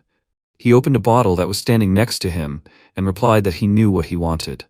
Then he poured the contents into a glass and said that if he insisted that this was all a natural disaster and that he had nothing to do with it, he would be in real trouble. Okay? He should lend him a week of diligent laziness, and he would turn a blind eye to what he had done. Meanwhile, the protagonist walked down the street, checking the news. The Black Mage Kidwell was defeated by Professor Ivy's assistant. An exclusive interview with the Imperial Bureau of Investigation. Terrorism against Academy students? The daughter of the Alvin House claims to have been saved by an unknown swordsman. He thought that Tolman had been suspended and that Bakht himself had taken over the investigation, which was problematic. It seemed that everyone would be on edge now. It was best to keep a low profile for now. Ivy was waiting for him behind the wall and asked if he really liked the knight's training grounds. He looked at her in surprise, and she clutched her head and asked why she had come here for some wizard. Then, pointing her thumb behind her back, she ordered him to follow her. They came out into a small square, and the protagonist began to worry that she had recognized him. She asked if he knew why she was here, didn't he? He replied that he had a partial guess. This surprised her, and she said that it made things easier. The protagonist thought that her straightforwardness might be excessive. He then said that, with all due respect, he was not yet ready for relationships with girls. This made her angry, and she shouted that she was going to kill him. She then explained that Diane had told her about the fiends who had killed many students. The protagonist replied that he did not know what had happened to them. As he had said, he had managed to escape from the investigation bureau, and there was no information yet. He thought it was good that Diane had not told them that they had come for him. Ivy chuckled. Did he think she would believe such nonsense? He countered that it was true and asked for forgiveness. He bowed, and she abruptly attacked him with her sword. He managed to bend and jump to the side, defending himself with his sword. After parrying the attack, he jumped back, and she wondered how he had managed to block her attack. The assistant professor of the knight's faculty? He was holding a sword in his hands, and she concluded that it was somehow suspicious. He asked if she suspected that he was one of the black magicians. At that moment, Vivian was listening in from behind a pillar and wondering, Andreas is a black mage? Ivy pointed the handle of her sword at the student and said that this was the only logical answer. Wherever black mages were involved, he always acted suspiciously. And in the case of the Baloric family, he was able to defeat the mage who trapped her. She noticed that his voice was different, but his physique was similar. How did he do that? He assumed that she did not believe what he told the bureau. She said that it was true. And one more thing. Vivian had changed a lot after the exam. What did he do to her? The student tensed up at these words, and he replied that he only saved her. Ivy was surprised. What? He confirmed it, and added that he entered the barrier and saved her. That's all. Vivian was convinced that Andreas was Mr. Fairy. Ivy shouted at him to stop lying to her. She pointed the sword at him and asked how this was possible. Loser. How could he freely enter and exit the black magician's barrier? At that moment, a student approached them and shouted that it was true. They stared at her in surprise, and she explained that he had saved her life back then. The protagonist was surprised by her person, and an awkward silence fell. Ivy put the sword back in its sheath and shouted irritably that she would keep an eye on him. Then she headed for the exit. The protagonist bowed and thanked the student for her help. She told him not to worry about it, Mr. Fairy. She understood that this confirmed everything. Sometime later, in the manor, Emmy was busy studying documents. At that moment, Lupin entered the room and reported that they had finished cleaning the house. Emmy thanked the maid and noted that the work must have been hard, because the manor had been abandoned for a long time. Lupina, holding a tray with a drink, objected that it was not. However, they considered it disrespectful to enter the previous lord's study without Emmy's permission. She placed the tray on the table and offered Emmy to enter first. She agreed and said that she would do so immediately. Approaching the carved door, she thought, Father's study, how long has it been since she was here? She remembered how she was often scolded for hiding here during games with her brother. Reaching for the door handle, she said how much time has passed since then. Looking inside, she saw only destruction and exclaimed, what a mess. Walking inside, she noted that this place was clearly not cared for by anyone. Then her attention was drawn to an overturned photo frame, and she picked it up. Meanwhile, in the Welton territory, the protagonist was riding a train and indignantly asked, Isn't this too impudent, Master Salem? He responded indignantly, What? The protagonist pointed out that the continent's greatest black mage was openly appearing in such a dangerous place. Salem asked, The continent's greatest black mage was giving him personal advice, and he was complaining? He was being hunted by everyone and his dog, all because of his weakness. However, he decided to ignore these words and suggested getting down to business. The protagonist noticed that he hadn't heard him at all. Salem said, He knew that the aura in his dantian and the mana in his heart were essentially the same thing, right? He confirmed this, and the master explained that this was why, in theory, he could convert aura into mana and vice versa. Of course, this was impossible without a dual core, although this was no problem for them. Enough explanations. He, the great Salem, would teach him the methods he had personally developed, and in practice, one could convert aura and mana. He called it transmission. 10 minutes later, while training, the protagonist thought that the technique and activation were very simple. He didn't expect that he could transform aura and mana so quickly. What kind of incredible technique did he invent, Salem? Then the master stood up from his seat and said that the student had already mastered everything and should continue practicing it. MC extended his hand to him and asked him to wait. He wanted to ask him something. The master turned around and he asked what he knew about his father and the Cromwell family. Turning around, he clarified, "About this, Cain was the disciple of Grandfather Mornay." The protagonist was surprised. What? Salem said that he had already explained all this to him, and now he should figure it out himself. It was not easy, but he had to understand. The student exclaimed, "What is he talking about?" But the master had already disappeared, jumping out of the open window of the train. The protagonist wondered, was Cain a black magician? He had never suspected it, and he didn't remember it being mentioned in the game. Luckily, he was already on his way home. Maybe he could find something useful in the house. Soon he entered the manor, and his sister asked how he liked it. Lupina had cleaned up here really well, hadn't she? The protagonist was surprised when he saw that it was his father's study. Emmy confirmed his guess and added that it was so messy that she had replaced all the furniture. He looked around the room and thanked her, adding that he thought he could work here. She reached for a frame with their family photo and announced that she had made sure she had kept everything important. She then showed him a family photo of them when they were kids. Brings back memories, doesn't it? The protagonist noticed that he was experiencing a strange feeling. He felt nostalgic and something else at the same time. Then he reached for the photo, and a bright flash burst out from there, and behind them, a cabinet slid aside, revealing a passage. Emmy was confused. What is this? The protagonist was surprised when he touched the frame, and his hand entered the magic circle, which opened a secret room. If it only works when two of them touch it, then there must be Cain's legacy inside, or rather his will. He should go inside first. If it's that well hidden, there must be something incredible inside. He then turned to his sister and informed her that he would go check it out and that she should wait outside. She was indignant. What? She couldn't let him go alone. He claimed that this place was connected to magic, and it would be dangerous for her to go there. She wanted to object, but he shouted for her to go. She agreed, and as she approached the exit, turned around and asked her brother to be careful. He agreed with her and told her not to worry. Then he walked down the long stairs and his eyes widened in surprise when he saw what was inside. Black magic? He had the same feeling from the Page of Sloth. Continuing to descend, he passed through a small stone corridor, at the end of which was a room with a tree growing in the center, surrounded by various flowers. The protagonist entered and, looking around, noticed that there were many rare fairy flowers here. The system reported, Apocalypse Codex, Chapter 0, the purest original sin in the process of fruiting. The protagonist was surprised.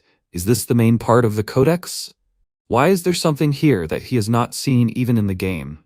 Then he noticed a note tied to a tree branch. Taking it in his hands, he noticed that the note was tied to the tree of original sin. Is this from Cain?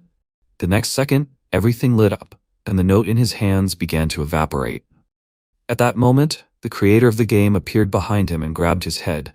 Vivid memories began to appear in the protagonist's head. He remembered how the emperor handed over the seed of the tree to Cain, which he happily accepted and planted. Soon, a sprout appeared, radiating energy. However, soon after, something terrible happened. Cain's wife was killed. He tried to cover the wound, but the blood on his hands did not give him peace. This certainly angered him, and he poured out all his emotions directly onto the photo. The protagonist realized what had happened. The Empire and the Black Magicians had conspired. As Salem said, the Emperor handed Cain over to Morna. Cain studied black magic and grew the original sin, but as soon as he did, they decided to get rid of him, since he had lost his value. The death of his wife and a mysterious illness, as well as the fall of the family, all this Cain realized was the machinations of the Emperor. He decided to take revenge on him by hiding the tree of original sin in a place where only Andreas and his sister could go. The creator asked if the protagonist had seen enough of his father's memories. Andreas? The protagonist turned around, and the creator asked, or should he call him Makoto? The next second, the protagonist pulled his sword out of its sheath and, pointing it at the interlocutor, asked who he was. The creator replied that he thought the protagonist already understood who he was, being a gamer and all that. He thanked the protagonist for playing their games. Does he understand now?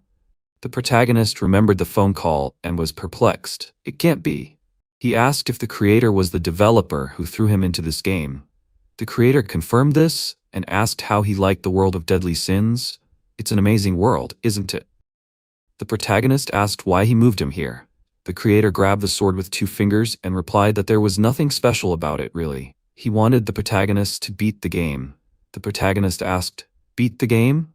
The creator asked, "Isn't it easy?" He had seen many endings to this world, Luis, Lucia, Dien, and so on, but in the end they all ended the same, right? The world was destroyed by the explosion of the original sin, which consumed all the mortal sins and their owners. MC asked what he was talking about. The creator said that this is what he knows.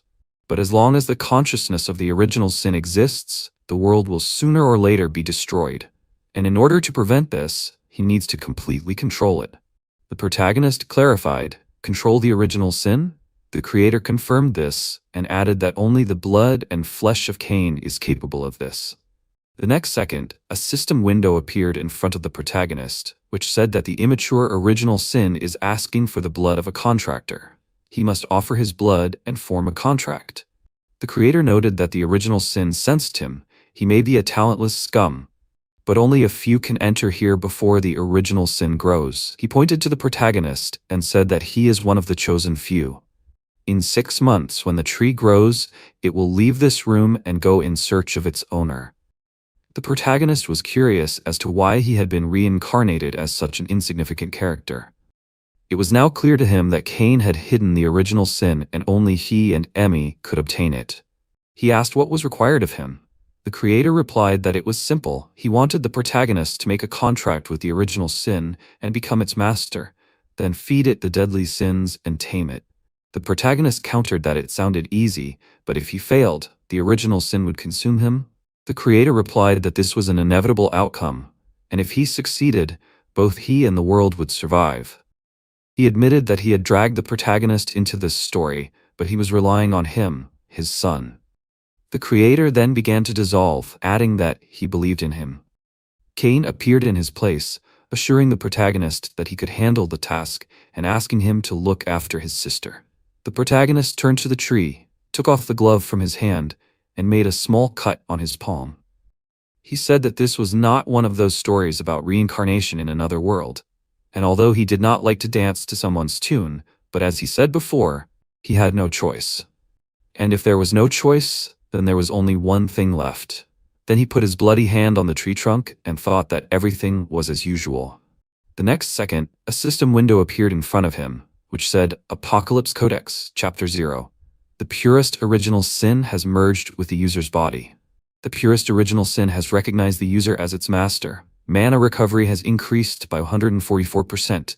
Mana density will increase over time. Mana element will lean towards darkness. Increase in ability depending on the number of adjacent sins collected. With an increase in the number of deadly sins collected, new abilities will be unlocked.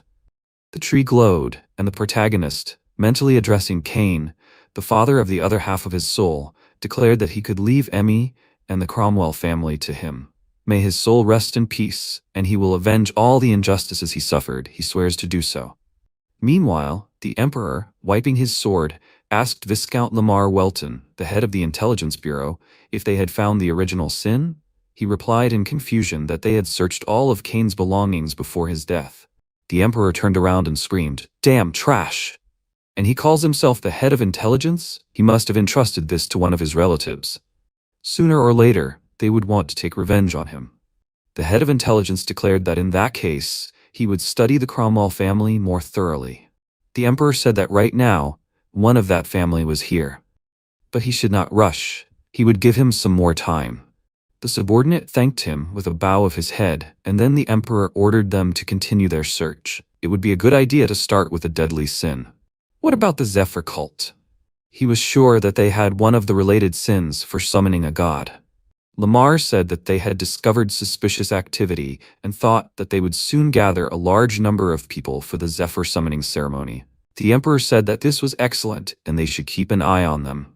After some time in the sewers, Payat Koban asked, "They understand the importance of this year's festival, right?"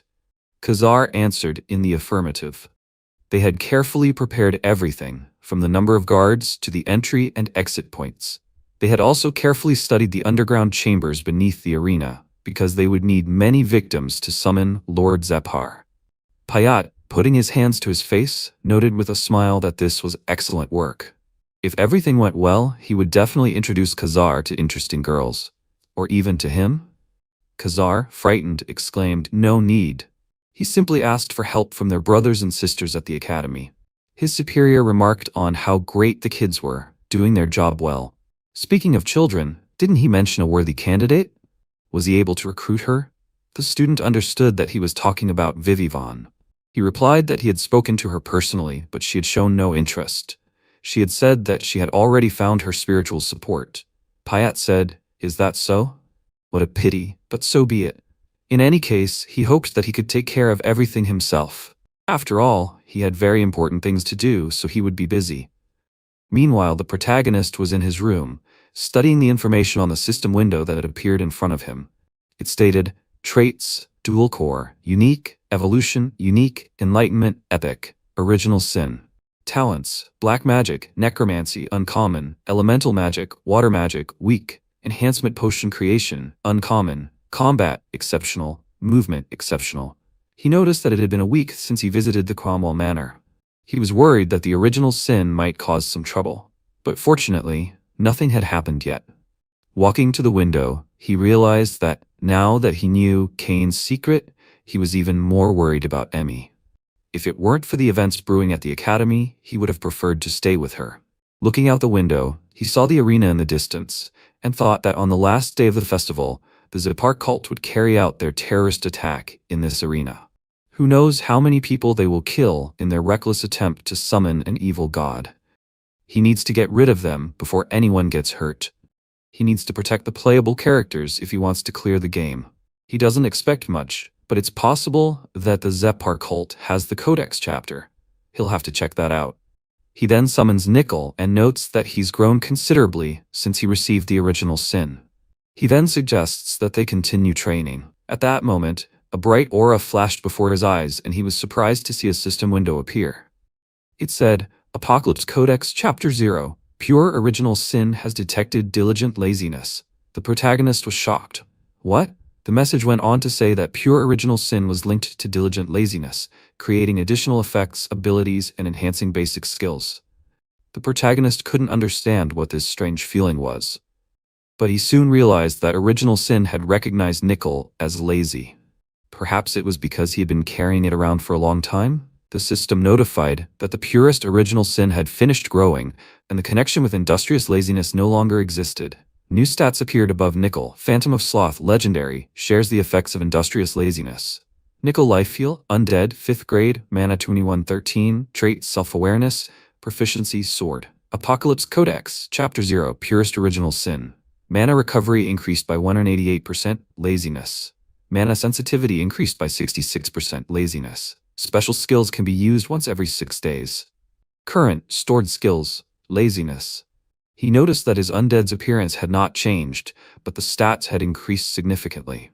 The protagonist turned to Nickel and suggested celebrating his strengthening. How about canceling today's training? But Nickel shook his head. After some time, the protagonist went out onto the street, where the cultists were supposed to be recruiting new members. Maybe he got something mixed up? Why didn't he see any familiar faces? Looking around, he noticed Khazar. He understood that if the student appeared right before the terrorist attack, then he had something to do with it. Okay, he would follow him. Going down through the sewer hatch, he saw a girl who looked at him in surprise. Without thinking, he neutralized her by jumping from above. He realized that the cult was preparing to attack. Then he summoned his undead and ordered Nickel to follow him. And Timur should stay here and keep an eye on everything. He and the skeleton ran forward. Khazar was watching the cult's preparations at that moment and thought that bringing the explosives here was not easy, but the installation would take no more than a day. It seemed that there would be no problems with tomorrow's ceremony. He hoped that he would be promoted in rank for his services. Suddenly he saw the cult member's head fly off to the side, and the people present screamed that they were under attack. The student shouted that there was a spy here and that he needed to be killed. The others followed his order and ran to attack straight at the protagonist. But he easily cut through the opponents running towards him. Khazar grabbed his sword and ran to attack, shouting, "Useless pieces!" Only one of him? But before he could be surprised, the head flew off his shoulders.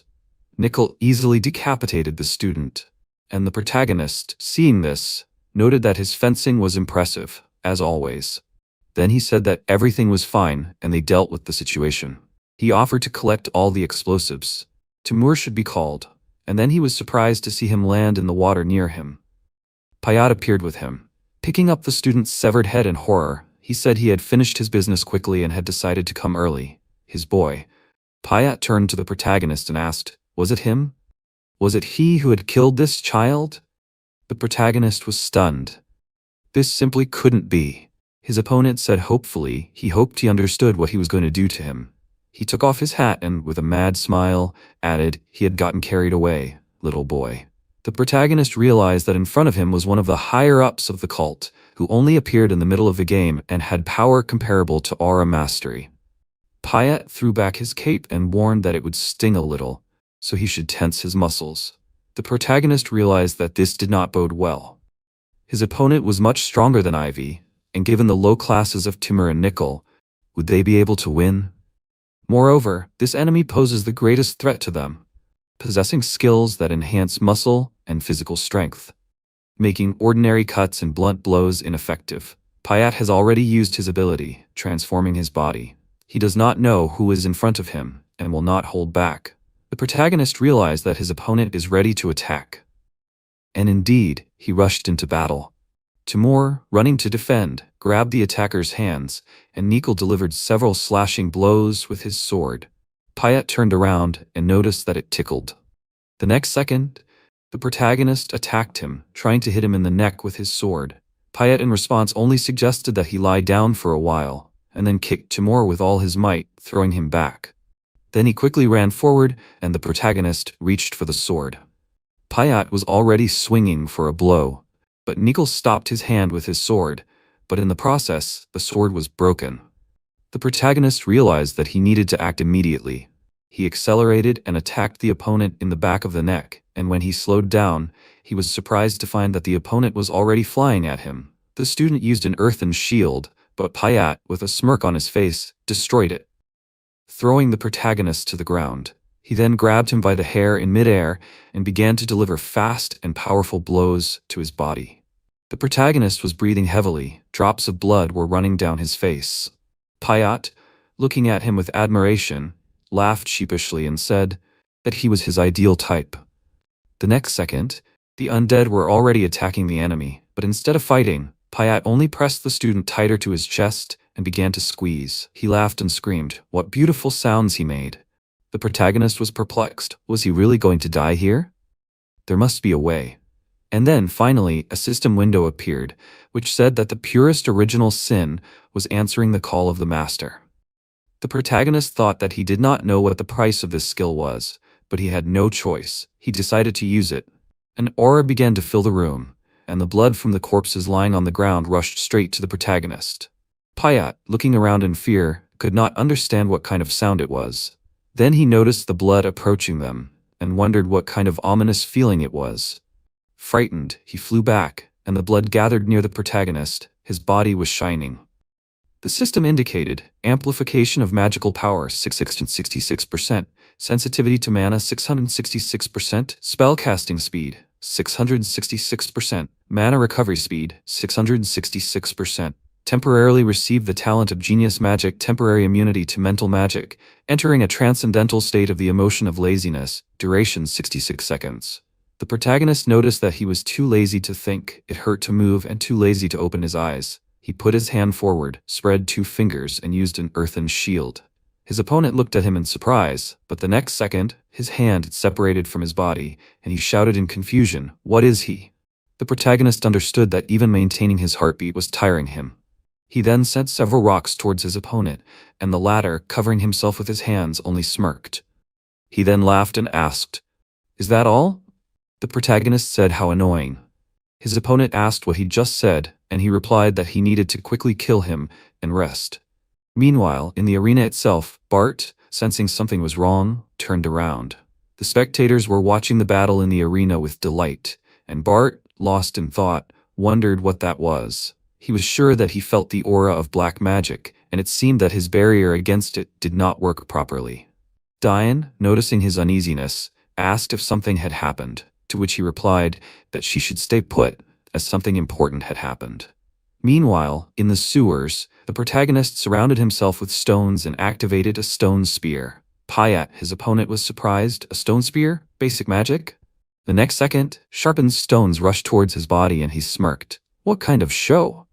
He thought he would do something more impressive, but basic magic?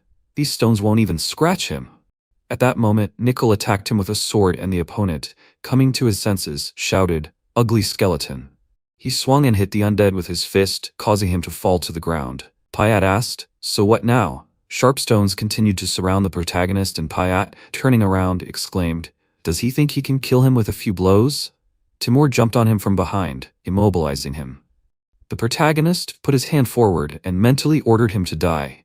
Many stone spears rushed forward, piercing the body of the opponent. Then the system reported that the duration of the special skill Sloth had ended, and he received a blowback. The student instantly collapsed to the ground, and the system notified him that he was unable to move, use aura and mana, and that his body would suffer serious damage due to the enormous load. As he lay on the ground, he thought that it was terrible, as if his body was being torn apart, but he had to get up. He had to achieve victory over the opponent. The system also reported that the undead would be recalled due to exhaustion, and he fulfilled the conditions by finding a specimen capable of evolution. He was surprised when he saw this notification. It also said that Andreas had a 33% evolution rate, and there was one deviation during evolution. Did he want to use this? The protagonist did not understand what the dying man wanted. Did the system want to give him a parting gift in the grave? Then, with his last strength, he agreed. Meanwhile, Bart went down to the sewers and, seeing the corpses, noticed that this vulgar species belonged to the Zepar cult. What were they doing in the Rodlands sewers? They must have something to do with what he had felt earlier, but what exactly? There was no point in thinking about it. He had to check the area first. He activated the barrier, and as he moved forward, he realized that he could feel traces of black magic coming from there, albeit faintly. A few moments later, he arrived at the right place, and looking around, he smelled gunpowder. If that much gunpowder had exploded under the arena, many people would have died, including his children. He then saw the protagonist and wondered, what was this young man doing here? Taking a closer look, he realized that the traces of black magic ended here. It couldn't be. Had he inherited the original sin from Cain? After a while, the system reported that time was up. Andreas had evolved. The transformation was complete. MC, trying to open his eyes, was surprised. Evolution? Did he agree? The sunlight coming from the window fell on his body. Bart, standing next to his bed, said that his wounds were so severe that he should have definitely died, but he was able to almost completely recover in only 2 weeks. The protagonist sat up in bed and exclaimed in surprise, "Sir Alvin?" Bart was silent for a moment, and then asked what he was doing there. He had to answer honestly. The protagonist asked what. Bart explained that he was asking him about the incident in the sewers. The protagonist understood that he had to keep it a secret, and then said that while he was walking, he saw a fight between suspicious people. He tried to escape, but was eventually caught. Bart clarified, he was caught? Then where is everyone else? When he arrived, he was alone. The protagonist understood that he could ask as many questions as he wanted, but he would simply answer that he did not know. After an awkward silence, Bart asked what he was hiding from him. He closed his eyes and answered that he already said that he was not hiding anything. Bart remembered Cain's request to take care of his children, and then said that instead of scattering, it would be easier to catch the Zepar cult pawns running around the city. Besides, he doubted that someone who barely got out alive had any useful information. The protagonist was surprised. He retreated so easily. Then his interlocutor turned to the exit and said that he would go. Their bet? He did not forget about it, did he? He had a week left and he was looking forward to it. The protagonist thought that despite the fact that he knew who he was, he decided to let him go. Why? Salem also did not look like he cared whether Bart knew about it or not. He saw Bart in his vision in the Cromwell estate, so he is sure that he knows everything about him and his father. At that moment, Dean entered the room with her brother and asked the student how he was doing. She heard that he was badly injured. Carlos waved his hand and said that it had been a long time since they had seen each other. The protagonist was surprised by their visit and asked why they had come. Deanna thoughtfully replied that her father had told her everything. That was why she had come to visit him. Carlos smiled and noted that he was already getting better. MC thanked them for visiting, and then Carlos said how good it is to see the three of them together. It reminds of the old days. What about him, Andreas? He thought that in his past life, all his attempts to save someone had failed, but in this life. He replied that he was also glad that the three of them had gathered here. He understood that now he had the power to protect those dear to him. Sometime later, the protagonist was walking down the street looking at the news. He noted with satisfaction that Bach had done an excellent job on the media. The headlines of the articles reported that Carmon Regaff had won the tournament. Despite the huge number of visitors, thanks to the careful preparations of the authorities, the protagonist was surprised to find that there was no news about the cult's terrorist attack. This was to be expected, considering that such an organization had managed to infiltrate the very heart of the academy. Putting the tablet in his bag, he thought about how the original son had remained silent all this time. He decided that he could not worry about what had happened for now. Soon he approached the tower, where he was met by a worker. Noticing him, he informed him that Andreas had arrived early. Sir Bart was waiting for him, and he should follow him. Having climbed the stairs, they stopped at a large door, and the worker, turning to the tower master, reported that Andreas was here. Bart happily invited them in, noting that they had arrived just in time. The master offered the student to demonstrate his potion. The protagonist noticed that Bart was trying to act as if the events in the sewers had not taken place. Whose side was he on? The Emperor or his father? Bart opened the potion and took a few sips, then said, "Emit the potion, that's how." He removed the side effects just like last time. MC bowed and confirmed this, and as expected, he immediately recognized it. Bart remarked that it was impudent to test it. The student then handed over another potion, adding that he also removed the side effects of the Diron potion. Bart was astonished. What? He brought 2 potions? And all this in such a short time? This is simply unbelievable. He replied that success was possible thanks to the materials and moral support of the master. Bart, looking at him, was surprised. He could quickly make 1 potion and show it right away, but he decided to make him wait? How rude. Alright, he won the bet. They should go to the warehouse, and he will reward him as promised. Suddenly, magical symbols appeared in front of the protagonist, and he realized that the spell was visible. The next second, they were in the warehouse. Bart smiled and said that he could take whatever he wanted. The protagonist looked around, thanked him, and noted that there was a lot of stuff here. The warehouse was much larger than he thought. While examining the items, the system announced that this was the cursed Nacht box, the music from which was filled with magical power. The longer he listened to it, the stronger he became. Mithra's pocket watch could store mana 0 out of 500. He thought that any item here was worth more than 10 million vil. His attention was especially drawn to Galaxur, a sealed sword with a mana conductivity of 73%. He realized that this was a named item that he had only heard about in the game. He would never have thought that such a sword would be kept by a master. He then took the sword in his hands and declared that he wanted to take this. Bart looked at him in surprise, and then folded his arms over his chest, and said that he was strange for choosing this thing. He found this sword in one of the dungeons and appraised it several times, but it didn't seem to be of any value. Was he sure? The student said it was fine, he would take it as a reward. The master said he was stubborn, but in a bad way, like his father. There were many better items here. The protagonist said he was happy with his choice. He was sure. Bart said that even if he came crying and begged him to change the item, he wouldn't care. He then reached into his inside pocket and pulled out several letters, telling him to take this one as well. The protagonist took the letters and asked if he could find out the contents of the envelopes. The master replied that this was a letter from His Imperial Majesty regarding the rank of the Cromwell family. He kept this while the protagonist was in a coma. The second letter turned out to be a recommendation. Bart, seeing his interest in fencing, suggested visiting a certain place that he believed would be useful to the protagonist. Sometime later, the protagonist sat in his room studying the letter, while Nickel practiced fencing behind him. The letter stated that Andreas, the presumptive heir to the Cromwell family, was to be demoted due to his inappropriate behavior. However, thanks to the recommendation of Alvin, Duke Clausel, and others, as well as his recent achievements, the demotion was postponed until next year. The protagonist, realizing that the letter was not about his merits, but rather a threat from the Emperor, decided to tell Emmy to contact him if anything happened. He tore the letter up in anger, feeling his disappointment overwhelm him. Picking up the second letter, he thought, although Bart seemed very friendly, even this is a letter of introduction. He said it was a letter of introduction, right? The letter said that he should give it to the old man living at the marketplace. If the old man knew that the letter was from him, he was sure that he could teach him some useful things. The protagonist noticed that the map looked familiar, and then it hit him. Deshrun? That's right. This is the place where Deshrun Forn, one of the 10 great masters of the continent, lives.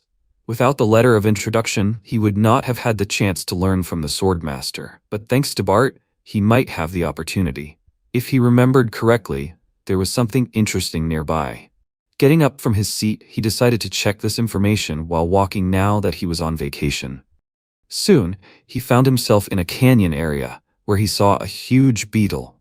Creating a stone spear, he pierced the monster with a sharp movement. As he walked forward, he realized that the rewards from fighting Pyat were enormous. By combining aura and mana, even basic skills would become much stronger. He took off his mask, and a system window appeared in front of him with a message. The Vessel unique trait removed the boundary between the Dantian and the heart. Aura and mana could freely transform into each other. He realized that Vessel was the perfect version of Salem's transfer skill. The combined amount of aura and mana was so large that there was little point in switching between them. This meant that his strength would almost never run out. He then began to butcher the corpse, confident that he should take everything he could from the monster. And so he thought, Mount Clayton, the highest point of the monster-inhabited Crates Mountains, is where he can find Deshrun. But before that, because there is a secret location in the place, the lair of a giant, there he can get the corpse of a giant warrior. After a while, he finished collecting the organs and closing the jar, put it in the bag. Then he called Nickel and handing the bag to the undead, said that he had collected everything he needed and it was time for them to go. He looked to the side and was surprised to hear a strange sound. Putting on the mask, he jumped onto a small hill and, looking down, was shocked. Is this a leopard man? He turned him over and poured a potion into his mouth, then asked, can he talk? What happened? The leopard man winced in pain, and the protagonist thought, although they are forced to live in remote places due to the Emperor's discrimination against other races, each of them is a skilled warrior who is skilled in close combat. Who could have battered him so badly? At that moment, he turned around abruptly and saw a huge insect rapidly approaching him. He reached for his sword, and the next second beheaded the monster. He noticed that it was a huge beetle that could fly. The protagonist thought that only Ranox, the manipulator of bugs, could control such creatures. His army of bugs could destroy an entire village in just half a day. Now he had to search for treasures on Jester's orders, so Ranox was here. The next second, the leopard man raised himself up on the ground and, putting his hand on his stomach, said that those huge bugs had attacked their village. The protagonist realized that Ranox had come here for the Lunapult crystal, the only treasure that the leopard men had. He then asked if he could take them to the village and perhaps help them. The leopard man wondered if it was worth the risk of leading the mysterious man to the village despite the attack.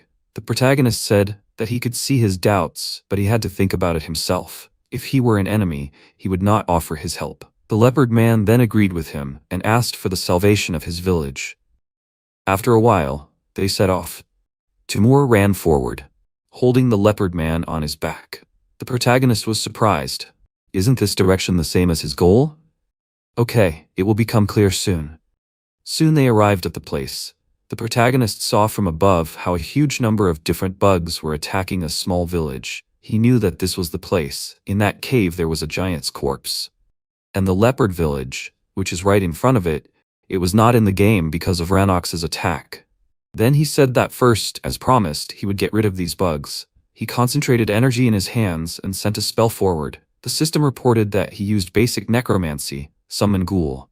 63 corpses were detected. Insufficient skill level. 24 corpses responded to the call. Basic necromancy was successful. Ghoul bugs are ordinary. 24 ghouls were summoned. The next second, the ghouls and giant bugs began to fight each other, and the protagonist used corpse explosion. The leopard man looked at what was happening in surprise. While the beetles exploded in the air, the leopards tried to escape to a safe place. And while the leopard mother, holding the baby in her arms, ran forward in fear, a huge beetle flew after her, but Timur stood up to defend himself, biting through the monster's body with his teeth. Then he tore it into 2 parts. Nickel did not hesitate. His sword quickly cut the monsters into pieces. At this time, Rannox watched from the side, wondering what was happening. Who was this man? He was only following Master Jester's orders, looking for deadly sins. Rannox knew that he should leave this place immediately. Suddenly, the protagonist put his sword to his chest, saying that he knew Rannox would be nearby. The black mage exclaimed in bewilderment. Who was he? How did he know him? He had no reason to attack Rannox if he was a black mage like himself. The protagonist asked if Rannox was looking for the deadly sins on Jester's orders. The black mage was surprised how he knew about it. The protagonist answered that Rannox had to answer the questions or he would cut off his hand. He knew it was suspicious and decided to press Rannox. The protagonist assumed that Rannox had come for the Lunapult crystal. He thought that this crystal might be a deadly sin. Rannox had to think carefully before answering. He could die right now or tell everything. The protagonist asked if refusing to answer should be taken as a death wish. Rannox held his hand out in front of him and shouted at the protagonist to wait. He will talk. It's not entirely accurate, but here is a list of possible deadly sins. He handed over several sheets of paper with information. The protagonist gratefully accepted it and sheathed his sword. After looking through the contents of the sheets, he wondered what kind of object this was. He saw it for the first time. The sheets said that mysterious treasures from the deep sea would be auctioned off in Muriel. The protagonist thought that this thing was the closest thing to a mortal sin. The port city of Muriel would be his next target. Rannox hopefully asked if the protagonist would spare him. But MC, without thinking, cut through the black mage's chest. He thanked him for the information and decided to keep his body for experiments. There was little time left before the auction, and once he was free, he would immediately go to Muriel. After some time, the village elder approached the protagonist, holding a crystal in her hand. She thanked the student for saving the village and said that they could not repay him as he deserved. So she asked him to accept at least the Lunapult crystal. The protagonist replied that he did not need it. The elder looked at him in surprise, and he pointed his thumb at the cave behind him and asked if he could enter. The leopards looked at him in surprise, and one of them thought, could it be that he also wants their mine? As expected, humans cannot be trusted. Then the elder said he could come in. The leopard was indignant. No matter how much they owed him, this was too much. The elder turned to him and explained that if it weren't for this man's help, the village would have been destroyed, and then it wouldn't matter whether they had the mine or not. The protagonist said they could relax. He wasn't interested in the mine. The elder was surprised. Then why? He replied that he would explain everything inside because there was what he needed. Soon they entered the cave. The protagonist ran his hand along the wall and said that it was somewhere around here. The elder was surprised, but there was just a stone wall. Then MC ordered Timur to break through it. Timur, without thinking, punched the wall, destroying it. The elder was confused. A tiger warrior? What a terrifying force. The leopard shouted, "Elder, it is dangerous here." His comrade confirmed that they must leave. The elder exclaimed in surprise, "There are so many crystals here." So that is what he needed. The protagonist turned around and said that he knew the value of crystals very well. But as he said, he was not interested. She was surprised. So what? He pointed to a stone statue and replied that this was what he was looking for. The leopards wondered, what was such a huge statue doing here? The protagonist said that he would leave them all the crystals, but in exchange they had to leave him here alone for a while.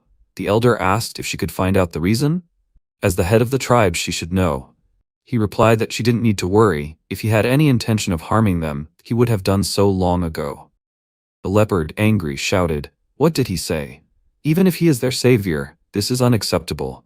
The elder put her hand in front of him and shouted, "Matahar."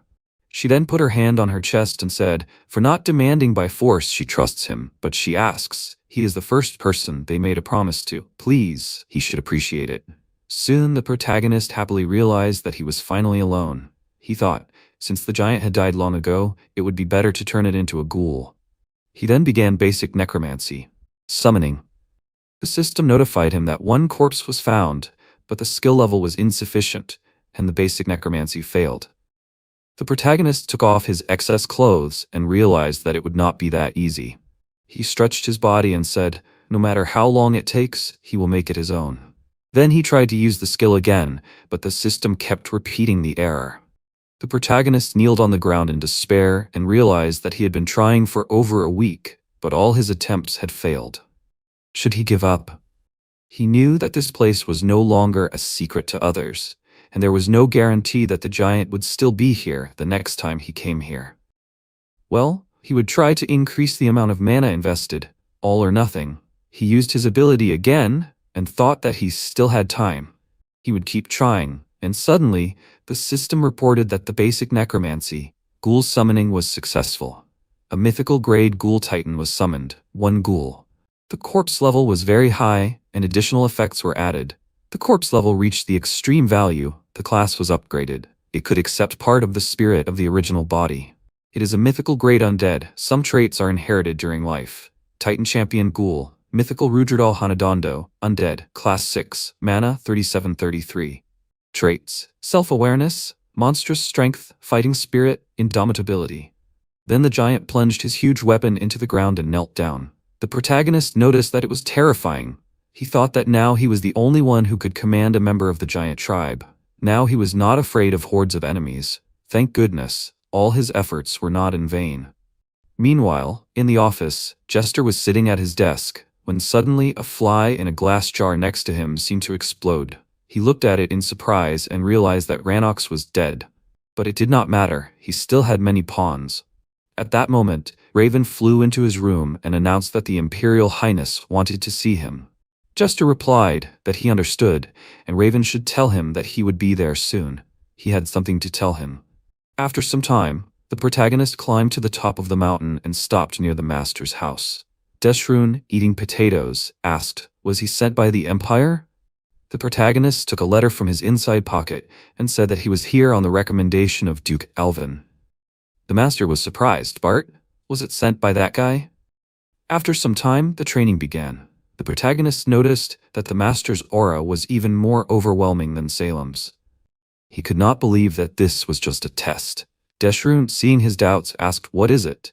Did he tell me that he was entitled to attack first?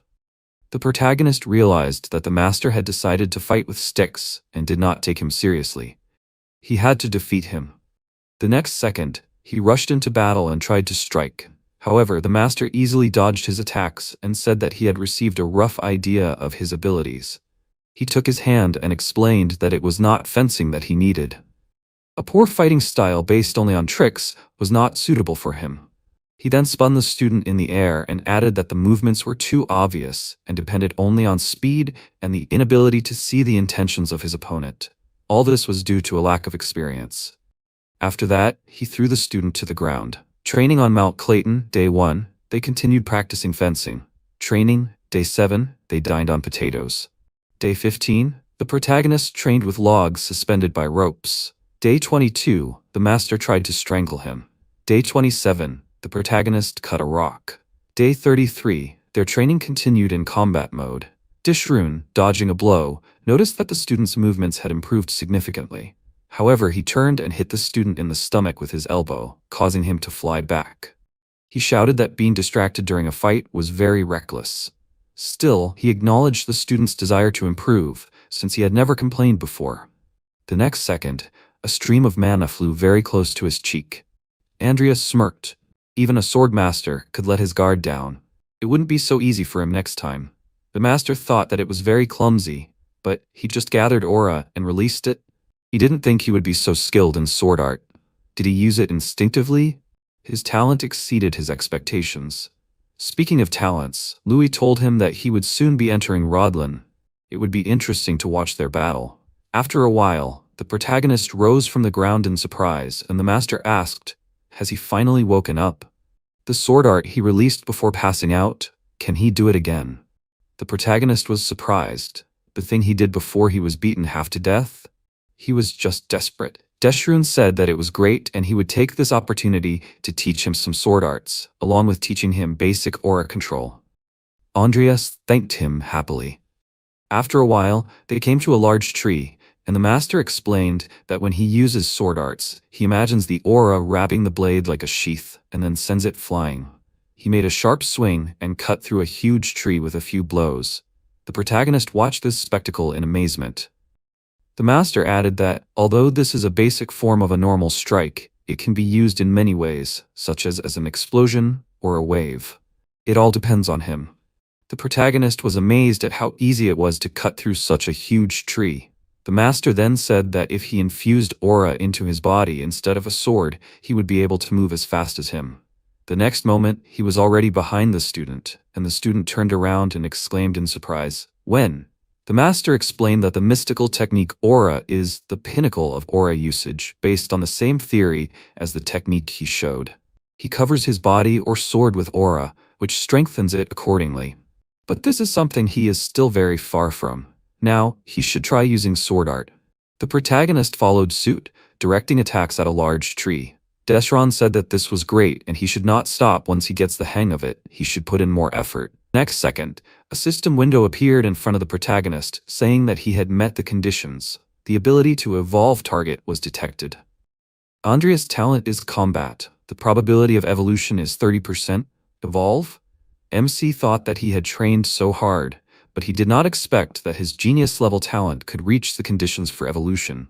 He then swung his sword again and thought that no matter what, this is good news, he will train more often from now on. He continued to attack the tree again and again, and the master was surprised to realize that he was even more of a monster than he thought. To think that such a talent could exist. Volg Louis, and even he, had never been so strong.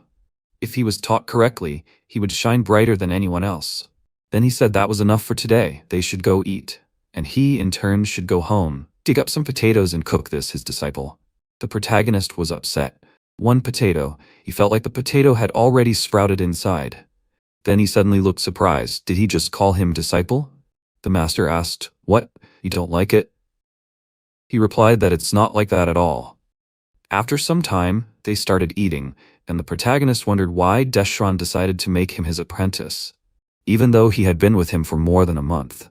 Suddenly, the master handed him a book and told him to take this. He wrote this book while he lived on this mountain. Andreas, taking the book in his hands, asked why he was giving this to him. The system reported that this skill book written by Deshrun, called Soulless Sword, contains extensive knowledge about his swordsmanship. He noticed that this skill book was his master's. This is comparable to Morn's notes on black magic. Does this mean that he will be able to use Deshrun's Soulless Sword? The master suddenly laughed and asked, did he really hate his personal instructions that much? The student protested that it was not so, and Deshrun explained that as much as he enjoyed personally teaching students, sometimes too much care could ruin a talent. Especially one like him, whose body was full of aura. That was why he decided to give him this book, so that he could personally find his way. The protagonist realized that the swordmaster had personally accepted him as a student. Deshrun then began to rise to his feet and said, now that he had finished his training, maybe it was time to come down from the mountain. If he stayed here any longer, his skills would weaken. The protagonist asked where he was going. He replied, to the Southern Kingdom's alliance. Andreas said that he was heading in the opposite direction. Then see you, master? After some time in the gorge in the dead of night, Benjamin Anakius thought, barely moving forward, that he wanted to eat. How long has he been walking? His grandfather, including all the villagers, died, only he remained. He thought, falling to the ground, what should he do? After some time, when it began to rain, the protagonist approached the helpless Benjamin. The protagonist said in surprise that he could not believe it. MC thought, is this really Benjamin? It does not fit in his head that he met the game character in such a place. This game character is a sword master who owns the trait, Lord of Swords. This means that he has a demonic sword on his back, Reuben, which was sealed in the village of Benjamin for many years.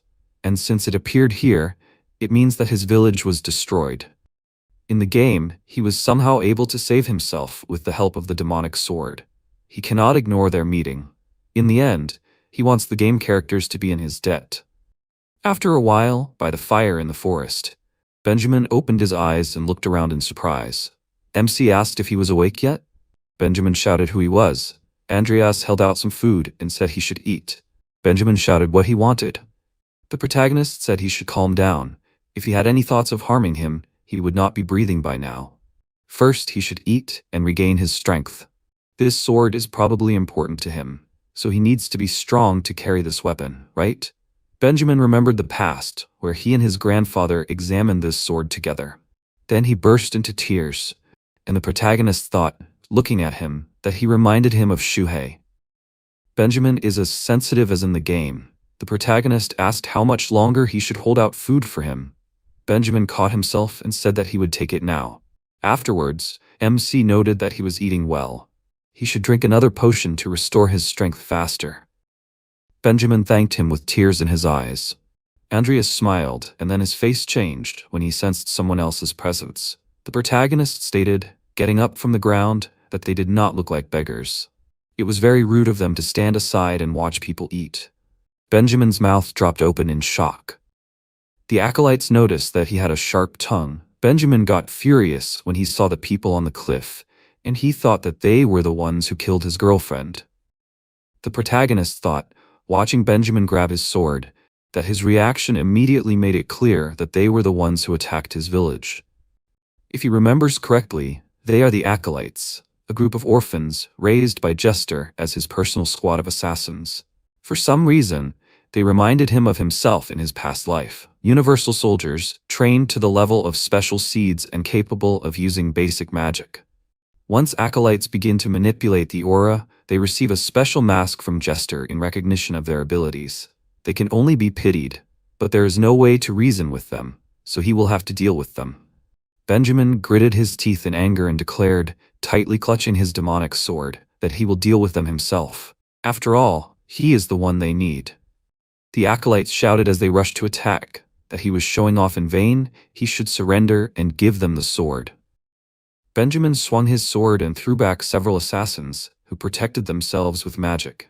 Then the acolytes pounced on him, and Benjamin blocked the blows with his demonic sword.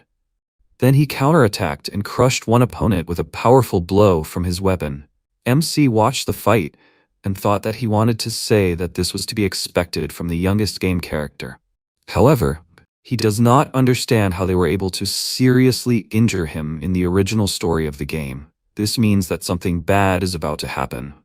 Andreas thought, crushing several enemies with lightning strikes, that he needed to quickly end this. The acolytes looked at the protagonist in surprise and shouted that they needed to deal with him first. The protagonist crushed his enemies with rapid strikes. Benjamin thought, staring at him, this was simply incredible.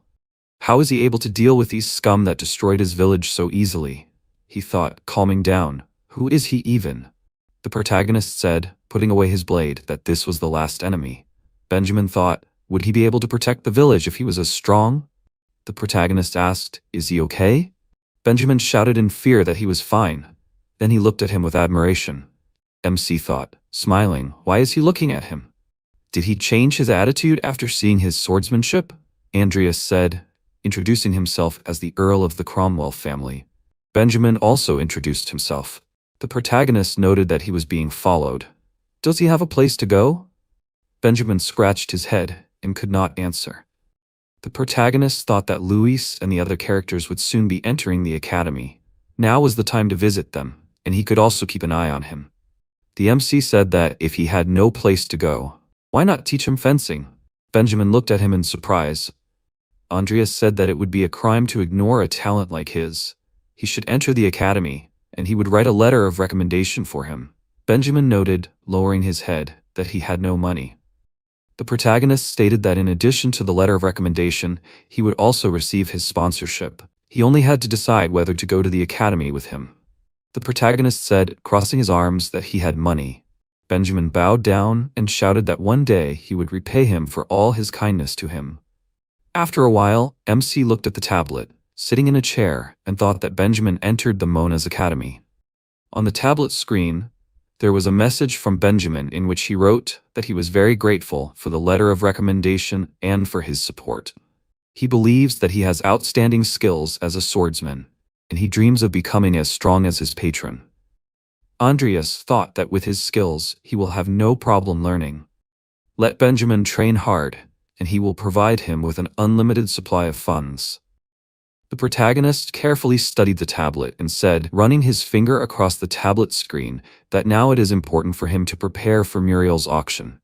A chat appeared on the tablet screen, where the protagonist wrote, addressing Carlos, that he wants to participate in Muriel's auction. Carlos wrote a question. Is there anything specific he wants to get there?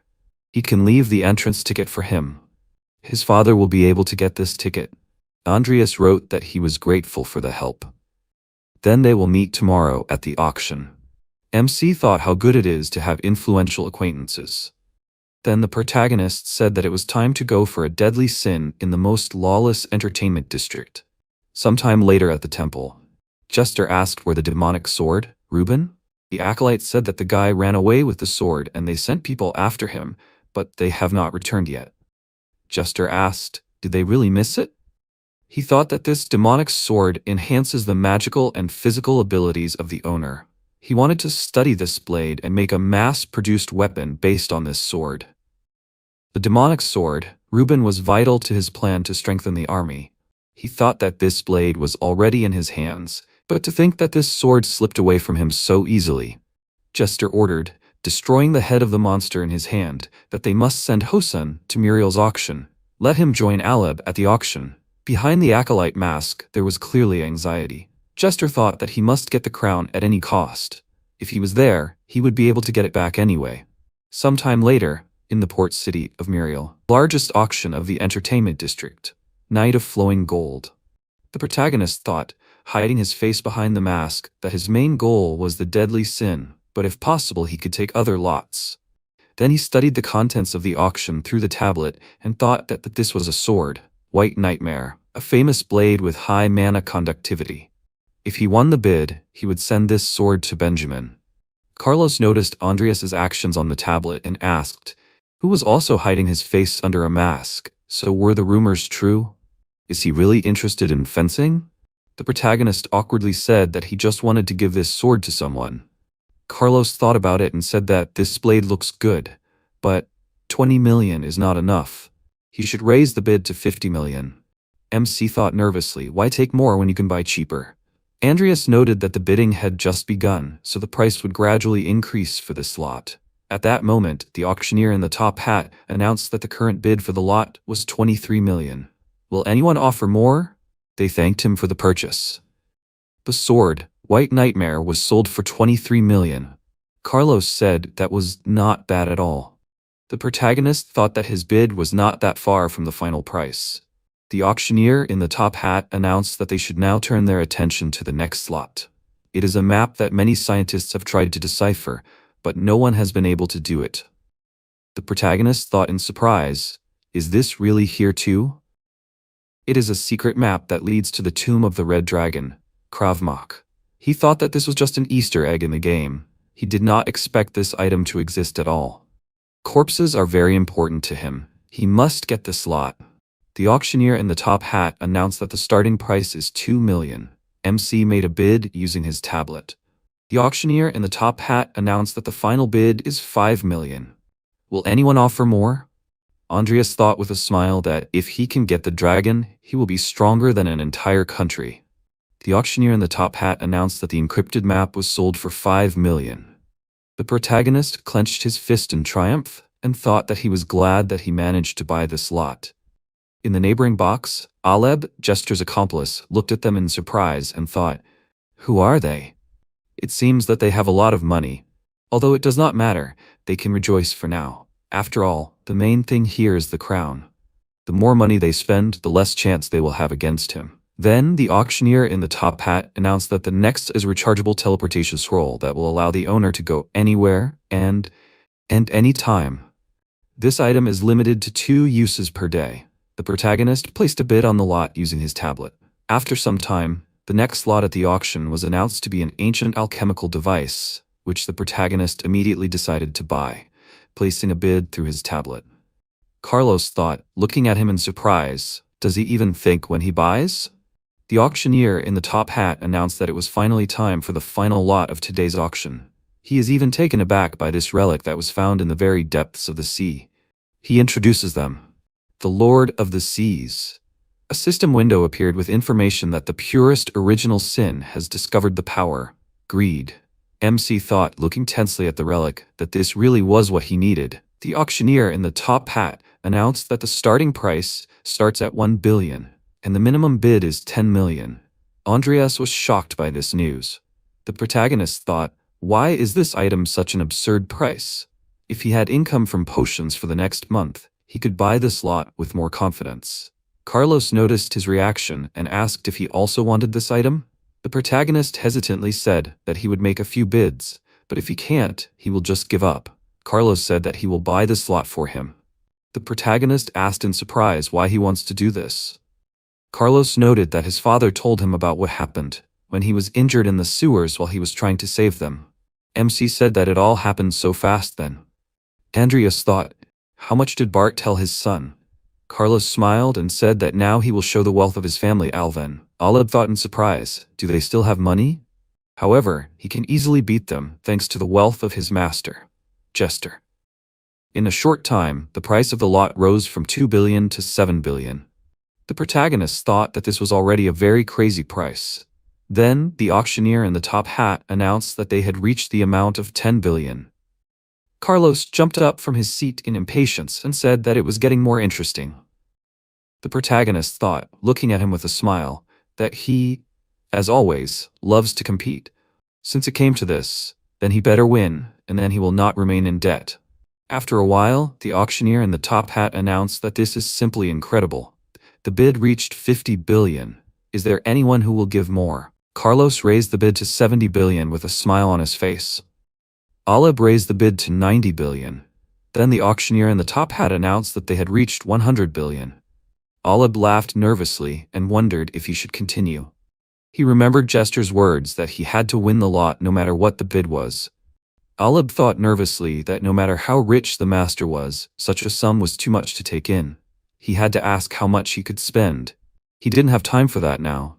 The auctioneer in the top hat announced that he thanked everyone. The Lord of the Seas was sold for 100 billion. Hosen, Jester's servant, laughed and turned to Aleb and said that he had screwed up. Aleb was shocked to see him. Hosan crossed his arms and noted that their master had predicted that he would screw up, which was why he had sent him here. Even if he had won the bid, given the price, the master would have buried him alive. He had to go back and await orders. Then he added, looking at Andreas and Carlos, that they should enjoy the taste of victory before they die. Then Carlos noted that he would get a scolding when he returned home.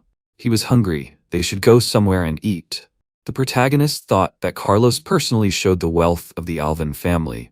After a while, Carlos laughed, looking at the MC in the crown, that it was very suitable for him. Andreas thought that they were treating the relic like a toy, although let it be his privilege as the one who bought this item. After a while, Carlos offered to drink for the purchase.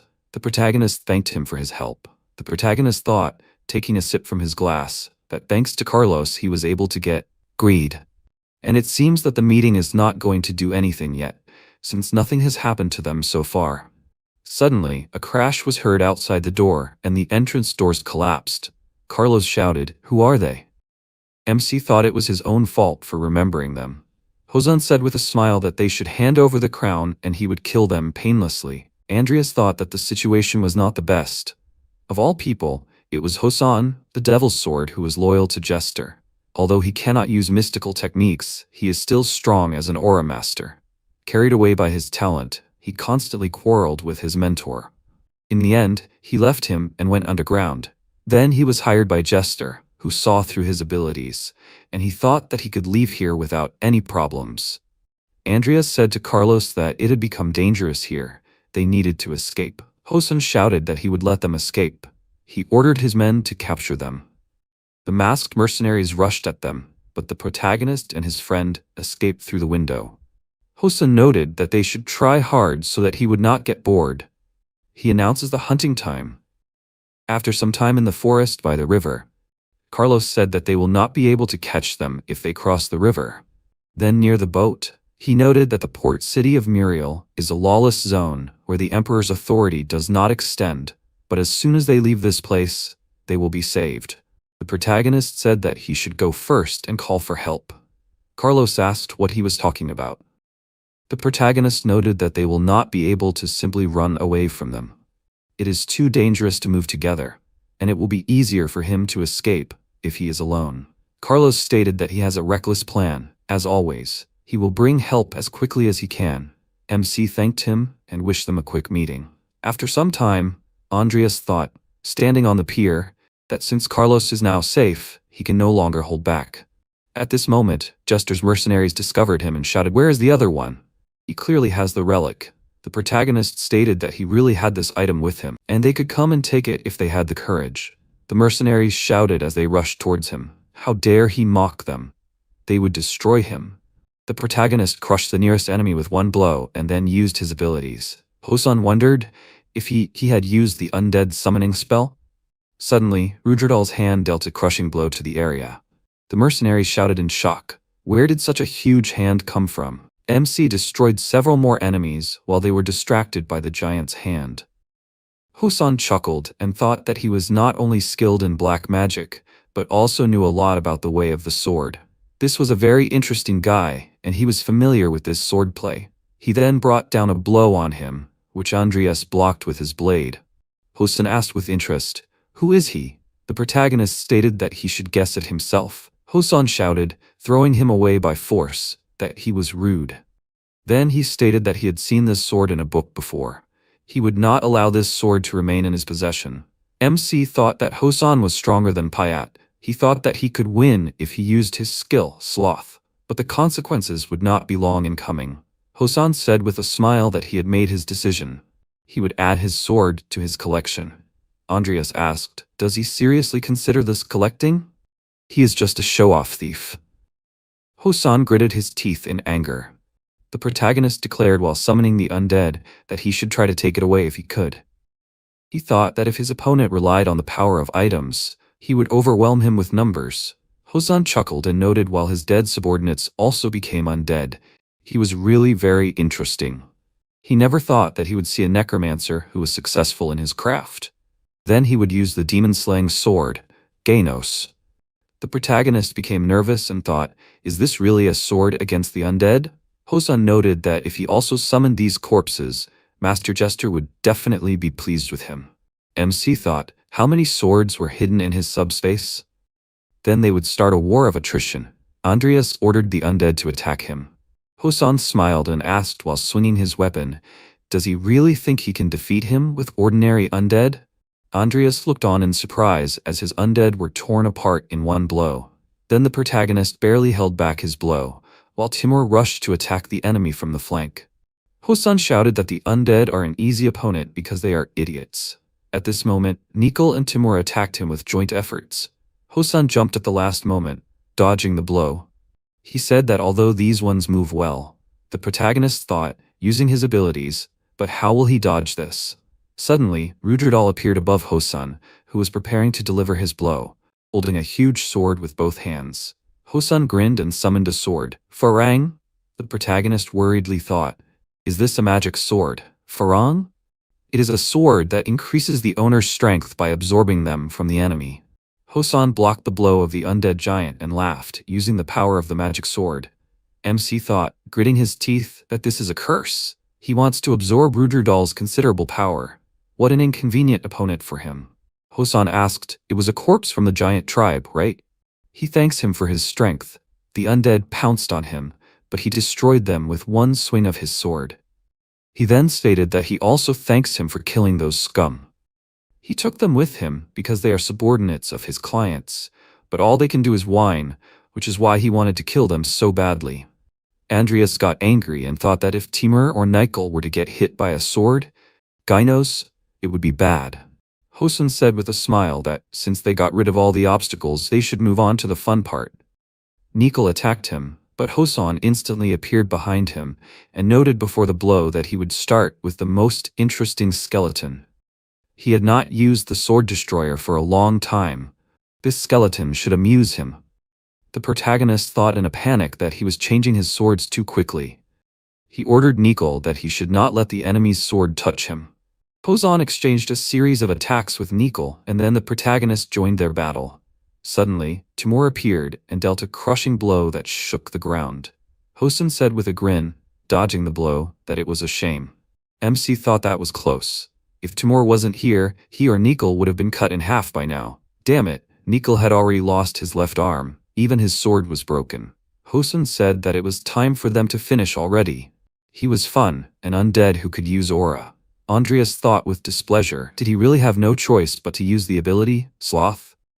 He ordered Nickel to retreat, but the undead stood motionless. The protagonist indignantly shouted that he ordered a retreat. Hosun grinned and said that the skeleton has more courage than his master. He doesn't show weakness in front of the enemy, right? The system window reported that Nickel, a legendary, wanted to use Sloth. They would share the same cooldown, would he agree? The protagonist thought he had forgotten that Nickel could also use Sloth, considering all the pain he felt from using Sloth. Perhaps it would be better if Nickel, who felt no pain, used the skill. Hosun noted that he had run out of moves. They had to finish this fight. Suddenly, Nickel rushed at him with a sword in his hands. Hosun shouted, "What is his plan now?" MC shouted, attacking his enemy from the flank, that he should not interfere with him. Hosun blocked the blow and shouted that he had impressive swordsmanship for a mage. However, this was too weak. At the last moment, Timur brought down his blow on the enemy, forcing him to retreat. Hosun irritatedly said, gritting his teeth, that this cat was very annoying, so he would kill him first. At this time, Nickel activated Sloth. Hosun thought in surprise, what was going on? Why does this undead have such a terrifying aura? Just one swing has such power? Didn't he use up all his aura? Impossible. This is a mystical aura technique. Andreas thought that he was grateful to Nickel. Then he thought in surprise, his enemy survived Nickel's technique? Hosun said that he couldn't believe it. His weapon was destroyed.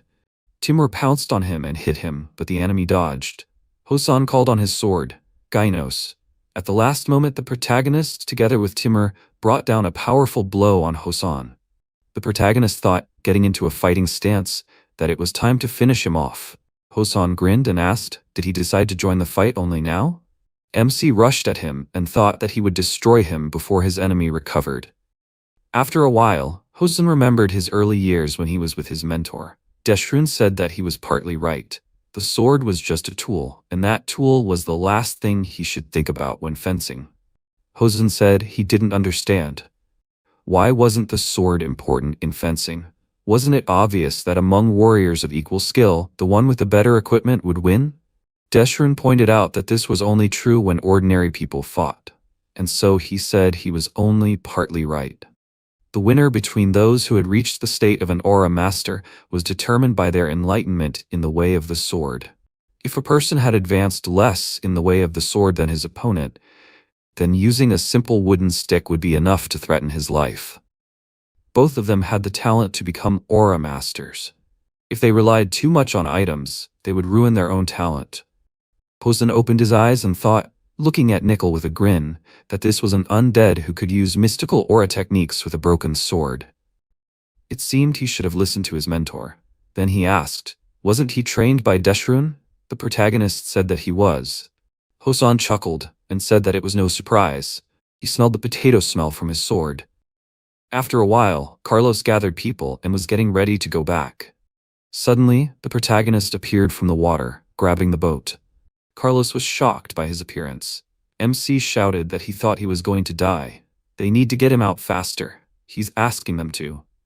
Carlos asked, helping him onto the boat, how did he swim all the way here? Andreas said, clearing his throat, that the enemies were on top of him. So he threw them off the trail and swam as fast as he could. Carlos grabbed the sword to track them down. The protagonist said that he was asking him to calm down. The things are safe. Isn't this normal for Muriel? Carlos thought that there was a pretty strong aura user among them. He said that he had come to a realization. The protagonist asked what was wrong. Carlos noted, looking at his wet green hair, that he now understood why everyone called him a mudhead. Sometime later in the cave, MC stated, having finished sewing the arm onto the undead, that he was finally done. He should try moving the arm, although it belonged to Hosan, but this should do. Now that they had fixed Nickel's arm, it was time to do other things. A system window appeared, informing him that Nickel was a legendary rank, with a 32% chance of evolving. There was one possible deviation in evolution. Does he wish to initiate evolution? The surviving fighter was a legendary rank, with an 88% chance of evolving. There was one possible deviation in evolution. Does he wish to initiate evolution? Andreas thought that their chances of evolving had increased significantly after the battle with Hosan. It would be nice to evolve Timur. The system window reported that the surviving fighter was a legendary rank, in the process of evolving. The remaining time was 342 hours, 28 minutes, 3 seconds. The protagonist thought that he could work on magic when he returned. There was still something he wanted to research. Sometime later, at the temple, Jester asked why Morn's disciple had come here. Charon said that he had heard rumors that he had been expelled from the assembly. Jester stated that it was true. He was the one who had suggested it. Because the assembly did not tolerate unworthy people, especially those who could not control their own disciple. Charon shouted that it was not his fault. Jester noted that, even despite this, had he done anything useful to the assembly? He had not provided a single useful research or artifact. In terms of merit, he was already far behind his problematic student. He knew how important the codex was to them, right? However, did he really want to stay in the assembly? Charon shouted that he would do anything. He only had to give the order for him. Jester crossed his arms and noted that the habitat of an ancient magical beast, the Kushine, had recently been discovered. It was very close to the Rodlin Academy. Charon wondered if a creature from the mythical era had been discovered in their time? It was a beast that dominated intelligent life forms and sucked out their strength through lower evil spirits. He had only heard of this beast in ancient texts. Jester declared, using his abilities, that he would tell him where the creature was and how to unseal and control its power. After subduing the magical beast, he was obliged to bring his problematic student to it. Charon thought that Jester was very unhappy with Andreas's behavior during the assembly. And this would only benefit him. He would be able to get rid of Andreas, who had interfered with his plans, but at the same time, if he was lucky, he would be able to obtain the magical beast. Jester said that he should forget about everything he had just said. Charon thought that it was all because of the deal with Salem. He said that he could rely on him. His duty as a teacher was to punish unruly students. The next day at Rodlin Academy, the protagonist thought that he had only realized one thing today. He should conduct his research in a more suitable place. Although the progress was good, he would have to wait until he got the results. Right now, he should return to the dorm and rest. Suddenly, Lucia shouted indignantly at Andreas. Why did he ignore her calls? Why did he even buy a tablet? The protagonist tiredly noted that it was his fault. He was just walking with a friend. He thought, looking at Lucia and Vivian, that they got along well. Lucia asked, did he even see that? A spirit appeared in the dorm. She can finally forget about that horrible place. Vivian thought that he wanted to live in the same place where her savior lived. MC looked at the tablet and thought that this was a game event. The tablet said that it was a warning about the appearance of an unknown spirit that was found in the Tunerico dormitory. For the safety of the students, they are temporarily closing this dorm. They asked the residents of the dorms to consult the lists and find out their temporary place of residence. Andreas thought that the incident with the spirits attacking the students in the Tunerico dormitory meant that the event with the ancient magical beast was about to happen. However, why now? In the game, it was supposed to happen only 6 months after the start of the game. Lucia asked why his face was so gloomy. Should he already tell me which dorm he was assigned to?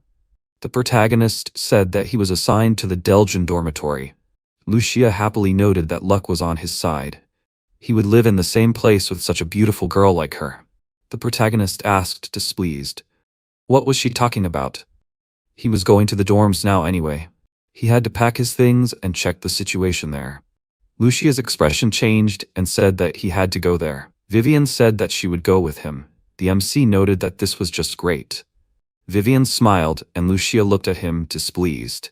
Sometime later, in the Tunerico dorm, Andreas asked Vivian if she had seen a spirit. Vivian noted that she had only heard rumors, so she did not know all the details. It was all related to the magic department. All she knew was that Professor Charon had taken over the investigation. The protagonist thought that his intervention had changed the course of history. He said that he now understood the situation. Suddenly, they saw a student in front of them. Diane muttered under her breath, her eyes empty, that this was all a mistake. The protagonist touched her shoulder and addressed her by name. Diane whispered that he shouldn't touch her or talk to her. MC thought that even Diane had suffered from this. There are 2 mid-level bosses in Rodlin Academy, including Charon. In the game, only one of them was able to attack Kushain. Since the other boss hasn't made his move yet, it means that Charon is the culprit in this situation. Andreas said to Diane that she definitely can't handle this. He advises her to quickly leave here. Diane turned to him and asked what he was talking about. The protagonist thought, should he try to call the name of the master of the spirit? He said the name of Kushain loudly, causing Diane's expression to change dramatically. The protagonist knocked out Diane with one precise blow to the neck, who was caught by Vivian. After a while, MC asked Diane, did she come to her senses? Diane asked, holding her head with her hand, where is she now? Andreas asked, does she know who he is? Diane asked him by name why he was asking such stupid questions. The protagonist stated that she was in danger. A spirit had taken possession of her. Vivian noted that Andreas had come to her aid. Dean noted that she vaguely remembered something. The protagonist stated that they needed to leave the building. Dean said, apologizing, that she did not want to cause them trouble. Sometime later, at the entrance to the dorm, the MC asked Dean, turning to her, did she volunteer to investigate this case? Dean said that it was true. She was curious because it was not every day that you meet a spirit, and at that moment, the professor asked her for help. Andreas thought that this explained everything. Professor Charon's offer was just bait. He did all this so that the spirit would take possession of Diane's body. Apparently, Diane was very focused on magic, which is why she bared her guard, which Charon took advantage of and summoned the spirit. This coward became bolder. The protagonist asked if she knew where Professor Charon had gone. Diane noted that if she was not mistaken, he had said that he would go look for the main body. The protagonist thought that he was in the place where the spirit was sealed. He had to hurry. At that time, Professor Charon was performing a ritual and happily said that he had done it. He thought that all that was left for him to do was get rid of his student. After a while, MC ran towards the spirit's location and said to Vivian that he was grateful to her for coming with him. Vivian noted that she was glad to be of use to him. Andreas thought that he had taken her along because he had no good reason to leave her there. However, it would be okay, right? At this rate, not only would he not be able to use the undead summons, but if he made a mistake, Vivian would be able to discover the connection between him and Charon. Had he loosened his grip after a night without rest? Maybe it would be better to send her back somehow? Suddenly they stopped, noticing opponents ahead. The protagonist said in surprise that it couldn't be. They were students. Vivian asked, was this all because of Professor Charon? The protagonist noted that all these students went to his classes. Vivian asked, why would an academy professor do this? MC looked at her thoughtfully and asked, could she neutralize them without harming them? They were running out of time. He would go ahead and stop the professor. Vivian said that she could do it, and she would catch up with him soon. Andreas thought nervously, watching the girl take out her weapon, that it would be better for her not to come there. The protagonist shouted, running further, that he was leaving them to her. Suddenly, the possessed student decided to use magic against the protagonist, but Vivian blocked the attack with her blade. MC thought, turning around, that he was finally able to separate from her. However, she wouldn't kill them by accident, would she? Although he has no choice but to trust her. After a while, at the place of the spirit seal, Kushain awakened, unleashing his roar on the area. Charon said with a smug smile that it was wonderful, he had perfect control over this creature. Then he reacted at the last moment and created a bone wall that stopped the enemy attack. Andreas noted that he succeeded. Charon asked in shock, how did he get here? The protagonist thought with displeasure that he was late. This abnormally fast unsealing time and strange magic around Kushine's body. It was all because of the Peldaran crystal. He remembered that in the game, Juster had one, so he was behind all this. Charon smirked and asked how he dared to attack him. Although it did not matter, he was just about to find it. The protagonist noted, closing his eyes, that he was surprised. He honestly did not expect this from such a mediocre necromancer as his master. Charon laughed and said with a wicked smile that he had a very impudent manner of speaking. He knew that taking him as an apprentice was the right decision. Long ago, he overheard a conversation between his father and Master Morn. Then his father said that if they could grow this, it could change the foundations of black magic or even the whole world. Morn noted that it was truly a terrifying thing. Charon said that all the changes in him were due to the fact that he got the item from their conversation or learned to use it. At that time, even Salem was shocked that he decided to take him as a disciple. MC thought that even a minor character like him knew about it. Charon stated that he should show if he can use the population of the Cromwell family. Andreas said with a smile, calling him an idiot, that he wanted to know what was on his mind, and he just wanted to rob a child. Charon glared at his disciple. The protagonist stated, using the summon of his undead, that they should end the dialogue here. Charon thought in surprise, is this the Tiger Lord Timur, whose corpse he will receive at the meeting? Can he already control high-level undead? Then he smirked and thought that as long as he has the Peldaran crystal, he will not lose. Charon stated that he should not forget who his master is. The protagonist noted that he did not learn anything from him, but in response he can say that the disciple has surpassed his teacher. Charon laughed and shouted, using the artifact and his abilities to summon the undead, that he really is a daring student. The enemy armies of the undead stared at each other, waiting for the order to fight. MC thought, grabbing his sword, that Kushine was strengthening all of his creatures. Andreas declared, holding the sword in his hand, that he could no longer tolerate his teacher. Here he was breaking off all their relations, and they were no longer connected in any way. Charon chuckled and said that he wanted to see if he could keep his word. After all, he was going to kill him and take the inheritance of Cain, his father, and then he would resurrect him and make him his slave. At this time, Vivian was fighting the possessed students. She thought, exhaling tiredly, that she needed to quickly catch up with Andreas, but they were still advancing, and there was simply no end to them. Maybe she should just kill them all? Vivian remembered Andreas' request and thought that she couldn't do this because her savior wouldn't want it. Suddenly, the possessed student used magic from behind, but Vivian deftly blocked the magic with a blow from her blade. She then remembered Andreas using some kind of spell when he knocked out Dieng. Vivian shouted the name Kushin with a smile on her face, knocking out the possessed student with a blow to the neck. She thought, is this really wrong? When did he say what? Vivian kicked her opponent and shouted the name, Kushin. She then started trying out different names similar to Kushin, trying to knock out the possessed students. After a while, Vivian thought that this wasn't good. If this continued, they might die like this. She asked if the name was Kushin. At that moment, all the possessed students' expressions changed. Vivian thought, smiling and clenching her fist. Did it really work? In that case, all she had to do was beat them up. She thought, noticing the evil spirits, that she should end this before they did anything. The evil spirits united into one being and asked, turning to Vivian, if she had a secret? She would be abandoned anyway. After all, she was destined to be abandoned. She was trying to cling to life. It looked disgusting. Even her mother had disowned her, and she, out of despair, entrusted her life to a stranger, right? Suddenly, Vivian saw herself in the face of the child and heard the terrible voice of her mother, who said that she wanted a son, not a daughter. A better one should never have been born. Her very existence brings troubles. The evil spirit coldly said that she would cause the death of those close to her. Why doesn't she just die?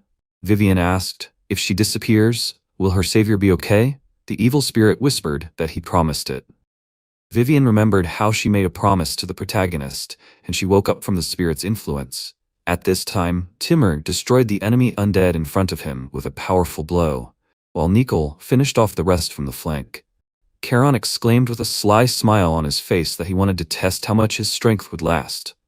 Kushine prepared to use his power, but Andreas used the power of the undead giant to strike the spirit. Charon stared in surprise at the giant's huge hand and thought, how is this possible? MC ordered Timur to attack the huge monster, and Nickel gave the order to destroy the rest of the undead, and then he would have to hide. Andreas thought that he needed to get rid of Kushain as quickly as possible. Instead of wasting mana on the expensive Rudradal, he would better directly target Charon and steal the Peldaran crystal, and this will allow him to instantly end the battle. Charon shouted, laughing, that naturally the spirit couldn't die from such an attack. At that moment, the protagonist rushed to attack, but at the last moment, Charon was protected by Kushain's huge hand. Charon laughed and asked, did he really consider himself a worthy opponent against an ancient magical beast? The protagonist thought that if he used the skill Sloth, it would allow him to deal with the opponents much faster and easier, but the recoil would be strong, although this skill was currently on cooldown. He said that his former teacher liked all sorts of old stuff. Regarding ancient magical beasts, he also had one. He remembered the huge hand. Charon thought, was it really the hand of a giant? Where did he get such a corpse? MC grinned and said that next time the giant's hand would hit him on the head. Andreas thought that he should annoy him more. Charon noted that let him try if he dared. Suddenly a magic circle formed under the protagonist's feet, and a deafening explosion was heard. Charon laughed, but then looked at the unharmed Andreas in surprise and shouted, how is this possible? The protagonist looked at his hand and thought, is this vampire blood magic? Could it be related to that incident with Angel? Now he understands that Charon studied Angel's blood. Charon shouted, how did he survive high-level blood magic? The protagonist asked with a smile, is it that important? Although, maybe he should thank Angel. Charon asked in shock, was it really him who helped the vampire escape? The MC noted that he was exposed. Maybe he should treat his students better. Charon became furious and shouted, rushing at him, how dare he ruin the opportunity of his life. Andreas thought that Nickel managed to hide successfully. Then he can act right now. Charon thought, after Kushain blocked the blow, that Andreas wielded the sword more skillfully than he thought. The protagonist was about to strike his enemy, but the ancient magical beast struck him. Suddenly, Nickel struck his sword at the enemy. Charon screamed in pain, and the protagonist said that Nickel did a good job. Charon was shocked and thought that he dropped the crystal. The ancient magical beast screamed loudly throughout the forest. MC thought that Kushain was out of control. Charon reached for the crystal and thought that without this artifact, he would lose. At the last moment, Kushain struck a fatal blow to Charon. Andreas ordered Nickel to divert Kushain's attention to himself. He must take this crystal. At that moment, the ancient magical beast destroyed the crystal, and then the monster was about to strike a crushing blow to the area. The protagonist ordered his undead to dodge. The protagonist protected himself from the explosion with his sword, but then the monster grabbed him with its hand. Nickel and Timur tried to free their master, but the monster easily threw them off. Suddenly, Vivian appeared and struck the monster with her blade. Freeing Andreas, MC shouted, noticing how the monster was about to strike her, that she should be careful. Kushain struck Vivian, who flew into the stone with a crash, but at the last moment Timur caught her, taking the blow on himself. The protagonist sighed in relief, and then he noted that there was no time to hesitate. The protagonist thought, taking out the crown from the undead space, agreed that he wanted to study this item better before using it. A system window with information appeared after MC put on the artifact that the original Sin had discovered. Greed. Does he want to use the ability? Greed? Andreas thought, using the artifact, that it was still better than just dying. Vivian woke up and saw the monster preparing for a powerful blow, but she was more surprised by Andreas's face distorted with anger. The protagonist said in a creepy voice, reflecting the monster's blow, that this monster is simply disgusting. He will turn him into an undead and make him his slave. Kushain defended himself from the attack and threw his opponent away. The protagonist said that he now understands. This monster has an absolute defense that only reacts to perceived attacks. This means that he must attack unexpectedly. MC gave the order to Nickel to distract the enemy. Vivian thought, is this really an undead? Nickel delivered a series of blows to the ancient magical beast, while Andreas came from behind. The protagonist stabbed his sword into the back of the monster, which screamed in pain. The protagonist grinned and said that now he will turn this monster into an undead. The system window reported that the sealed sword, Galaxer, had detected the blood of an ancient magical beast. The process of absorbing the blood of the magical beast had begun. Ability duration, greed ended. MC coughed up blood and said as he fell to the ground that he could feel the impact of using the ability. Vivian rushed to his aid as the sword continued to absorb the ancient magical blood from Kushain. The system window reported that the blood of the ancient magical beast had unlocked the sword's first seal, Galaxer. Andreas thought as he looked at the disintegrating monster that he had never expected the blood of the ancient magical beast to be the key to unlocking the seal on the sword, Galaxer. Vivian asked, "Is it over now?" The protagonist said that he was apologizing to her for putting her in danger. Vivian stated that it was fine as long as he was safe. The protagonist said that he was apologizing to her for hiding his true abilities from her. Vivian noted that she didn't care about any of that. She didn't care who he was. To her, he would always be the person who saved her. MC thought with a smile, was there anyone else who trusted him so much? Sometime later, at the Rodolin Academy Stadium, the host announced that the 111th opening ceremony of Rodolin Academy had officially begun. Luis was invited to go on stage. Andreas thought from the stands that from now on, the game had truly begun. The host announced that Louis had demonstrated brilliant academic ability and exemplary behavior. The protagonist thought that he had somehow managed to survive despite the terrible start and lack of information. Although the number of people he needed to protect had increased, at the same time, he had become even stronger. From now on, there would be even more events, and he would face them all. This is the War of the Deadly Sins. The host announced that now the words of the oath were from Louis, the best in the class. Louis declared, reading from the document, that he swears together with the new students of Class 111 to stand shoulder to shoulder with their seniors from the proud Rodolin Academy. And they will do their best to become the spear and shield of the Empire and the people, and the heroes that will bring glory to their empire. It was Louis, the representative of the first years. Louis then thought, looking at the students on the podium, are they all his seniors? They look strong. Then he noticed Andreas and thought, smiling, he has a robe from the magic department, but why is he wearing a sword? There are many interesting people in Rodolin Academy. After a while, Class 111 discussed the spring tournament at Rodolin Academy, in which battles between students take place without division by department. Although first years cannot participate in this event. However, next year, it will be their turn to shine in the tournament. But now they can calmly watch the battle, which will be very educational for them. Louis thought, accidentally touching an upperclassman, that watching the battles can be useful for him. He will be able to see many different skills and techniques. Moreover, the magic department is also participating in the tournament. Toddlon Terry, a senior from the Knight's house, got angry when he spilled coffee on himself, and he, without listening to his apologies, punched him with all his might. Louis flew into the table where Deanna was sitting. Toddlon grinned and said that he blocked a blow from one of the best knights of the house. Apparently, the reputation of being the best among the first years is not a lie. Louis thought, looking at his hand, that his blow was not very fast, but it was very heavy, that he could not completely block it. Toddlon brazenly began to demand a lot of money from him for ruining his uniform. Lucia shouted that this was outright extortion. Does he even have dignity? Deanne noted, angry, does he really not mind being disqualified for creating a mess in the street? And following his logic, he will have to pay her.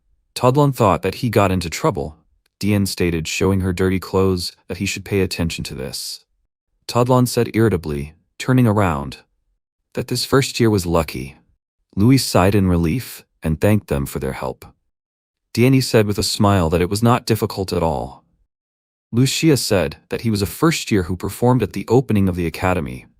Then they introduced themselves to each other. Deanne said that she was a fourth year at the academy. Lucia noted that he was unlucky, he got into trouble so quickly. Louis said, scratching the back of his head with his hand, that this situation embarrassed him. Deanne noted that everything was fine. Toddlon was one of the best of the Night House. Vivian said that it was time for her to leave. The Andreas match was about to begin. Louis said, turning to Vivian and extending his hand to her, that she was the eldest of the Night House. He was glad to meet her. Vivian looked at him with disdain. Lucia intervened and asked with a laugh. He also wanted to see it, and Luis would not go with them? Diana asked, turning to Lucia. Was she going to go too? She thought that she was not interested in such events. Lucia said that she was also interested in such things sometimes. Diana asked, but she was not going to participate in the tournament? Lucia's face sank, and she said that she really was not going to participate in this. Diana noted that they would be going there soon. Would he go with them? Louise said that he was just heading there. Diana said with a smile that then they could go together. Sometime later in the arena, Louise said in surprise that this was an incredible match. As expected from Rodland Academy, they are on a completely different level. Diane noted that this was passable in her opinion. The tournament host announced that the next match was about to begin. Louise said with interest that the next match had already begun. The host announced that in the blue corner was the best of the knights, faculty, Todlon. As the best of the faculty, great expectations are placed on him in this tournament. On the red side, they have a student of the Faculty of Magic, fourth-year student, Andreas. He has attracted a lot of attention after inventing a new potion. Louis thought with a blush that this is the upperclassman he saw at the entrance ceremony. Is he going to fight a knight with swords? The host announced that the match will begin soon. Todlon asked, holding the hilt of the sword with his hand, is he a magician who pretends to be a swordsman?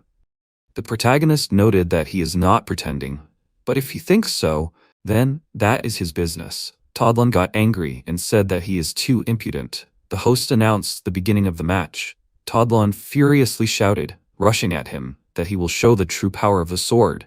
The host announced that Todlon immediately brings out a ferocious attack. At this time, Lucia in the stands asked, turning to Dean, did she hear about this? Dean asked what exactly. Lucia said that there was a rumor that they would have a friendly exchange with Milko Academy after the tournament. Dean noted that she had decided to remember that. The academy calls for students with good academic records to participate. Although she had no choice, she would go anyway. She remembered the words of her father, Bart, who said that if she went to the event with Milko Academy, she would definitely be able to show the enormous difference between their academies. Then Lucia noted, looking at Da, that she was having a hard time. She also heard that if they performed well in this tournament, they might also be invited to meet with Milko Academy. Diane noted that Vivian would be able to participate then too. She believed that, after Vivian's victory against the favorite in yesterday's tournament, she had a good chance. After a while, Todlon shouted, trying to hit his opponent, that he should stop dodging. Then the best of the knights stated, taking a defensive stance, that he would never have thought that he would use his technique on a student from the magic faculty. The protagonist easily dodged his opponent's blows, although he tried his best to strike with his sword.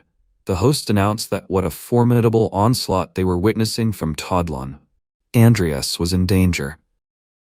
Louis thought that he had seen this style of fighting before. Vivian declared that Andreas would definitely win. Todlon shouted furiously, waving his sword.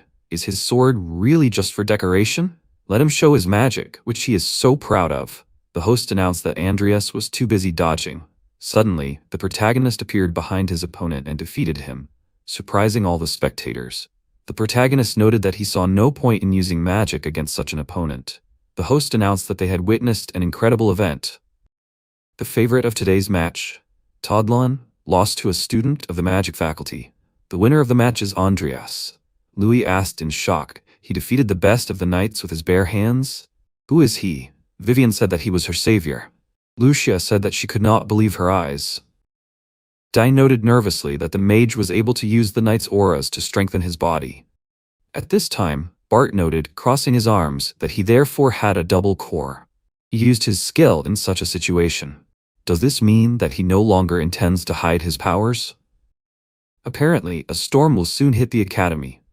After a while, the host announced that this was the last match for today. The battle between the best 16 will take place tomorrow. They need to keep up to date with the battle information on their tablets.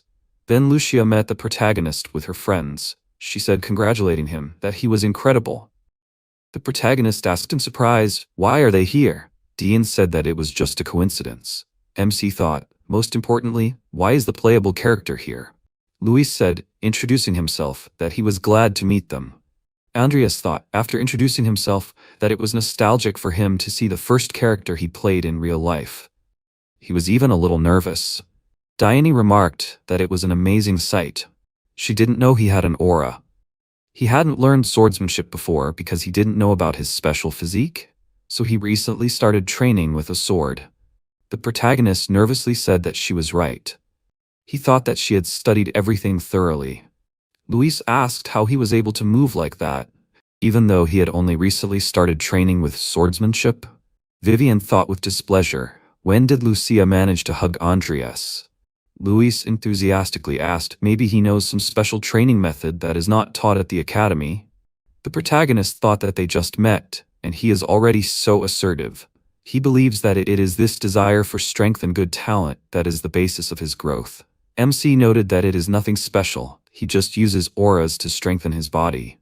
He thought that although he is still far from his mentor, after Hosan left, the only accepted student was him. Regarding Louis, he only gave him a few tips, being interested in his talent. Perhaps that is why Louis does not know about the master's aura-controlled techniques.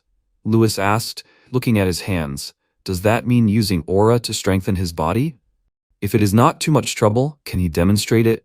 It is difficult for him to understand it from words. Andreas thought that he would like to teach him this, but it is not something that can be learned in a day or two. Maybe he will teach him next time. Besides, in the future, Luis will have his own ways to become stronger. The protagonist stated that he is currently busy preparing for the matches. Perhaps he will agree to show it later when he has time. Luis bowed and thanked him in advance for his help. The protagonist noted that his eagerness to learn was commendable, considering that he had just entered the academy. Lucia asked with displeasure, wasn't he terrible? They had been studying potions together for half a year, and he hadn't told her anything. MC said that it was true that he was at fault, but at that time he didn't want to stand out. Vivian was shocked to learn that they had spent half a year together. Lucia asked, why did he decide to show himself now? Andrea said that he wanted to participate in the meeting with Milko Academy. She should know that it is difficult to rise to the top by relying only on magic. The protagonist thought that in fact, he hid himself because otherwise, the game characters would kill him. Lucia thought about it and remarked that she now understood. Considering his mediocre talent in magic, the protagonist nervously said that he was also working on fire magic for the last time. Lucia wished him luck in learning this magic. MC's face changed and he thanked her for it. Andreas thought that he had never encountered this exchange between academies in the game.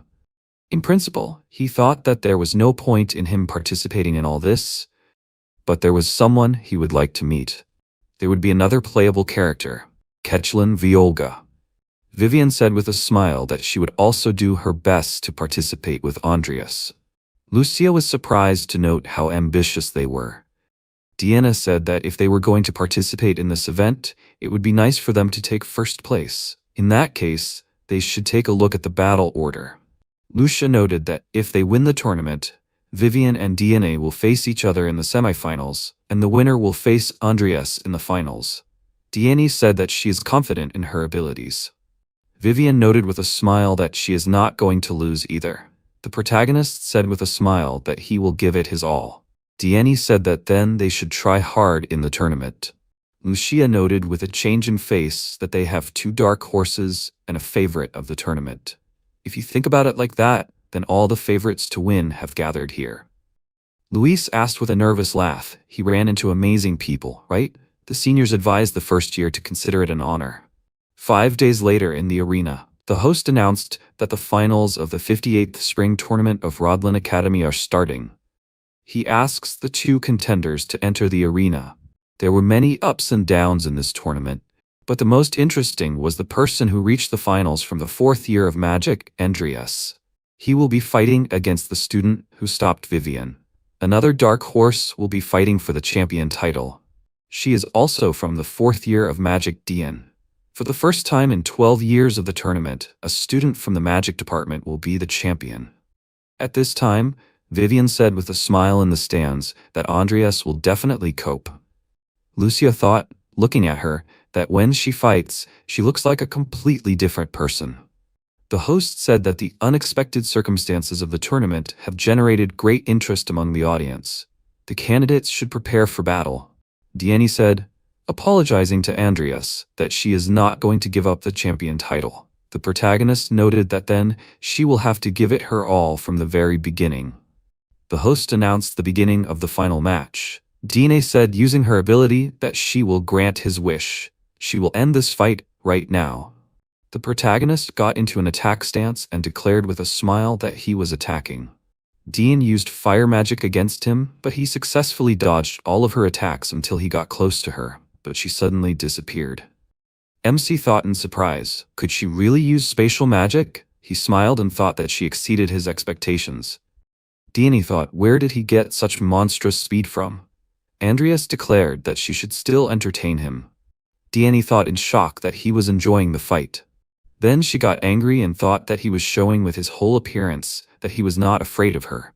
This really irritated her. Dean used powerful magic and shouted that he should not underestimate her. At this moment, Lucia in the stands noted in surprise that this was a powerful spell. Could it be that DNA has already surpassed the level of a student? Vivian noted that DNA was really strong. After a while, Diane thought that she hadn't succeeded in this spell before, but she had a feeling that she would definitely succeed now.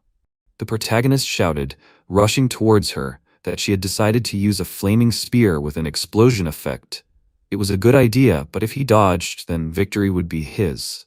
Suddenly, he felt danger, and a deafening explosion was heard, but the protagonist dodged at the last moment.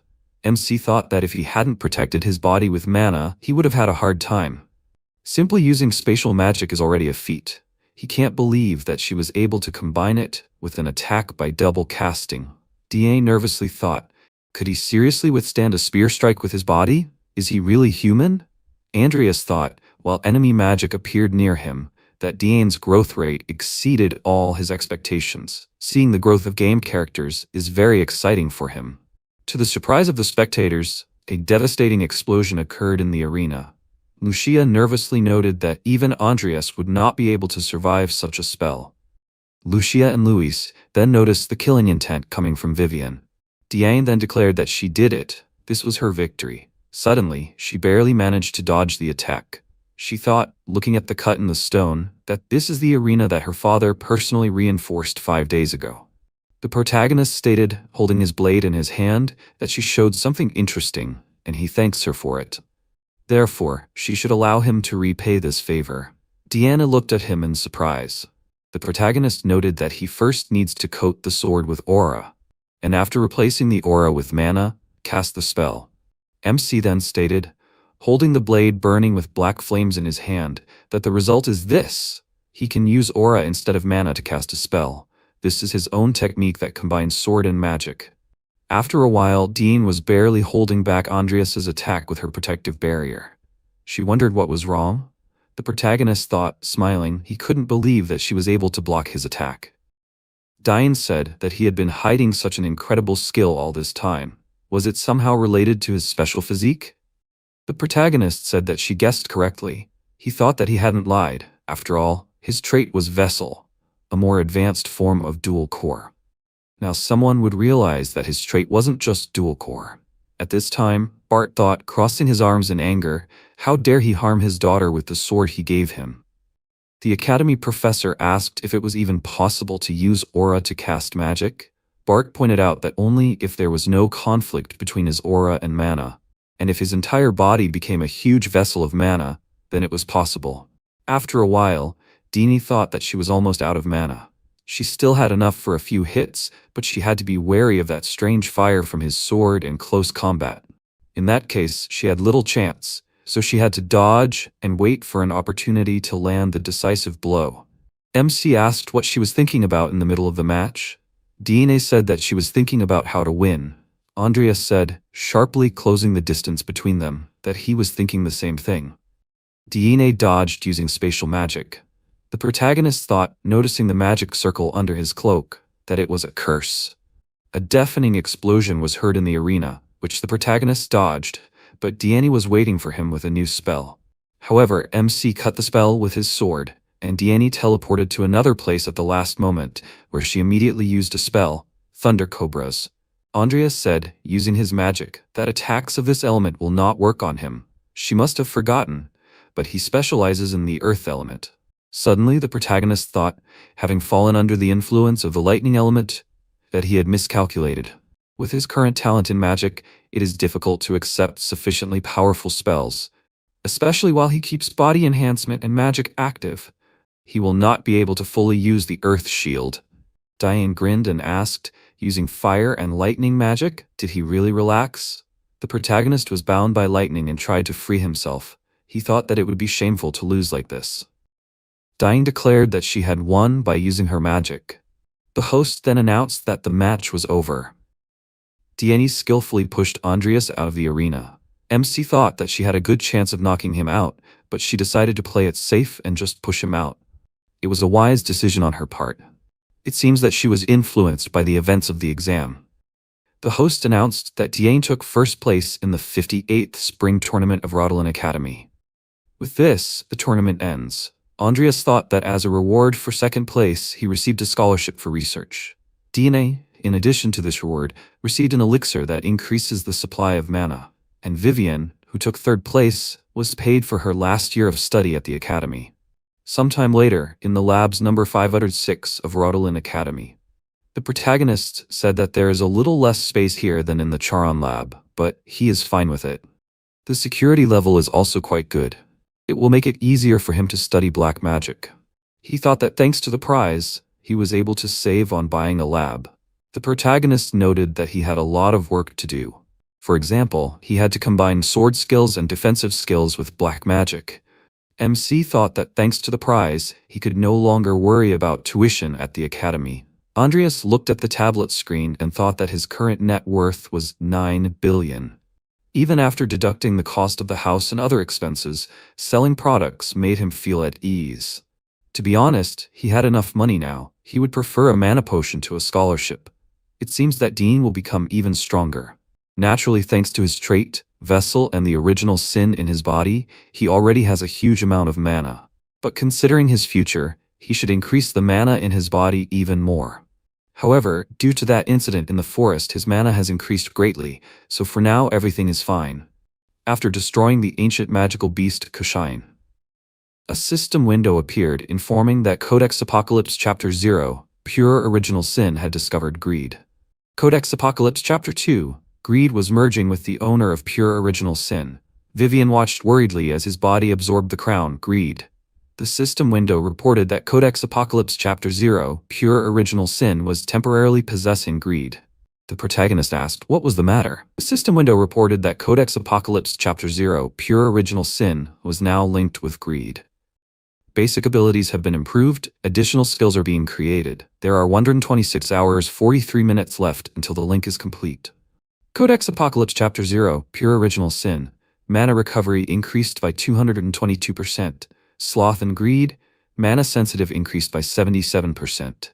Sloth and Greed, special skills can be used once every 6 days. Mana quality increases with time. Mana nature gradually becomes closer to darkness. At the moment in the laboratory, Andreas thought that after that incident, the amount of mana he can use has increased significantly. The first time he summoned Nickel, he spent about 25% of his mana. Now he spends less than 1% of his mana to summon Nickel. And that's not even taking into account that Nickel is no longer a simple skeleton. With all this, he can summon a huge army, use the fusion of magic and sword, and even his trump card, the Original Sin. With his characteristics, he can no longer worry about the upcoming events. The only thing he worries about is how his intervention changed the course of events. The protagonist looked at the tablet screen, where the news reported that a black magician, Charon, had been discovered, disguised as a professor, performing black magic rituals on students. Evidence showed that another black magician was hiding in the Rodolin Academy, who had copied the academy. The protagonist thought that there had been no exchange between academies in the game before. Now the main thing was to find out who had caused the events to change. Even if something changed, he would still have a huge amount of information. If it was him, he would be able to bring this game to a successful ending. After a while, Lucia asked in surprise, turning to Andreas, did he really go to class too? The protagonist noted that she was usually lazy, but when it came to potions class, she always came. Lucia said that the thing was that the professor wanted a genius like her to go to potions class. She wondered if he was free after class. The protagonist asked why she was asking about that. Lucia said that she was working on a new potion and needed his help. MC thought that it was probably a healing potion. Andreas asked with a smile, what kind of potion did she want to make? Lucia said, looking at him, that she once mixed the slime from the Polak frog's tongue with fairy dust, then she added an yttrium solution and a slime core. And let him guess what happened to it in the end. She said that such a solution removed all the special properties, it just dissolved and disappeared. The protagonist thought, looking at her suspiciously, that this could not be. He did not tell her anything. But she herself found the key to creating a healing potion? Both Lucia and Diane repeatedly surprise him. How talented are the game characters? Lucia noted with disappointment that after that, progress with the potion stalled. The protagonist asked, and how can he help? It's hard for him to make time for her now, but he will definitely find time to help her in the future. He makes her a promise. Lucia said dejectedly that he refused, even though his cute junior classmate was asking for his help. MC thought that there was still time before Lucia's illness caught up with her. He really felt guilty towards her, but there were people in greater danger right now. To be precise, it was Selena and Chris, the playable characters who had just entered Rodlin Academy and were Luis's classmates. It would happen during the first event, which would start in the middle of the midterms. He had to somehow make them stronger before that. It was the first event in the game, so the event wouldn't be that difficult, but if they weren't strong enough, Selena and Chris might very well die. Luckily, Lucia had nothing to do with that event, thanks to her concentration on creating the potion. Diana had already grown beyond his expectations, and Luis would definitely be able to get stronger even if he stopped him. Frankly, he would like to skip class and meet Selena and Chris right now. However, he can't do that. At that moment, Kyler Schutzman, the potions professor, entered the classroom, saying, greeting the students and introducing himself, that he would be in charge of the potion mixing and production class. He was glad to meet them. Andreas thought that the reason for this was the appearance of Professor Kyler, who is the boss of the first event in the game. As they can see, when mixing the Platros potion with the purified kale water, a red precipitate and black bubbles are formed. Adrias looked at it and wondered if he should have met Chris and Serena at the Knights' training grounds. He was sure that they were currently training hard to catch up with Louis. However, he should already know that he is a black mage after the incident with Sloth, and yet he shows no interest. Kyler finished giving his lecture and left the classroom silently. After that, he went to a secluded place, contacted Jester via walkie-talkie, and said that he wanted to discuss something with him. At that time, he was standing in his office and asked what happened to him. The professor said that Bahat was starting to suspect him. He was afraid that he would soon have to leave the academy. Jester asked if it was all because of Karen's death. Kyler agreed and said that they might have found some information about him in his lab. He listened to him and thought that he was starting to get scared. Ranox and Hassan were dead, and there was no word from Crown, plus Karen's failure had set him up. Moreover, the Acolytes had suffered huge losses. Absolutely nothing was going according to plan. He asked when he was going to leave. Kyler looked at the potion with a calm expression and said that he would be leaving very soon. The exchange between the academies would be starting very soon. Jester asked how these two events could be connected. Kyler asked before leaving, didn't he think it would be a good idea to get rid of these young geniuses before they became a problem? Jester thought about it and said that it was a good idea. Kyler said that he was going to leave during this mess. He would contact him later. He agreed, turned off the radio and put it on the table. He started walking down the corridor and said that all the people embedded in the academy had died. As for the reason for this, Adrias Cromwell. He has no choice but to invite him to the meeting. After some time, Serena Erestiel was practicing on the training ground with a sword in her hands. She was very tired, leaned on her sword, started breathing heavily, and said that she needed to rest. She looked to the side and saw Chris, who was still practicing. She called him and said that they needed to rest because excessive exercise would only harm the body. Chris Unor put the sword on his shoulder and asked if she should take better care of herself. Serena went to him and said that he was very stubborn. He didn't watch the final of the tournament, right? He said that he didn't watch it because he was training. She said that there was an incredible guy who could use aura and magic at the same time. He laughed at this and asked, does she mean to say that an idiot who couldn't master anything made it to the finals? It seems that it was not for nothing that he decided not to watch. Serena said that he said so because he didn't see the battle. She heard that Louis also recognized the senior's abilities. Chris asked, does that mean he recognized such a talentless person? Apparently, he has problems with his eyesight. The protagonist approached them and said that for a first year, throwing mud at a senior he hasn't even seen is somehow rude. Serena was very surprised when she saw him and Chris asked who he was. MC said that he was that idiot from the magic faculty who fights with a sword. She bowed to him and loudly told the senior that she was very sorry. He is very proud when it comes to swords and can't resist making caustic remarks. Adrias looked at him and asked, is she saying that he is very proud? However, he does not see anything like that in his fencing. He is like those idiots who can't bring themselves to accuse their girlfriend of cheating on them. Chris got angry because of this and thought that he hit a sore spot. Did he really determine this with one glance? He chuckled and asked what a mage could possibly know about fencing. The protagonist calmly said that he obviously knew more than him. He looked at him with a displeased expression and said that in that case, he asked him to demonstrate it. A smile appeared on the protagonist's face. He agreed and thought that, as he thought, he was a real loser. Serena tried to get between them and said loudly that they both should calm down. They would be punished if they started a fight at the academy. Chris turned to her and said that they would just have a friendly sparring match at the training ground. She didn't believe him, and MC took a training sword and said that a friendly sparring match would not cause any problems. He was ready to guarantee it. A satisfied smile appeared on Chris's face, and he said that he was quite brave for a mage. Adrias took a stance and told the newbie that he could attack. He also got into a stance and said that he hoped that he would not regret it. Serena asked happily if she could train with them too. To fight a person who can use aura and mana at the same time, she wanted to say that it was not often that she had the opportunity to fight an upperclassman. The protagonist looked at her and said that she should prepare herself. It would be her turn soon. She was surprised by this, and Chris with a smug look apologized and said that however, her turn would not come. Immediately after that, he ran up to MC very quickly and delivered a strong blow with his sword, which he easily blocked. Because of this, Chris jumped a long way away from him. Immediately after that, he started with great speed and tried to strike from behind. But Adrias anticipated this and blocked the blow without even looking at him. He smiled and thought that he was quite fast, but one of the 5 greatest swordsmanship arts of the continent, the Ainur style, could be anything but that. After that, he started to strike back with his sword. He ran behind Chris and thought that in the game, his progress was based on understanding this technique.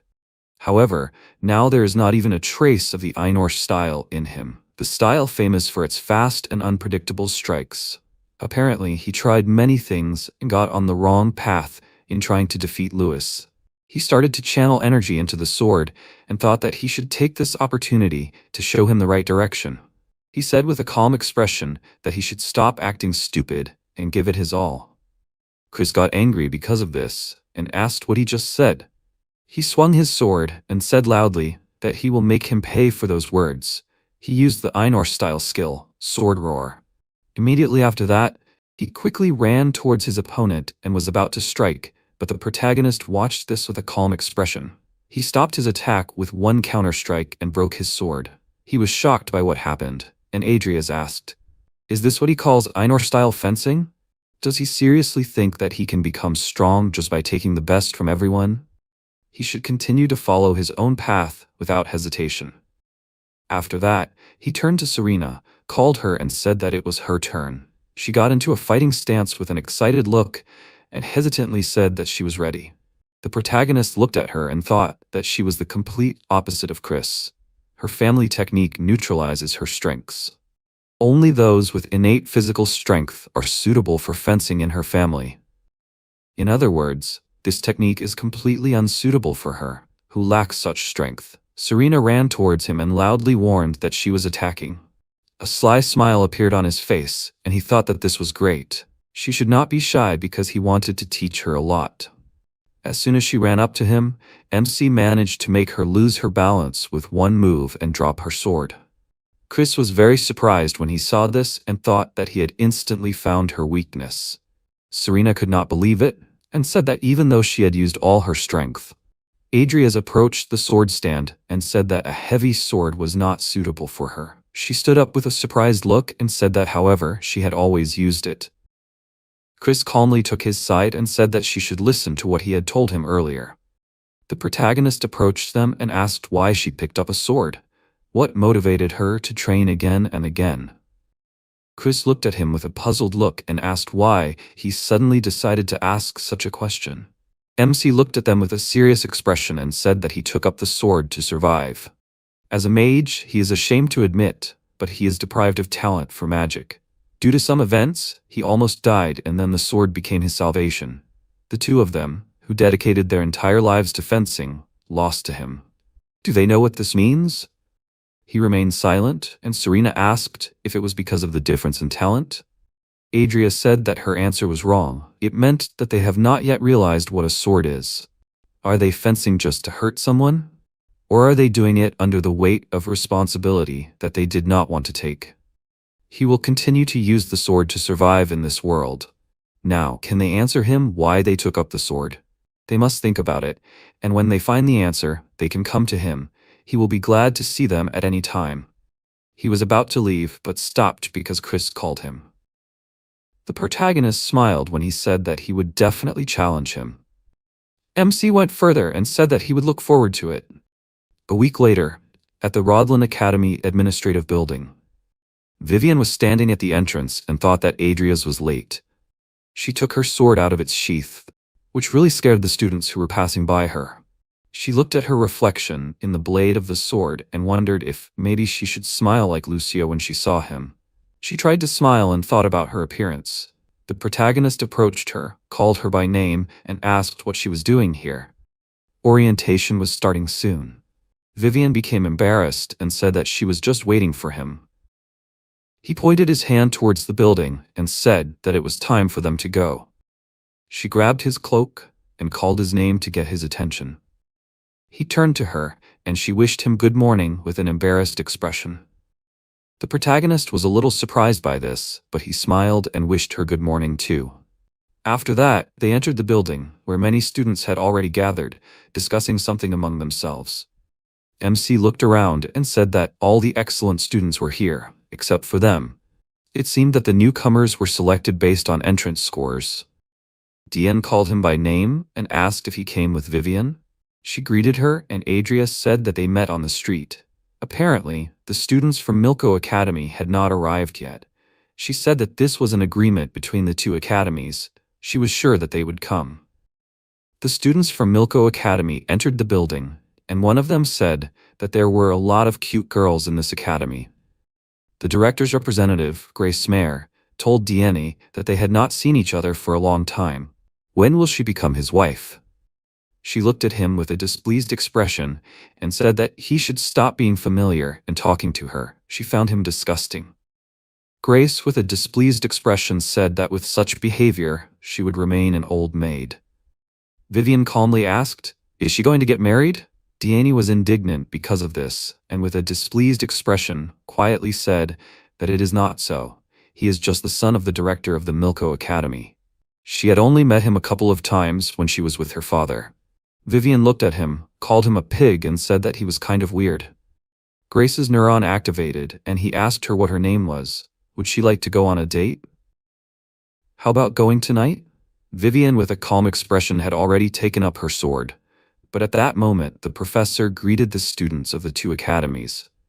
This distracted Grace's attention, and Diane thought that this stupid idiot had just been on the verge of death. The professor said that they were going to have a series of friendly meetings in the coming week, where they could improve their skills in a competitive environment. To start, they were to group themselves by house, regardless of their academy. The Night House would stand on the left, and the Magic House would stand on the right. Vivian said with a sad expression that she wanted to stay with him. MC laughed, and the next day, the exchange began, an event he had never seen before. The professor drew a magic circle and said that if you write the reverse spell on the rotation spell, the result would be this. Now they should try to draw this magic circle themselves. Adrius thought about the topic of the lesson with an indifferent look, and thought that this was the topic that Kesher and Violga excelled in. He is a game character who is a genius when it comes to support magic and magic circles. His attention was drawn to the fact that the protagonist was looking at him, and he asked in confusion, "Is something wrong?" MC told him his name and said that he wanted to propose to him to work together this week. They shook hands and Kishern said his name. Adrias looked at Diane and thought that the stage was set. Now they can calmly watch the confrontation of two geniuses. They can even inspire each other with their magic circles. If this is inspiration, maybe he can become their muse. He may lack talent in magic, but that does not mean that he lacks ideas in creating magic circles. He himself does not even remember how much he played this game and drew myriads of these circles. He is sure that there is no one who understands this better than him. He started drawing and thought that he has some ideas in mind. However, the reverse rotation will not surprise anyone. He wants to show them both a special way that they have never seen. It seems a little difficult, but maybe he should show something related to life? The bright magical glow caught the attention of all the students, and they started asking how many spells were there. As expected from Dee, she's an incredible student. Adrias thought that her magic circle was floating and water was constantly spinning around it. As expected, it was very bright. Sometimes geniuses scare him. Keshern said that he was done too. What a pity. If the paper was a little bigger, he could have added more details. He put his hand on the seal and magical energy began to emerge from there. This greatly surprised the students around, and the shocked protagonist thought, "Is this not a joke now?" Keshern said with a smile that this is a magic circle of illusions created by rotating and reversing. The duration is short, so everything will quickly return to normal. Everyone was very surprised when they began to see the illusion. MC looked at it with a very surprised look and thought that he was even more of a genius than he thought. When the spell ended, Keshern laughed and said that it seemed like the duration should be paid attention to. Diane clapped for him and said that it was amazing. He laughed and said that she was incredible too. Adrias thought that even she couldn't compare to him when it came to magic circles. That's what makes the game interesting. Each character has a unique talent. Lucia, who cured her illness, will be the best at combat magic, while Keshern is the best at support magic and magic circles. Diane has unrivaled space and time magic. Because of this ability, she is dubbed one of the most imbalanced characters in the game. The professor said that they both showed an incredible result. Now it's worth seeing what the others have prepared. The protagonist thought that he gave it his all, but to show his circle right after them, although he would not say that he has anything to be ashamed of. A flower started to appear from his magic circle, which Grace saw, laughed loudly, and said that they should see what he had done. Where is the rotation and reverse here? Besides, the flower he had created looks terrible and does not seem to bloom. How did such an idiot even manage to come to this meeting? Adrias looked at him and thought that when he played for Keshern, he always got into trouble. Since everyone avoided him, he was always alone, but he was as annoying as 10 people at once. Keshern looked at the plant he had created in amazement and said that it was incredible. He had never seen anything like it. Grace asked with a smile, maybe he was just blind? It was an ordinary flower. Diane stood up from her seat and said that he was the one who should open his eyes wider. She was not sure that he was smart enough to understand the formulas and the spell that had just been used. MC looked at her with a straight face and thought that, as he guessed, one would have to be a genius to understand how this magic circle worked. Keshern called his name and asked if he would mind if he explained it to everyone. The protagonist gave his permission, and he said that at first glance, it seemed like this flower was created using the formulas for nature and life. But that was not all. In addition to that, there was also time and rotation to complete the life cycle spell. Then, by adding the reverse formula, a flower that was both fresh and withered was created at the same time. Everyone was quite impressed when they heard his explanation and stared at them. DNA said that, to put it bluntly, this flower was both alive and dead at the same time. By using rotation and reverse, he created a contradiction. In addition to that, there was the formula for life. Adrias looked at her and thought that this was an amazing explanation. The fact that he was a necromancer made using life-related spells a little easier. However, it was quite difficult to make it work without using black magic. Keshern stared at his magic circle and thought that the more he looked, the more he wanted to study it. The protagonist said that this was the result of how he wanted to create a contradiction. Dean called Grace and asked, anyway, he must have done something incredible, right? He was embarrassed by this, started using magic, loudly agreed, and said that it would surprise everyone present. Due to the activation of this circle, a ball of unstable energy appeared in the air. The students looked at this with a worried look and said that it looked bad. Isn't that how it should be? Grace hoped that no one would notice with a very worried look, but at that moment, DNA asked what this is. He was just faking a magic circle. He got upset by this and asked loudly, "Did she have any proof?" She sighed in displeasure and said that except for the basic formula, the composition of the circle was entirely hers. On top of that, he used the wrong levitation formula. He didn't notice it because he was too far away. Grace got upset by this and stood up and asked loudly, what kind of nonsense was this? Because of this, he got his head caught in his own spell, his hair caught fire, and he started making loud pig noises. Diane looked at him with a look of disappointment and said that he was hopeless. She created a magic circle above his head to put out the fire and said that he was causing so much trouble. Grace looked at her with a very angry expression and said loudly that she was the one who messed up his formula. The professor looked at them with a worried look and said loudly that they both should calm down. He didn't listen to him and started using magic and asked loudly, "How dare she make a fool of him?" He immediately stopped and along with everyone else present was shocked by what he had just felt. Adrias had an ominous dark aura coming from him and looked at him with a frightening expression and said that he should lower his hand if he didn't want to lose it. Keshern looked at him with a little surprise and wondered what was happening to him. Grace looked at him with a very scared expression and understood that if he didn't do what he was told, he would die. He sat down and the protagonist said that he should stop causing trouble during the exchange. Or rather, even when he returned to the academy, he should stop acting like this. Grace couldn't stand this shame and ran out of the classroom and slammed the door behind him loudly.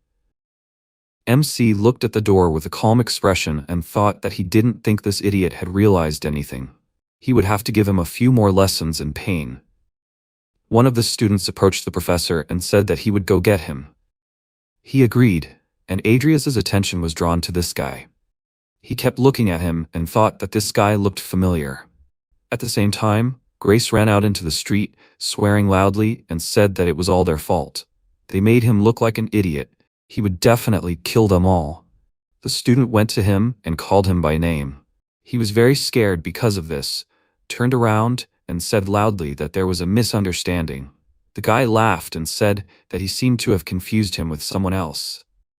Grace calmed down, began to examine him, and asked who he was. He bowed and said that his name was Antonio Holt. He was a graduate of Rodlin, Professor Kyler's personal student in potions. Earlier, he saw how two ignorant juniors confused him. He came to show him something that could help. Grace was happy about this and asked what he just said. He took out a small potion and said that his teacher created this potion that temporarily increases strength and mana.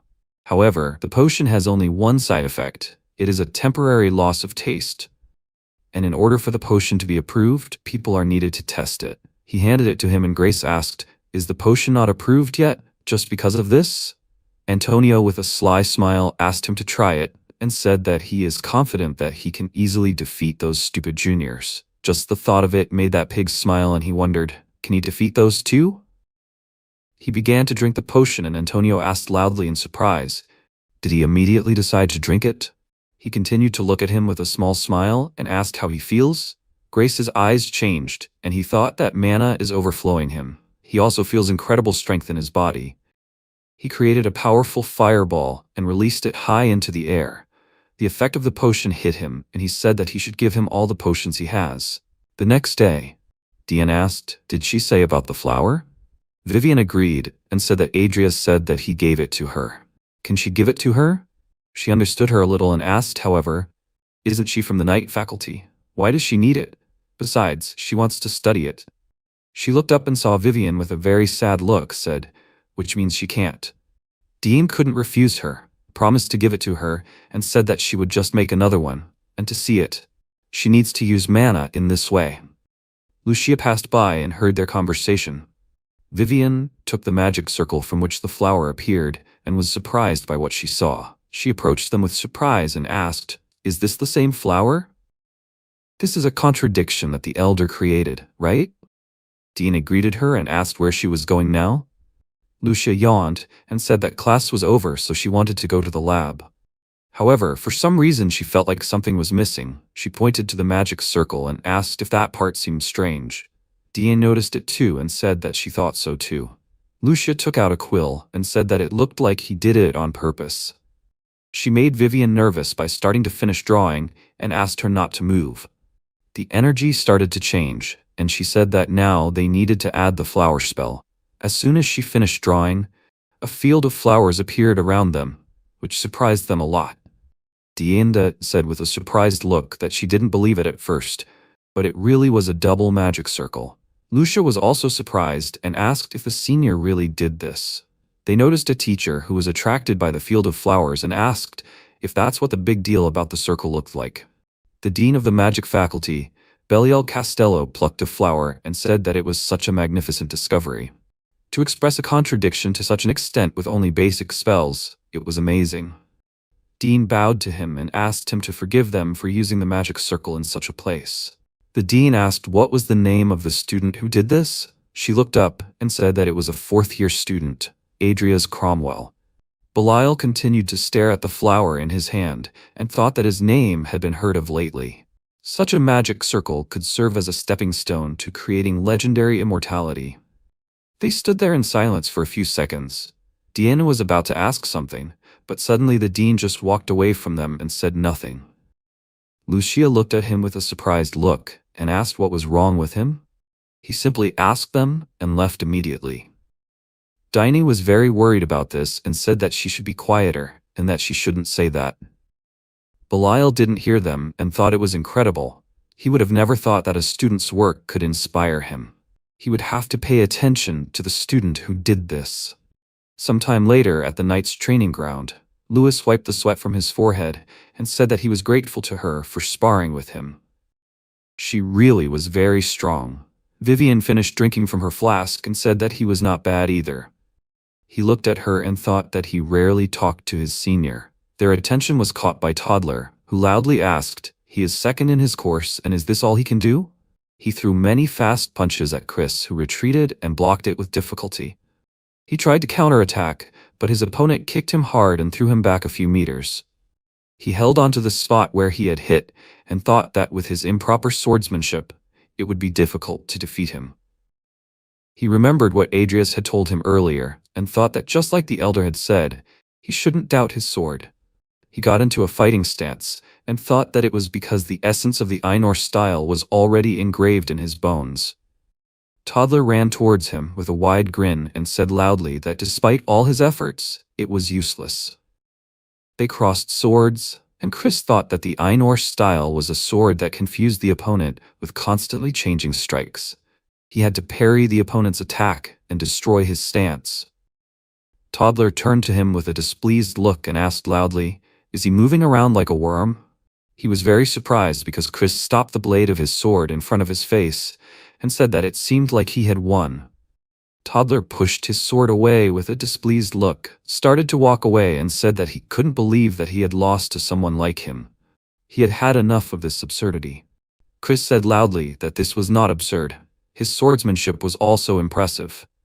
Toddler turned to him with a very angry expression and said that he should watch what he said. He walked up to the counter and threw a real sword at his feet. Chris, looking surprised, asked loudly what he wanted. Wasn't it a real sword? Toddler opened the potion he had received from Antonio and said that he should shut up and pick up the sword. He would make him regret making fun of him. Luis called Chris and said that he should just apologize to him. The instructor noticed what was happening and asked loudly what was going on there. Toddler didn't listen to him and had already drunk the potion, after which his body began to change. The instructor came up to him and asked what a student like him was doing here. He let out a loud cry and said that it was a real sword. He didn't have time to finish because Toddler hit him very quickly with the sword he had just taken. The rest of the students were very surprised by what happened, and they loudly called him a murderer.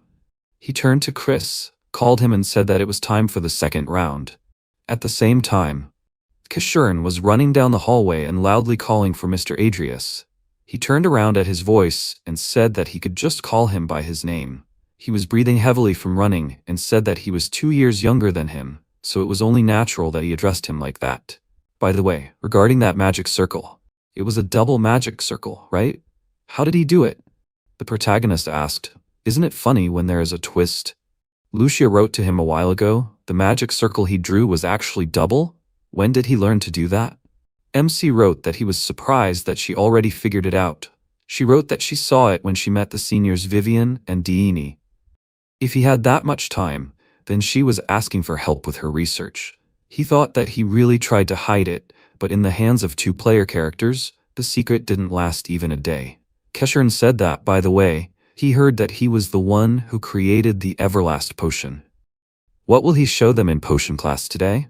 The protagonist smiled and said that he planned to not stand out in this class. He can't show all his trump cards in front of the class, right? He thought that he especially wanted to do it in front of Kyler. Suddenly, a powerful energy explosion occurred in the hallway in front of them, making a loud sound. The students were very surprised because of what just happened. When the dust cleared, they saw Deanie, who used a barrier to protect herself. The panicked students started running away from the scene, thinking that a monster had done it. Grace came out into the hallway, looking angry from the potion, calling her name loudly and asking how she dared to make fun of him. The protagonist looked at him with a surprised look and wondered, was this idiot doing this? He had a constantly growing body and blackened eyes. Grace said loudly that he would show her what would happen if she crossed him. MC thought that this was definitely a side effect of Kyler's potion. Diane asked loudly, has he gone crazy? Does he think he can save himself after what he did at their academy? Adrius thought that he never thought that the event that was supposed to happen during the exams would happen now. It seems that this is the result of relying too much on the information from the game. He should have been keeping an eye on him since the beginning of the year. At the same time, Kyler started leaving the academy, stopped at the exit, and said that it looks like his farewell party has begun. Grace raised his hand above his head and started to create a powerful magical flame and said loudly that he would burn her right now. Right after that, he released this fireball at her. Adrias jumped in front of her and cut this fireball with a blow of his sword. Diane was surprised when she saw him and he turned around, called this idiot, and asked. He shouldn't regret what he said, okay? Grace saw him and said loudly that he was that freak from yesterday's class. The protagonist looked at him and thought that he still had signs of consciousness, which means that he took the potion recently. The pig said loudly that this is perfect. He will kill them both. Kishurn ran up to MC and asked loudly, is he okay? Adrias turned to the others with a serious look and said that the 2 of them should move away. Dean said loudly that he killed a student from Milko Academy.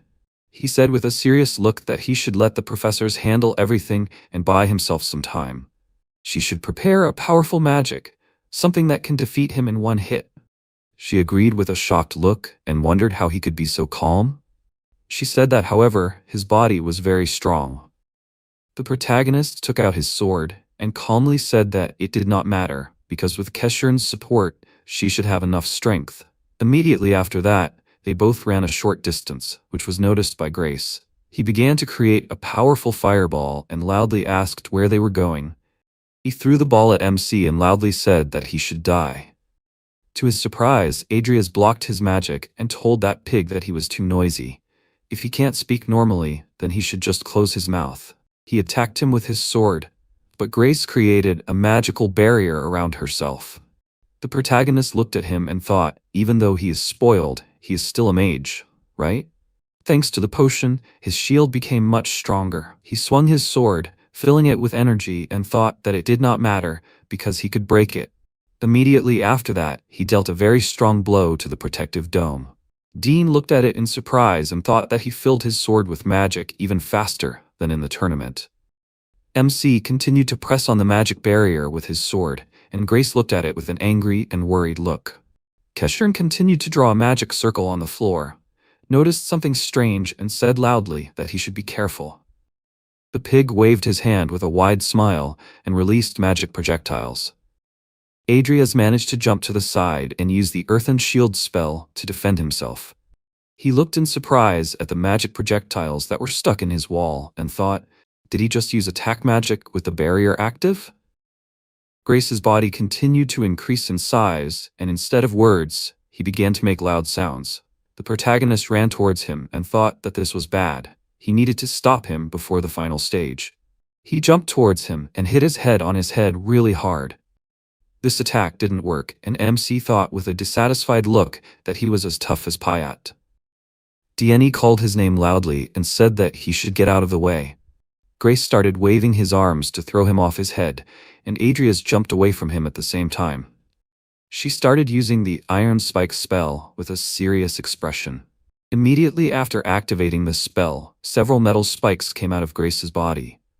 The protagonist looked at her with a shocked look and thought, did she just use advanced magic? Even though she was helped, it was still surprising that she was able to repeatedly use magic that could pierce his skin. He expected nothing less from an imbalanced character. At this rate, she will be able to create unique magic before she graduates from the academy. And yet, turning the academy principal's son into something like that would probably cause a lot of noise.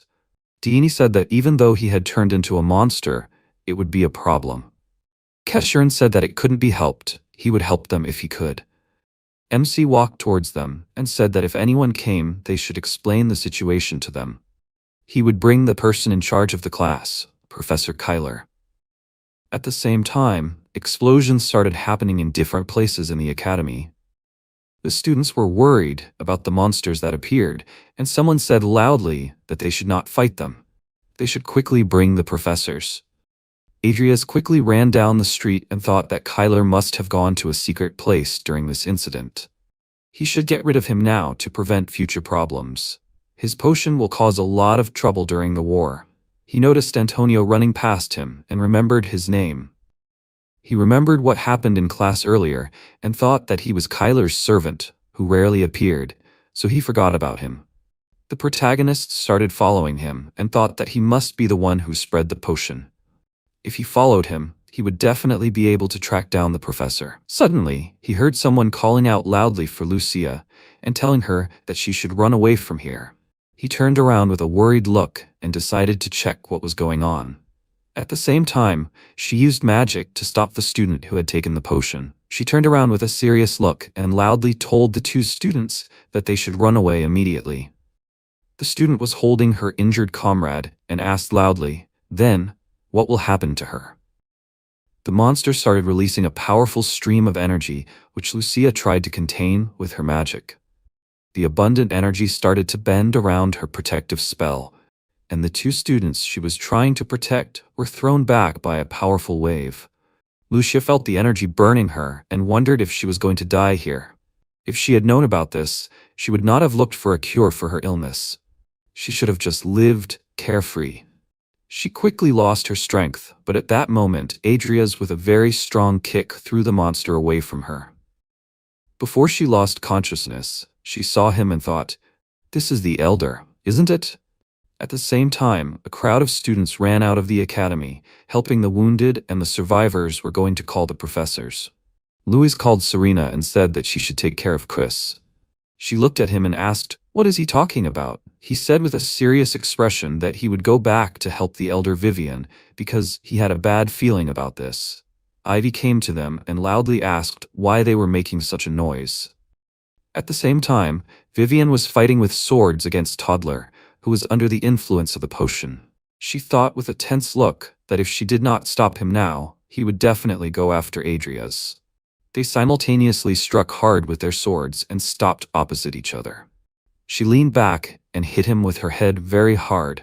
Because of this, Toddler started bleeding from his mouth, but he did not lose consciousness and continued to roar loudly. Vivian's head started bleeding. But she looked at her opponent with a calm look. His clothes started to tear because his body had grown very large.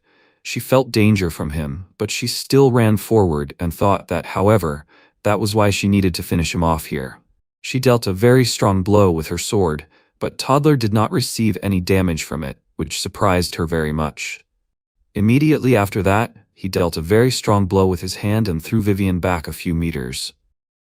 She began to get up, leaning on her sword, coughing up blood, and thought that she was too weak. She got into a fighting stance and thought that the current her was not able to protect Adria's. She looked at Toddler, who ran towards her very quickly, swinging his hand to attack, and was going to continue fighting. Suddenly, Ivy came up to her, ordered her to stop, and asked, "Did she decide to die here?"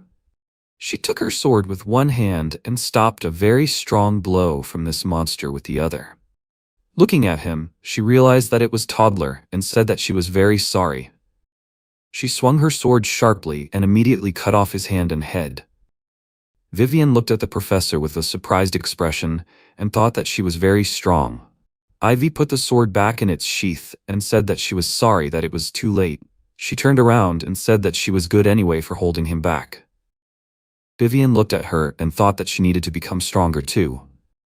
At the same time, the protagonist picked up Lucia and quickly ran away from the student who drank the potion.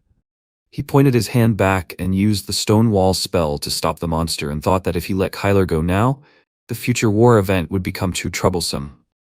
In a situation like this, where he can't summon the undead, he has no chance of winning. First, he needs to take Lucia to a safe place and then catch up with the professor. On his way, he met Belial and thought his students were being attacked and this freak is just standing there? MC ran past him and loudly told Mr. Dean that he was leaving this monster to him. He continued to run quickly and thought that this psychopath should do his job. Belial looked at him and thought that he was hoping that he would show him something interesting. The transforming student kept running towards him and growled loudly. He turned to her and with one powerful spell completely burned that monster.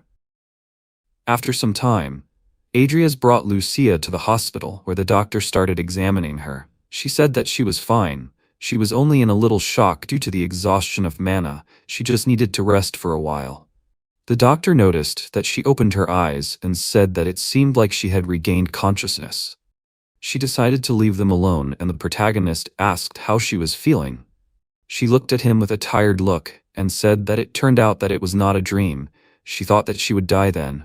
He said that she was on the verge of death. Why did she fight that monster? She sighed and said that she didn't really want to do it, but everyone managed to escape. So she had no choice. The protagonist said with a small smile that she was talking like some kind of hero. He thought that if there was no variable like him, nothing would have happened to her. Lucia said loudly with a displeased look that actually his sweet little one almost died. MC said that she seemed to be okay since she had the energy to joke. He thought that this was too much for her. Maybe she should prioritize and do more than just research. He walked towards the exit and said that he was very busy right now, so he needed to leave. She looked surprised by this and asked loudly, "Did he come here just to laugh at her?" Adria's remembered something important, turned around and said that when this was all over, they could start working on her potion. After some time, the protagonist came to a hut that stood in the middle of the forest and thought that if all the events went right, then Kyler should be hiding here. However, the event appeared at a different time. Will he really be here? In the game, you need to defeat him with NPC companions. He stood still and summoned his undead, then gave the order to attack. They immediately ran up to the hut and broke the building with powerful attacks. Timur caught someone and MC thought that they didn't have to make such a mess. He was very surprised when he saw this person and thought that it was Antonio. So Kyler should be here. He should note that Timur has become incredibly strong after his successful evolution. Even the monster in its final phase is no match for him. Adrias thought that he also had nickel, improved by the deadly sins, so the middle boss would not cause him any problems. He began to examine the floor of the destroyed hut and asked, should it be somewhere around here? He used magic, due to which the stone slab opened, and he said that they need to go there to honor Kyler with a visit. He was just about to start going down there when suddenly magical energy flew at him, which made him jump back. The professor started to climb up to him and asked how he knew about this place. He called him by name and called him Karen's student. The protagonist didn't say anything to him and summoned a giant behind him, who extended his hand to him. Kyler noticed this and immediately jumped back to avoid being captured. He looked at it with a very surprised look and loudly asked what was that. Unexpectedly for him, Nickel struck incredibly fast with his sword and cut off his hand. When he realized what had happened, he screamed loudly in pain and energy began to gather around his damaged hand. MC said with a smile that he was asking him for forgiveness, because this blow should have hit his neck. Kyler looked at him with a displeased look and told this freak that he seemed to understand everything. It was he who killed Karen. He turned around and saw Timur, who jumped on him from behind. He dealt a very strong blow with both paws, and the protagonist thought that he should quickly deal with it. The monster he summoned continued to deal powerful blows while he stood aside and watched what was happening. Timur tried to deal another blow, but his body was engulfed in the dark energy of the enemy. Kyler's appearance changed, and he said that this is beyond comprehension.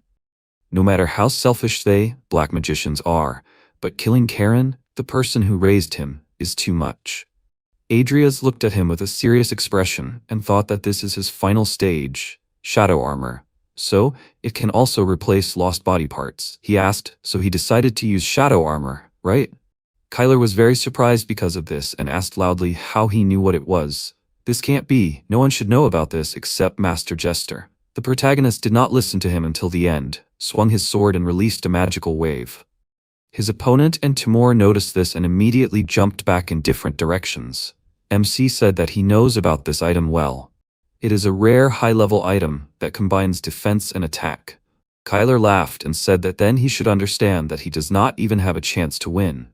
Adrias began to use magic and asked, however, it is very vulnerable to fire, isn't it? His opponent prevented him from using magic by attacking with his energy from a distance. He continued to make many fast attacks and asked loudly, what good will this do him? He should just not let him cast magic. Suddenly, Timur ran up to him from the side and threw him a few meters away with a very strong punch. MC called out to them and said that they should delay him. Kyler immediately got to his feet and asked, does he seriously think that a simple undead can buy him time? Immediately after that, he began to use his magic to fight against the undead. The protagonist used his magic on the sword and thought that it took longer than he thought. While he was preparing, Kyler used his abilities to stop the undead that were trying to attack him. He looked at them and started to say something loudly, but stopped because he noticed something strange.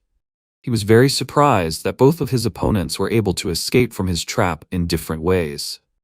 He asked loudly in a surprised voice, how could a simple undead be able to break the shadow chains? He couldn't believe what was happening, and wondered, who are they even? Are they really the corpses from the meeting? Adrias used the fusion magic skill, Bone Whip, and because of this, his sword changed shape. Kyler noticed the whip in his hand, but was immediately distracted by Nickel, who was quickly running towards him. He used his energy to attack him, while the protagonist quickly ran towards him. He was able to immobilize his opponent with his whip, who did not have time to react to this attack. Kyler turned to him and loudly said that he warned that he would attack with fire, but still used a physical attack. Was he just pretending? And in fact, he does not even own any fire spell. The protagonist began to bleed from the nose due to the use of this spell, which the villain noticed, began to laugh loudly, and said that this cheap trick would cost him his life. MC did not react to his provocation and used the Bone Explosion spell. Kyler was very surprised when he used a double spell, and at the same time the bone whip he was tied with caught fire and a huge explosion occurred. Adrias wiped his face with his hand and thought that the backlash on his body was stronger than he thought. Diane really is on another level to be able to do something like this so easily. It is worth mentioning that everything went surprisingly well. However, because he poured in too much mana, his corpse was blown to dust. He said that due to Kyler's high status, the council will be forced to take action. For now, he needs to search his hideout and cover his tracks. Besides, the academy is currently in disarray, so he needs to return quickly. After a while, Bahat slammed his fist on the table out of anger and asked if he could repeat how many people there were. The man in front of him agreed and said that there were 15 people, including 4 students from Milko Academy. According to eyewitnesses, the student who was handing out the potions was Antonio, who is currently missing. He is Professor Kyler's assistant, so it is most likely. He did not have time to finish speaking, because Bahat sat down on a chair and said that he could stop. He must suspend all activities at the academy until the investigation is complete. Further details will be announced after discussing with Director Zeos. After that, the man left his office and he wondered with a very serious expression what was going on in Rodlin. Earlier, when Adrias entered the basement and said that it might be because of the time difference with the game. But there were a lot of things here that he had not seen before. Although most of it was just garbage. He thought that this was Kyler's magic book and that there were notes on shadow magic. During the game, he would not have paid attention to this, but now that he is a black mage, he was very interested in this. He handed Nickel the book and said that he should take this too. His attention was drawn to the chest that was standing in the corner of the room. MC looked at it and thought, is this the chest with the chaotic mimic? He got so close to it but it didn't react. It seemed like someone separated the mimic's body from the chest. This means he should be able to easily take the items without fighting it, if Kyler hasn't taken the contents yet. He opened the chest and thought that once all 3 items were taken from there, it would turn into a normal chest. Since the chance of running into this is very low, all the items in there are very valuable. He took out the key and the chaotic mimic core from the chest. He continued searching in the chest and said that he didn't need it now, but he would definitely find a use for it. He took out a sword from the chest and the system notified that this sword is called the Ever-Changing Sword. The mana conductivity is 0%. The shape and attributes of the sword change depending on the owner. The protagonist looked at it and asked, does it change depending on the owner? That's interesting, but he already has a weapon, so it's not necessary. He turned around, saw Nickel, who stretched out his arms and thought, is he asking to give him this sword? Adrias threw it to him and said that of course, he wanted to buy him a new sword anyway. He was very surprised when he saw magical energy emanating from this skeleton. The system notified that this is an ever-changing sprout. Mana conductivity is 150%. The speed of blows is increased by 200%. Damage increases when the owner is in one stance for a long time. The shape and attributes of the sword change depending on the owner. The protagonist looked at it with a surprised look and thought that the shape and balance of the sword changed for Nickel. Additional characteristics also appeared. This is the perfect sword for him. He said that this is great. Now he should pack his things and they will return to the academy. 5 days later, a train arrived at the station. MC came out of there and heard Lucia loudly calling him. She started waving at him and said loudly that she was there. He walked towards her and said that she shouldn't have come and greeted him. She said that her father told her to go for a walk with him because they suddenly had important guests. Adrias said that they should go to her house and do her research because they needed to get as much done as possible before classes resumed. Lucia started impersonating him and saying the same thing, trying to imitate his voice. She said that he could relax. His beautiful youngest would show him the sights of the city. The protagonist passed by her and said that they needed to go because time was short. They rode in a carriage and she asked if it was true that the son of the academy's director Milko was among the murdered victims. It seemed like he was causing trouble until the very end. Since Diane was the one who stopped him, it was obvious that she would not be punished in any way. MC sat across from her reading a book and said that of course it was true since her father was a duke and one of the 10 greatest on the continent before becoming the master of the Rodlin Magic Tower. However, despite this, it seemed like this incident could tarnish the reputation of the Alvin house. Lucia was surprised when she heard this and said that the eldest seemed to have a solid past. By the way, did he hear about how Professor Kyler died? Adrias said that he heard about how he was killed by a monster he created himself. She looked out the window and called him an idiot and said that he created a monster that he couldn't handle. How come he didn't die sooner? MC thought that they reported everything as he wanted, but they were probably conducting a secret investigation. It seemed like he should keep a low profile for a while. They arrived at the manor, got out of the carriage, and Lucia asked with a smile why he suddenly agreed, even though he kept saying he was busy. The protagonist calmly said that he thought he could help her with the potion, since he was signing a contract for a new potion. They entered the estate and heard someone say loudly that she never thought he would deceive her. Hollington said that he had already told her that the orc from the Great Forest was an uncontrollable beast, which made it very difficult to get materials. A woman named Hegenthal turned around with an angry expression and asked, "Does he think orcs are scarier than her?" Lucia called out loudly for her father, which attracted their attention. She pointed at her with a sly smile and asked, "This is his daughter, right?" Hagenthal magically teleported behind her, put her hand on her shoulder, and said that she should go with her. Her father did not keep his promise. Adrias was very surprised by her frightening power and wondered, "Who is she?" Hollington ran up to them with a very worried look and loudly asked her not to do that. Hagenthal teleported with Lucia to the roof and said that she would bring her back on her next visit. He had to make sure that he got the neutralizer by then. She said goodbye and was about to leave, and the protagonist looked at her and wondered if she had magical tattoos. He had a guess about her identity and loudly called out Salem. His guess turned out to be correct. He turned around, called him by name, and said that they had not seen each other for a long time. MC asked if he could leave this girl here. He was outraged by how insolently he spoke and said that he had only helped him once, and now he had become very insolent. How dare he order him around? Adrias said with a serious look that it was not an order, but a request. In return, he would give him information of the same value. Salem looked at him with distrust and asked if he could keep his word. He heard that tongue is the source of all troubles. He was intrigued when the protagonist said that he could tell him where the book written by the god of the mythical era was. Immediately after that, he jumped to the ground with Lucia and asked with a serious look, "Where is it?" MC asked if he was sure he should tell him about it here and now. "There are extra ears here."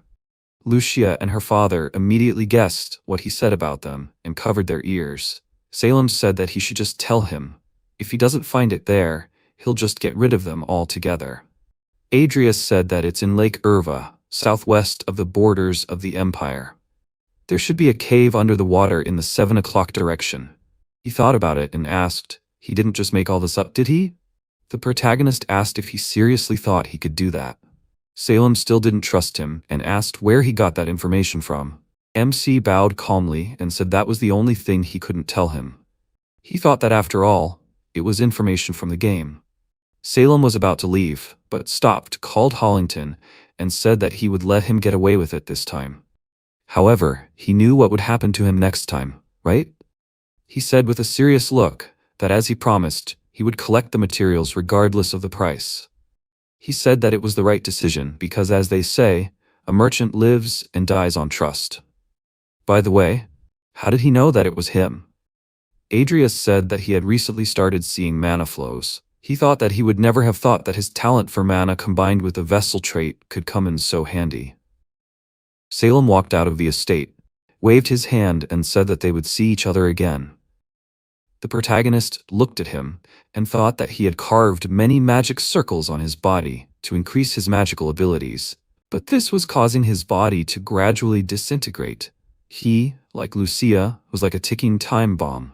The book he had given him the information about contained knowledge about harmony. If he read it and could establish harmony between his magic circles and his body, he would be able to survive. Hollington thanked MC and said that he would definitely repay him for this favor. He turned to him and said that he didn't have to do that. It was okay. Lucia walked up to him and asked how he knew Salem. He calmly said that they had business together. More importantly, where was her lab? She tsked in displeasure and said that she wouldn't tell him anything then. How could she let a potential accomplice, one of the Empire's most wanted criminals, into her lab? He asked with a smile, so she wouldn't let the Viscount in either? She agreed and said that she would not let even her father in. Why shouldn't he go and make a contract with him? That was the whole purpose of his visit, wasn't it? Adrias said that she shouldn't be so angry because the contract could wait. Lucia's nose started bleeding, and she said that he was the one being angry and always hiding everything from her. The protagonist was very surprised to see her face and called her by name. She ran home and said that she didn't want him to see her like this. He turned to her with a worried look and asked if she was sure she was okay. Lucia couldn't run home and fell to the ground, which worried the protagonist a lot, and he called her loudly. Some time ago, she was doing her research in the lab and wrote in a book that issue 1121 had failed. The oxidation of the pollack frog's mucus could not be stopped. The next experiment failed, an attempt to change the ambient temperature. After different settings, the first 3 attempts failed. After trying almost all possible options, one can come to the conclusion that the problem with the instability of the reagent cannot be solved and some ingredients need to be replaced. Time passed, but even attempt number 3160 failed. Adrias handed her a package and said that she should try using the Yoban root. It can help stop the oxidation. Lucia suffered another failure and said that he simply gave her the ingredient and ran away. She looked at the flask in her hand and remembered how he said that it would be difficult for him to find time, but he would try to come to her later. At the present time, the protagonist thought that he had previously seen all this under the prism of the screen, so he could not immerse himself. However, now he sees that this is a battlefield, at stake for her survival. His attention was drawn to the fact that someone knocked on the lab. The maid opened the door and said that the young miss had already woken up. Would he like to see her? MC asked if she had any other attacks besides this one. She said that she had not. From what the doctor said, her condition had worsened due to overuse of mana. Adrias thought that he was partly to blame as well. She wouldn't have been in danger if he had stuck to the events of the game. However, time was quickly leaking out of her now.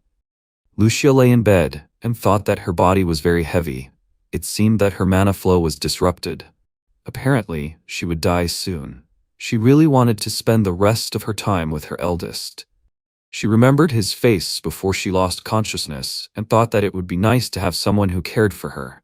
She was sure that he would remember her. The protagonist entered her room and called her by name. Lucia was very surprised by this and said loudly that entering a lady's room without permission was the height of bad manners. MC asked what she was talking about. He just wanted to check on his problematic junior. She turned away from him and said that she had just woken up and looked terrible. He said that only her personality was terrible. They will meet in the living room as soon as she can move. He needs to sign a deal with the Viscount. After that, he will help her with her research. After some time, Hollington banged the documents on the table and said that he hoped to continue to cooperate with him. As the head of a trading company, he does not want such a good product to go to others. Adrias said that he felt the same way and was grateful for such good conditions. By the way, his deal is with Lady Hagenthal. What kind of deal did they make? The Viscount, looking a little worried, said that she gave him the recipe for a potion and every 3 months he prepares it for her. The protagonist thought that it must be a potion that slows down decay. He had no idea that the Everlast Trading Company dealt with Salem. It seems that he still has a lot to hide. Lucia walked in on them and asked if they were finished talking yet. MC turned to her, agreed and said that they had just finished. She said that they should go then. He got up from the sofa, bowed and apologized to the Viscount. Hollington said that he was grateful that he was looking after his daughter after that. The two of them walked down the hallway, and Adrias thought that without the player's intervention, she couldn't heal herself. He had all the ingredients he needed, but since this world was no longer a game, he had to find a way to mix them himself. The main problem was the Yoban root he got at the meeting. There was very little of it left. Lucia called him and asked what he was thinking about now. He was thinking about the elder Vivian, wasn't he? The protagonist said that she should stop acting stupid and tell him how far her progress had gone. She said that she had already told him, but she hadn't made any progress since she discovered the reaction. Besides, the Yoban root would run out soon.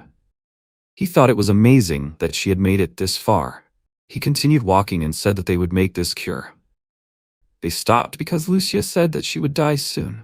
Originally, she was supposed to live for another year or more, but because she overexerted herself fighting the monster that day, she was told that she had 2 months left. She was surprised that the protagonist said that she would not die. She went to him with a displeased look and said that she was not joking at all. He turned to her and said that they did not have much time, so they should go. After that, they came to the lab where they sat until night. Lucia said that she had already tried this. Adrias looked at her notes and said that since she said so, they should move on to the next one. Okay, he pretty much understood everything, so she could go to sleep. She said that she wanted to stay with him a little longer. The protagonist continued writing and said that she would not grow up if she did not sleep enough. She called him and said that she would like to invite him to have fun. He did not get distracted and said that they did not have time for that. Lucia said with a displeased look that it was very boring. She had been sitting here for ages, and it was very tiring. Besides, isn't it all pointless? She would like to do something memorable for the last time. Something in her words made him think. He agreed and said that, however, they would only go for 2 hours. She was very happy about this and asked loudly, was he serious? She had never tried beer, so MC didn't listen to her the rest and said that she could forget about what he said. Lucia was worried about this and said that she understood him and was ready to give up beer. The next day, as he promised, they went for a walk in the city. And the next day they returned to conducting research. 3 days later, Adrias bowed and said that it was time for him to go. Hollington said goodbye to him, and Lucia said that he should have gone with her. He waved at her and said that they would see each other tomorrow at the academy. She looked at him with a calm expression and thought that, even if she had little time left, these last days were not bad. After some time, the protagonist was trying to create a potion at his home and thought that the academy had reopened. Apparently, they don't have Kyler's lectures anymore, and that gave him more time to research. When he finished trying, he sighed with dissatisfaction and called the stats window. He looked at the many system windows and thought that he had been using black magic a lot lately, so it had been able to evolve, but his potion making was still bad. Let's say he won't be able to evolve his potion making talent anytime soon, and there is also a 2-month deadline. His only chance is to discover a new potion recipe and increase the evolution chance. Because he thought he still had a lot of time, he delayed treating her. That's all because he was trying to follow the events of the game. He needs to look for other options now. He also ordered treatment ingredients from Everlast's house. He heard a knock, walked over and opened the door. Belial was standing on the other side and said that he finally opened the door. He didn't think he would make him wait so long. He had to stand there all morning. He looked at him with a serious expression, called him by name and asked, he owns black magic, doesn't he? Adrias was very surprised by this question and asked what he was talking about. It seems that in the academy, only a psycho or a real villain can use black magic. Belial asked, does he think so? For example, Professor Kyler skillfully hid his identity as a black magician under the mask of a teacher. For the record, he doesn't think that all black magicians are bad people. The protagonist calmly said that he was busy, so if he had nothing else to say, he didn't have time to finish because the professor said that he saw his magic circle. This worried MC, and he remembered that flower and said that his understanding of the contradiction impressed him. So he assumed that he owns black magic, because it is completely based on this. He doesn't care at all what kind of magician he is, although if you think about it, it would be more interesting if he was a black mage. Then he could impress him even more. Adrias still stood there and asked what he was getting at. Belial said with a sly smile that he was thinking of giving him a few lessons. If he agreed, he would quickly become a warlock. The protagonist looked at him and thought that becoming a warlock meant being able to create his own unique magic. If compared to fencing, it was like becoming a master of aura. Plus, he held the title of the youngest warlock. Normally, one would have to accept his offer without hesitation. However, it was too dangerous to mess with that psychopath. Besides, treating Lucia was more important at the moment. He said that he was flattered by such a generous offer from the dean. However, he didn't have time to finish, because Belial said that, in other words, he agreed. Then they would start with the heart of elemental magic, matter synthesis. He would come to him at the same time tomorrow. MC got upset by this, and said loudly that he didn't mean it like that. Belial didn't listen to him, used magic, and teleported away. Adrias was shocked by what happened, and thought that this freak does whatever he wants. He was very unlucky that such a problematic person liked him. 6 weeks later, the protagonist entered the office and said that he brought food so that they could rest for a while. Lucia turned to him and asked what was in it. He showed the bag and said that he bought sandwiches. They started eating, and he thought that she seemed to be eating well. It was good that she had an appetite. Even with Everlast's help, he couldn't get the ingredients for the potion. He even skipped classes and tried other options, but the success rate was still 51%. He might have gotten something good if he continued, but time was running out. Lucia continued eating and said that earlier when he left, she adjusted the formula a little. He said that she should chew first and then talk. She pointed to the writing and said that she was wondering if some of the toxins could be removed if the heated extract was used when mixing. After some calculations, the success rate increased to 74%. MC looked at it and asked, "Why don't they try that?" Lucia turned to him and said that with that chance, they might succeed. Adrias refused with a serious expression and said that they barely had enough materials for one try. Her life depended on that chance. They needed to find a better formula with a higher chance of success. Lucia remembered something and said that she had a better idea. She ate her sandwich and then drank her drink. She swallowed it and asked if she ate all the ingredients quickly, then it would all mix itself, wouldn't it? The protagonist said with a displeased look that now is not the time for jokes. She began to parody him with a displeased look, and he silently looked at her with a displeased look. After a few seconds, he said that he was tired, so he would go home. After that, he left the office, and Lucia thought with a worried look that his gloomy look was scaring her to death. MC went outside, laid down on a bench, and thought that her carefree behavior pissed him off a little. Because in this world, you can't just load a save like it was in the game. He needs to keep thinking, starting from what was in the lab. After that, he read a book in the office, and thought that in the worst case, he would have to choose the option with a 74% chance. Suddenly, someone started knocking loudly on the door, which caught his attention. He looked up and asked who came. The door was unlocked. Dean opened the door and said with a worried look that she finally found him. The protagonist looked at her and asked what happened. She was breathing heavily from running and said that Lucia had fallen and started coughing up blood. After that, they came to the room where she was lying, and Deanna said that she didn't even know that she was suffering from an incurable disease. She also notified the Everlast house just in case. MC looked at her and thought that the doctor said that she would be fine for a few more weeks, but apparently his assessment should not be trusted. Deanie turned to him and said that she was in terrible condition. She asked her father to send the best doctors to Rodlin. Adrias called her and said that he had a favor to ask her. After that, they came to the lab and she said that the two of them had done a great job to get this far. He pointed to the recording and said that this is where they were stuck. In theory, after all the procedures, there should have been nothing left, but why this lethal dose of toxin? DNA asked if he knew how this toxin was produced. MC said he didn't know because they didn't have the ability to completely recreate the process. They couldn't figure it out. She said it was unpleasant. If they could convert the toxins into water and expel it, it would be a lot easier. He was very surprised when he heard that and wondered how come he hadn't thought of that himself. If he converted the rest of what he got into water, then... He remembered Belial's words, who suggested studying the heart of elemental magic, matter synthesis, and thought it was too late to study it now. He called out her name loudly and asked if she had matter synthesis magic. Dean agreed, immediately guessed his plan, and said they could do it. They needed to start trying right away. After that, they started making the potion together, which took them quite a long time. That night, Lucia became much worse, and the doctors who were trying to save her life were loudly saying that she needed to stop bleeding. He's an idiot. First, they need to stabilize her mana flow, which continues to rage. The mana flow was stronger than expected. They have to stabilize it at any cost.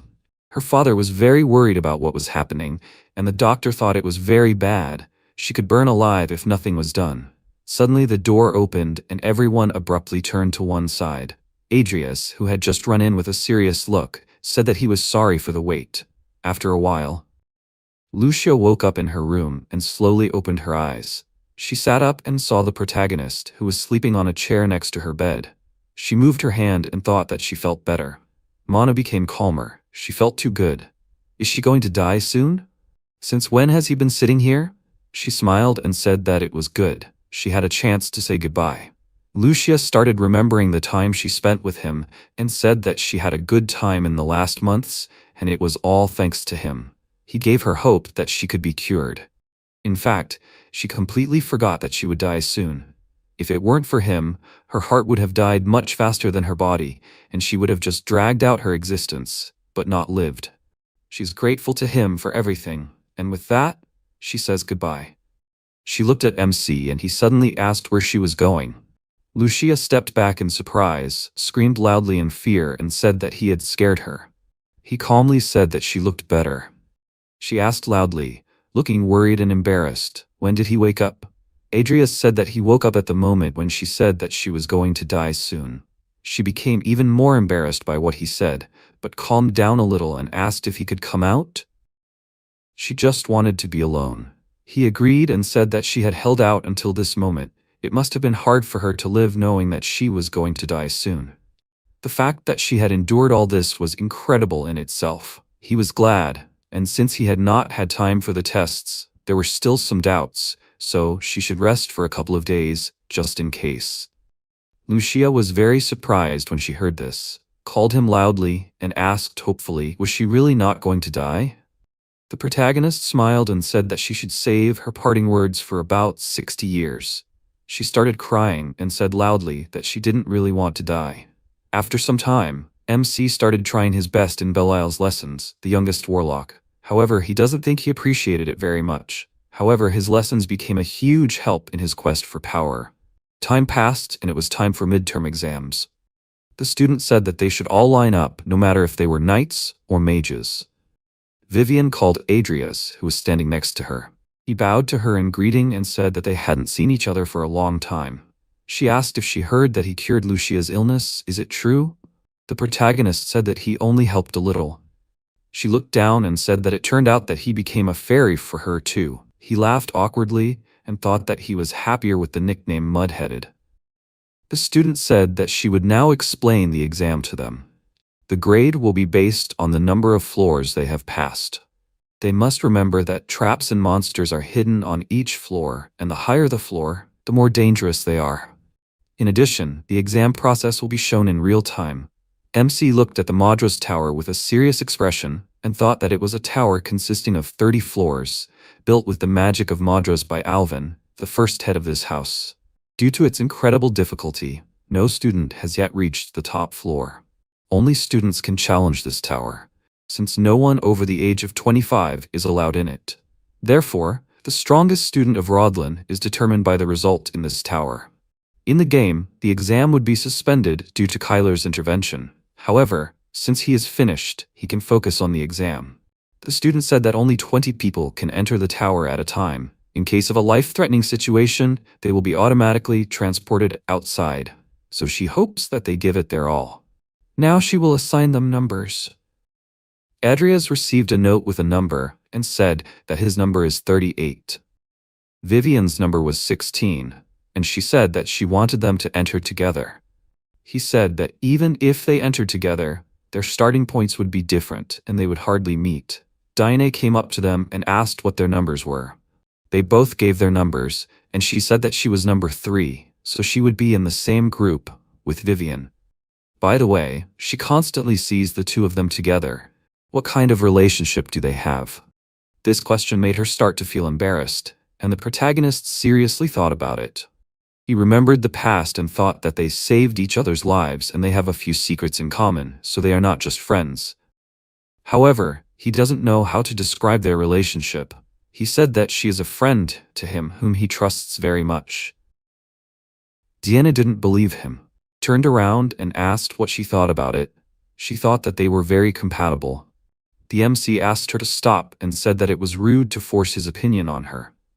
Vivian continued to be very embarrassed and said that it was not true.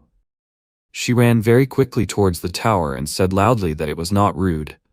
Diane looked at her with a very surprised expression and wondered if this was really a one-sided love. She turned around because Adrias said that he was happy for her. Vivian has a kind heart, so she would be hurt by his stupid jokes. She was indignant at what he said and was about to say something, but at that moment, a student loudly said that those who received numbers from 1 to 20 should enter the tower. She turned around and the protagonist said her name. Dien turned to him and said that it seemed like now was not the best time to talk. He agreed and wished her luck. She turned to him and said that she would not lose this time either, and that he should try hard too. The protagonist smiled and said that she should climb higher then. After all, he was aiming for the top of the tower.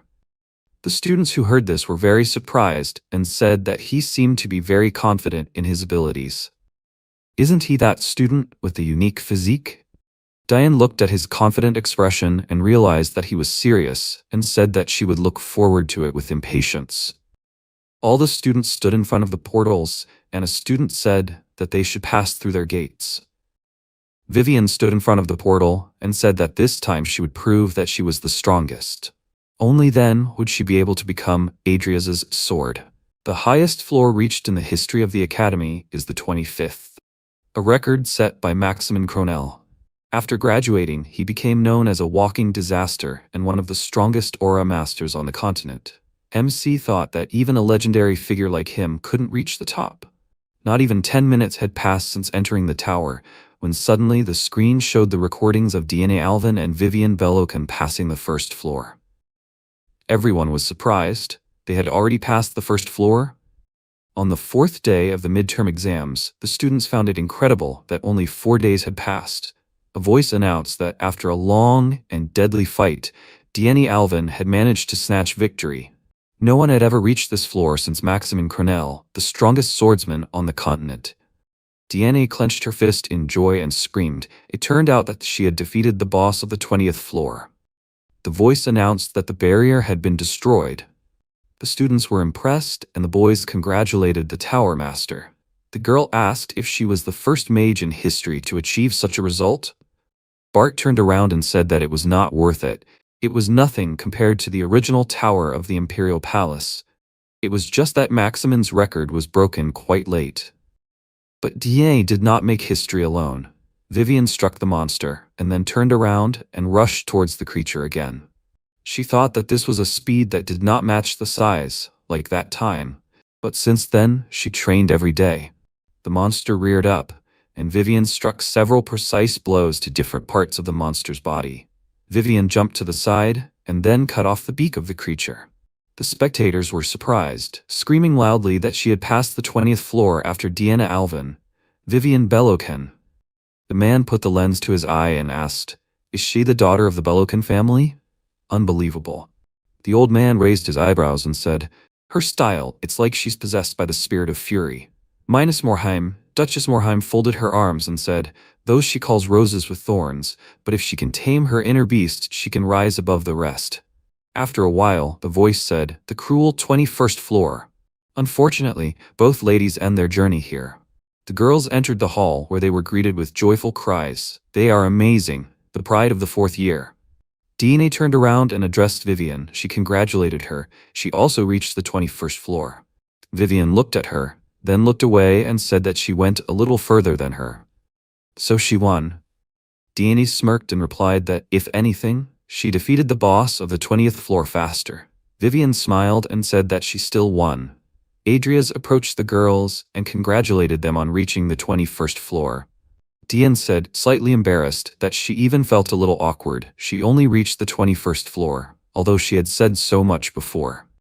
MC smiled and said that the floors above the 20th were on a completely different level. Not everyone could reach them. DNA asked, surprised, "What?" He spoke as if he had been there before. Adrias answered, slightly scared, "Of course not. He was just reading the entries in the books." The voice told the next group, numbers 21 through 40, to line up in front of the tower. MC smiled and said it was his turn. They needed to get ready. Deanne said she was looking forward to him reaching the top. Adrias turned around and said, "Okay, then him." Suddenly, Vivian rushed forward and interrupted him. She sheepishly asked him to try harder.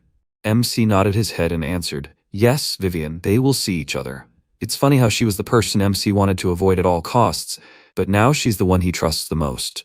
Adrias entered the portal and sighed, quickly jumping into battle. At this time, Vivian remembered DNA asking her what she thought. She thought they were very compatible. MC ordered her to stop rudely imposing her opinion on Vivian. Vivian was confused and replied, "It's not true." She pushed the guys away and ran away, shouting loudly that it was not rude. At this time, she was very embarrassed and lowered her head and said, she confessed. Diane looked at her questioningly, and at this time, MC passed the first floor in 12 minutes and 3 seconds. The third floor was passed in 1 hour and 3 minutes. The eighth floor was passed in 6 hours and 45 minutes. This is a record. The ninth floor was passed in 7 hours and 33 minutes. After that, Adrias decided to rest and made a fire, saying that he was hungry. He opened the status window and thought, since his talent for black magic had evolved, it had become a talent for all black magic, not just necromancy. And thanks to successfully creating the potion to heal Lucy, his talent for potions had evolved too. And thanks to Belial, another talent had evolved. Elemental magic, normal rank. MC thought Belial was suspicious when he succeeded in something he hadn't been able to do for hours. Well, at least this weirdo was useful. Adrias started scrolling through the status window and decided to check the evolution chance. The system window reported that normal rank elemental magic had a 74% chance of evolving. Does he want to evolve? MC said that at this rate, he should be able to get enough experience by the time he left the tower. He should concentrate on using elemental magic. He took out the potions and said, "There are 2 potions left, not enough." Adrias lay down on the rock, putting his hands behind his head. He said that he needs to get a good rest now. It will be much more difficult from the 10th floor. The second day after entering the tower, an iron golem was waiting for MC on the 10th floor. Adrias looked at it and thought, okay, now the monster will deactivate the shield. This will be his chance. The monster activated lasers from its eyes, which MC quickly dodged. He thought, now. As soon as the shield disappears, it starts attacking randomly and constantly changing the location of the core between 4 places, 1 in each of the hands, 1 in the head, and 1 in the chest. MC walked around the monster on the other side and thought, first he will check the right hand. He squeezed the hilt of the sword and decided to strike, but no luck. Adrias decided to use a potion and quickly finish it all. Suddenly the monster turned around, and MC had already struck and thought that the left hand was left. MC dodged and cut off the last hand of the monster. He looked around and said, great, he will see how high he can go today. There were cheers outside the dungeon. 7 minutes. In just 7 minutes. Adrias Cromwell. Not only did he beat Maximin's 8-minute record, he also defeated the Iron Golem on the 10th floor in the fastest time in the Academy's history. The old man said that this boy was incredible. Not only was he able to plan everything carefully, but he was no less skillful in implementing it. And his ability to wisely use his strength and resources, he acted as if he had already passed this tower. Bart looked at him with displeasure and remained silent, and the old man said what a smart and brave student he was. If he continued in the same spirit, he would be able to surpass Maximin's record. Bart replied with displeasure that he was not sure he would go that far, but he could tell that not only the most influential and rich people of the Empire were gathered here, but also the eyes and ears of the imperial court. Suddenly, another monster appeared, and everyone froze in anticipation. The old man said that after this event, the entire empire would be watching Adrias Cromwell. On the 5th day of the exam, MC fought a huge bull that was mooing loudly. The creature looked at MC with annoyance, breathing heavily due to the blood. Adrias gripped the hilt of his sword and slashed at the creature, winning. He exhaled and thought that since there was no floor higher than the 26th floor in the game, it had become harder. The 30th floor, the last one. He couldn't wait to meet the enemies of this floor. At this time, a voice rang out in the special room for students who had finished the exam. It said that Adrias Cromwell had finally reached the last floor. Diane said in surprise, he really did it. Not only did he break Maximin's record, he had also reached the top. Vivian said, Adrias, he's still so far away. She turned around and started to walk away, and Diane looked after her, puzzled. She asked, Vivian, where is she going? Vivian replied that she would train because Adrias would definitely win. Diane was surprised by her words, and MC was walking through the forest where it was raining heavily. Adrias said that he had waited for quite a long time, but he had not met any monsters yet. Is there nothing here? There is no way the 29th floor was the last one. MC was walking forward when he suddenly stopped and looked around in confusion, hearing a crunch. Suddenly, tree roots appeared from under the ground, It was the boss of the 30th floor, Grassil. Adrius smiled and said, "I wonder if there will be a boss fight right away?" The monster rose from the ground and began to howl and creak. Suddenly, MC rushed at the creature and knocked it down, thinking that although fire magic was effective against grass monsters, in such rain it will not cause much damage. He swung and chopped Grassil's branches, causing it to howl. This grew new branches, and MC was puzzled. What kind of crazy regeneration? The battle will not be easy. Suddenly, MC began to fly down, using the wind blade. He chopped off a small part of the monster's body, and then landed and looked at the creature with annoyance. Large acorns started flying out of Grassil's chest, which confused Adrius greatly. He thought, "What is this? It's hard to fight this without understanding what it does." He used Earth Shield, but it broke through the wall. Sprouts started to appear quickly, enveloping everything around. MC thought that he was finished if these things hit him. He turned around and ran away, thinking that if he showed weakness, the roots would suddenly attack him from underground. On one side, a regenerating body, and on the other, a spore attack. Hard. Adrius doesn't have time to look for the creature's core or weak points or use serious magic. His only option is to finish it all with one hit. Suddenly he froze and repeated, "One hit?" He ran away, while the students complained that he had been running around the creature for 30 minutes. That seems to be it. The fact that he made it this far and even broke the record is already pretty cool. The guy said, "What a pity. He really thought MC would reach the top." Dan looked around, overhearing their conversations, and thought, "He has already reached the 30th floor. She wants to believe in him." Someone said to look at MC. He is so tired that he can't hold his sword properly. Everyone looked at the screen carefully, and Diana replied that he is not just running. Suddenly, everything around the dungeon exploded, and MC ran away. Bart looked at this and thought, "Reckless child." The others were surprised by what was happening, and Deanne clenched her fists and thought, "This is just like that time." She remembered fragments of the battle, and at that time Adrius was drawing a seal on the ground, a huge magic circle of strengthening. MC finished and swung and screamed, "The wood is finished." The monster screamed loudly and then exploded, and MC attacked it from behind. He cast a wall of fire and the seal ignited, and then a tall pillar of fire rose up, burning the monster. The voice said that Adrius finished everything with one blow. Right now they are witnessing a historical moment. The 30th floor has finally been passed. The student asked in surprise, "He did it, right?" He wondered why he did not attack, but it turned out that he was creating a huge magic circle. Deanne widened her eyes in surprise and thought, did he have enough mana to use a magic circle of this size? At this moment, Adrius carefully looked at the monster's body and thought, it should not be able to regenerate after this. Minus Morhaime smiled and said, "Adrius Cromwell, he is an incredible boy. The more she looks, the more impressed she is."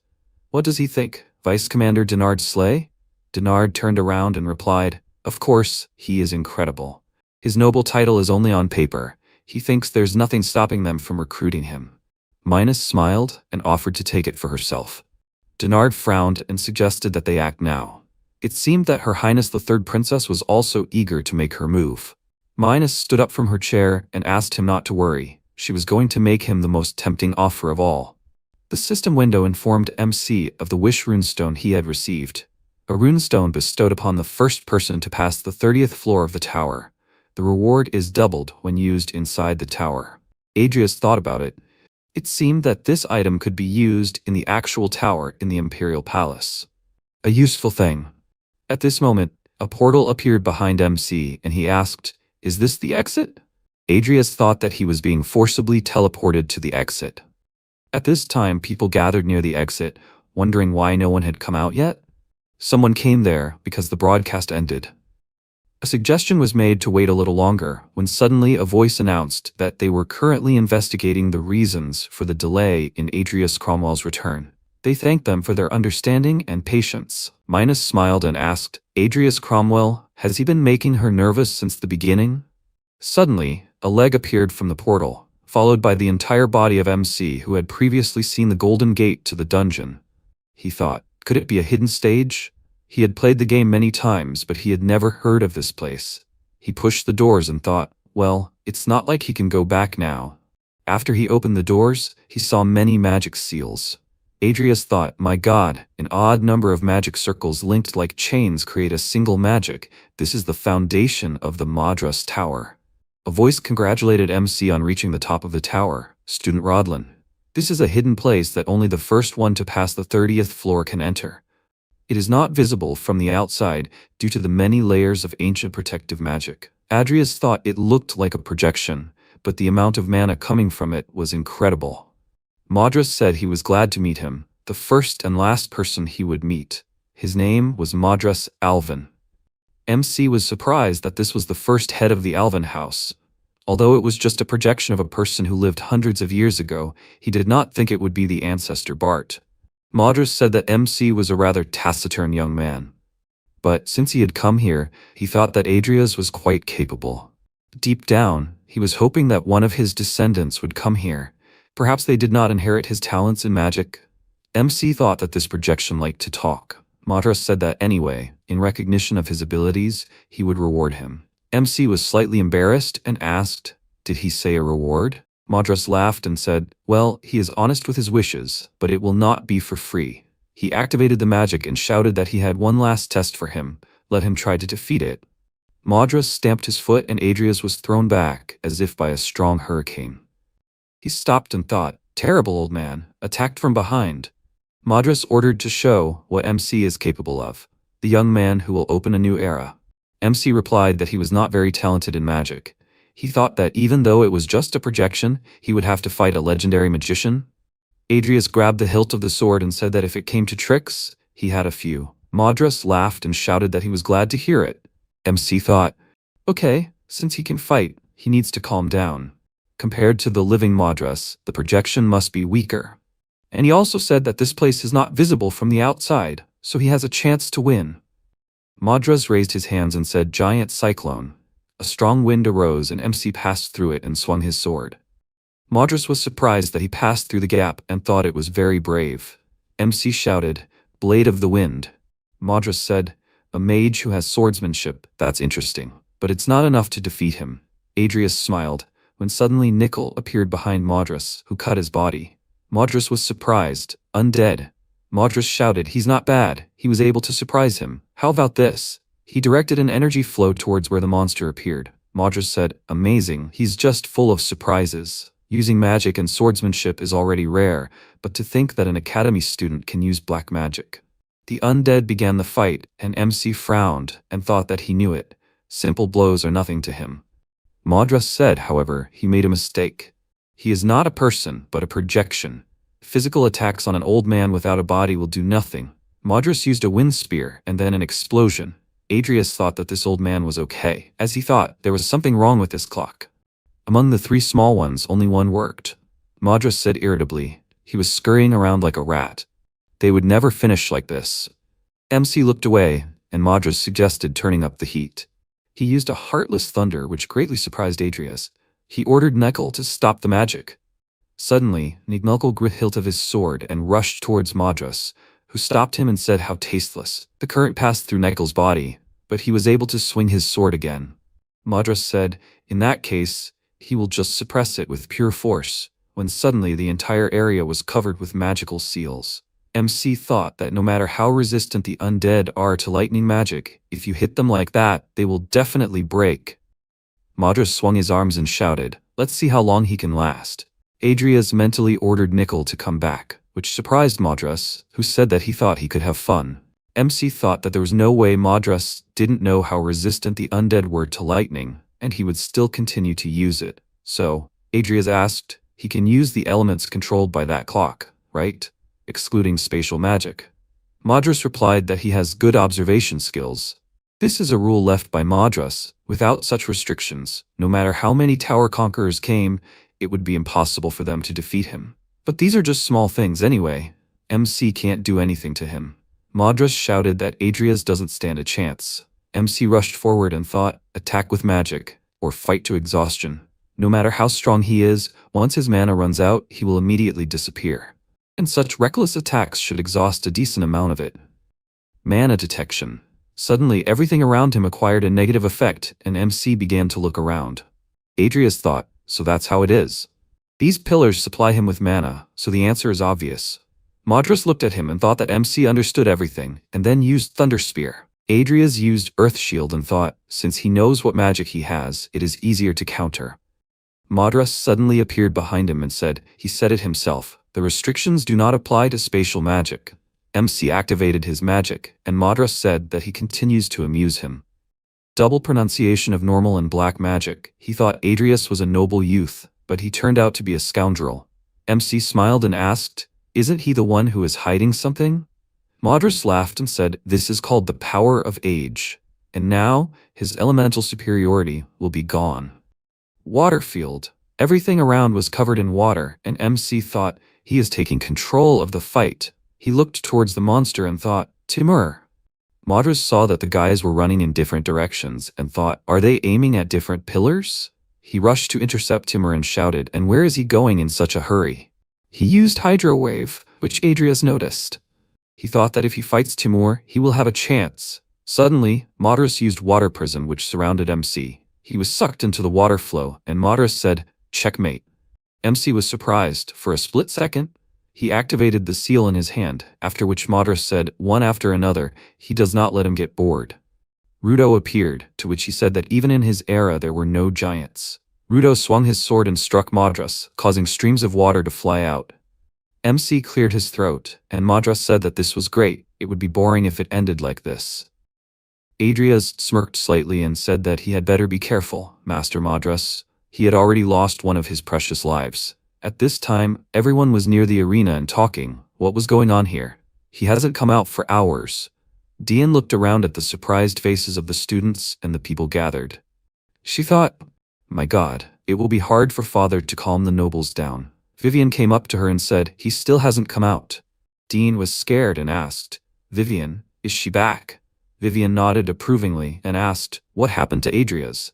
Dean replied that the professors were investigating the matter, but there are no results yet. Anyway, why does she look so battered? She looked at her clothes and wondered, what had she been through in the past few days to look like that? Vivian, where had she been?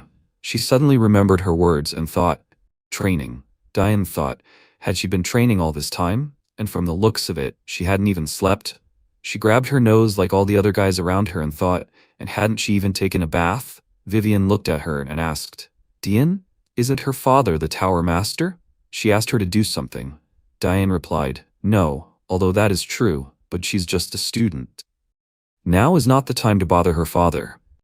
At this moment, MC was fighting and thought that there were only 2 pillars left, and there were 3 of them.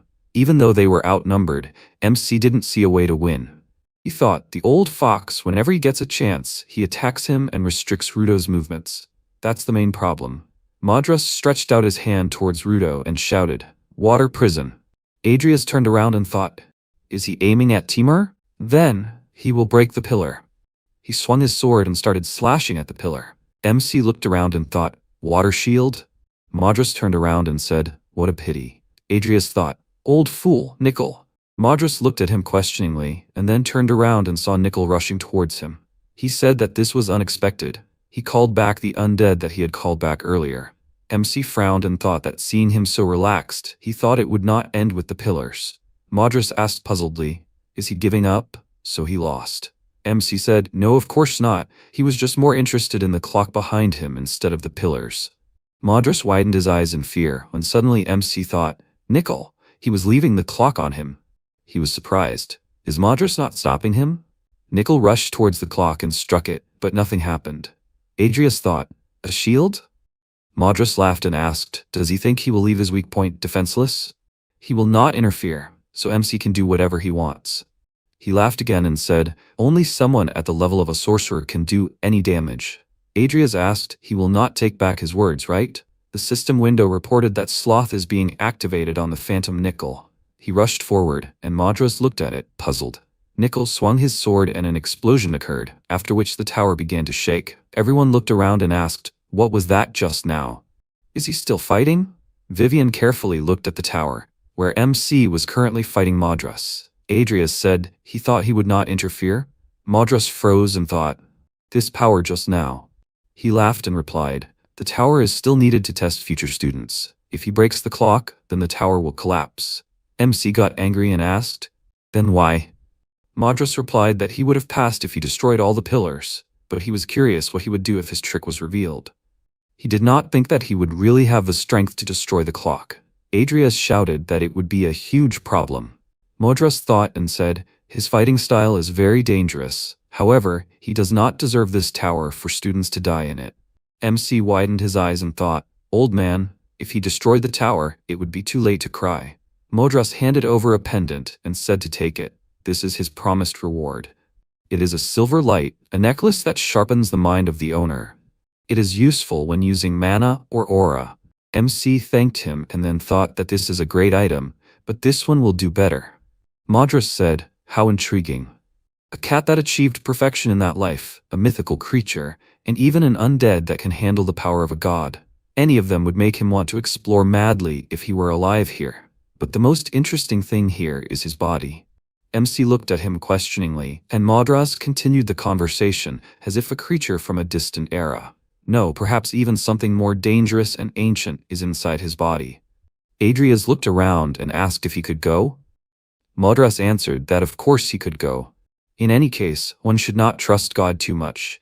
He asked to direct this world in the right direction and evaporated. MC thought that although this was just a projection, he understood everything. The system window reported that an achievement was obtained, the one who was recognized by Madras. He smiled and said, Madras Tower passed.